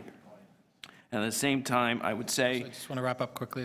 that on the poverty reduction side, I think it's a very strong go of it for the first year, but poverty cannot be addressed or solved in 1 year. It takes multiple years. Thank you very much. Thank you, Councillor. We'll, I think, end off with Councillor Layton. Thank you very much. I've got three motions. One, that City Council requests the City Librarian, in consultation with the Office of Equity, Diversity and Human Rights, to report to the Library Board on a staffing and service delivery model that meets the service level outlined in the strategic plan, including using a job quality assessment tool. Two, that on behalf of Councillor Perks, that the Chair, Toronto Police Services Board, provide a budget briefing note on A, the amount of money in the police services budget for salary increases for individuals who are not members of the police union, and B, how these salaries compare to the Canadian Police Services, both in the amount and in the 2016 increase, and C, that the Deputy City Manager and Chief Financial Officer and the Medical Officer of Health provide a budget briefing note on the impact of and rate of inflation on food and the student nutrition program. I think a lot of Torontonians in 2010, after the election, thought that we would be moving from the circus tent to the boardroom here in Toronto. Sadly, with respect to our budgeting, it looks like we've started lining up at the payday loan shop. This happened last year in the budget when the city loaned itself some money to pay for a structural deficit, and it's happening again this year in the budget. We're adding levels of service that we had no intention of paying for when the promises were made, and even less intention of paying for when it's come to budget time. This budget can be described no more than a standing still budget. We're taking some little steps backwards with things like avoiding an inflationary increase on the Toronto Urban Health Fund. These are programs that are becoming more expensive for service delivery agencies to provide, and we're not providing additional money that will get down to those individuals. The open door housing program. We've made all these great announcements of all this work staff are going to do, and we've given them no more resources to do it. How are they expected to do their job and now yet another job? Student nutrition. We all know the cost of food's going up at an incredible rate. And we are not including the rate of inflation increase, Mr. Campbell. Please read the motion that's in front of you. The inflationary increase for food is not there. It's not included. Neither is addressing the needs of our childcare. Instead, we seem to be standing still. And I know residents in my part of Toronto hoped that after the last election we would start moving forward again. And certainly we elected a mayor that likes making big announcements about better service on transit, about better work in our housing. But the fact is the money didn't show up in the base budget. Some of it's come back now, but certainly not the big pieces that we were hoping for. Transit riders are paying more, but they're not getting their service improved. A little bit of improvement on streetcar reliability, but everyone in the system is paying more as a result. The worst part of this is even the part that we are funding, we're doing it in a bit of a not so honest way.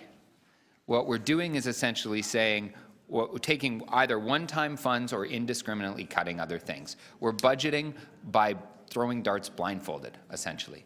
We're saying this group needs to find this savings, and TTC, while we're increasing you only this amount, you got to find this many more millions in savings as well.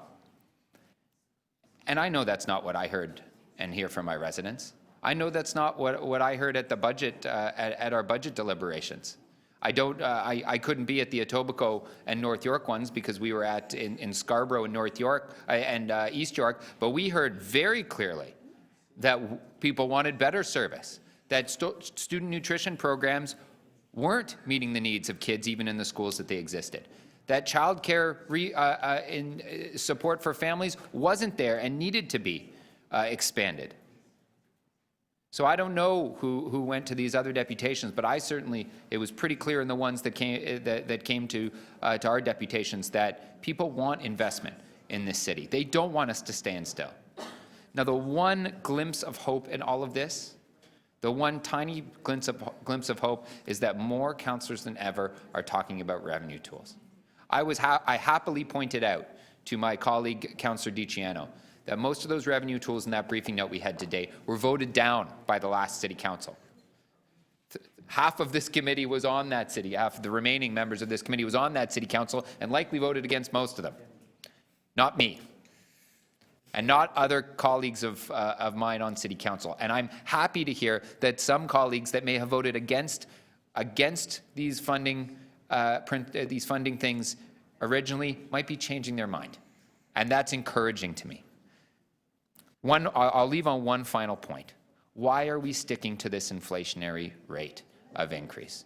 There is no possible point on this besides a promise made by the mayor. But if the mayor is willing to admit that he cannot stick to a promise about an increasing rate of transit, then why can't he step up and admit that this is not a sustainable budget now and we need to make proper financial decisions for our city? Thank you, Councillor Layton.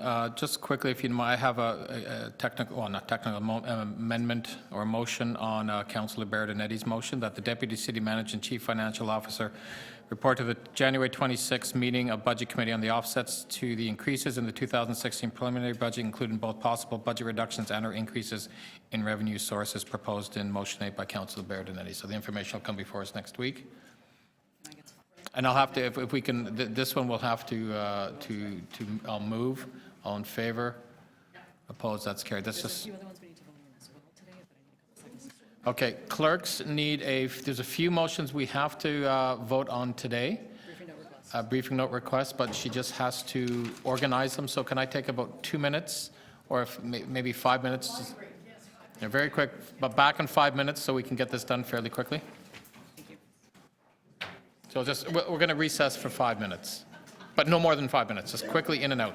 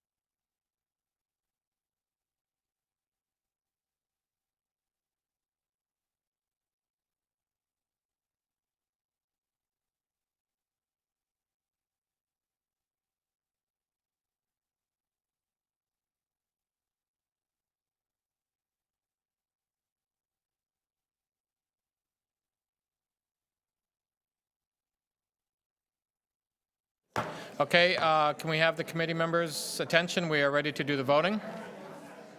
Can I please bring the meeting to order? Can all staff please sit down? Give it a good another. Can I please have all staff? The meeting is now, we're back. Okay, so I'm going to do motion number 5. I'm actually going to take carriage of this because Councilor DiCiano's not here. It's about a briefing note request. Councilor Carroll? Okay, all in favor? Opposed? That's carried. Motion. You want a recorded vote on that? Oh. Okay.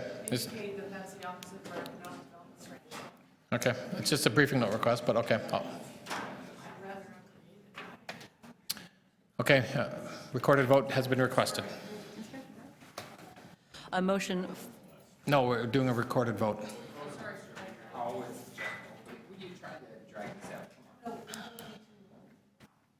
on motion 5, all those in favor? Councillor Berardinetti, Councillor Crawford, Councillor Layton, Councillor Pasternak, all those opposed? Councillor Carroll, motion 5 carries 4-1. Thank you, Councillor Carroll. Okay, the next motion would be motion 6, part 3 only, because we have to give public notice. All in favor? We're just dealing with part 3. Budget Committee directs City Clerk to give appropriate public notice. We have to do that. All in favor? Opposed? That's carried. Motion 15, the briefing note request from Councillor Layton, the police service budget for the salary increases. This is on behalf of Councillor Perks, I believe. All in favor? Opposed? That's carried. Motion 16, a brief from Councillor Layton. Briefing note request. All in favor? Opposed? That's carried. 17, we're just going to do And 17, we're going to do. motion 14 by Councillor Layton first, so Councillor Pasternak can step. Okay, we're going to do motion 14 by Councillor Layton. So Councillor Pasternak, you can step out for that because I think that has to do with the library. And then we'll do everything else after that. All those in favor? Opposed? That's carried. Councillor Pasternak, you can return. So we're going to defer final consideration of the 2016 capital and operating budgets and refer motions 3 and 4, motion 6, part 1 and 2, motions 7 and 8, motions 9 and 10, 11, 12, and 13. All in favor? Opposed? That carries. That's the meeting. We are in, I guess, recess till next. We're adjourned till next week. Thank you, everybody. One more wrap-up meeting next week.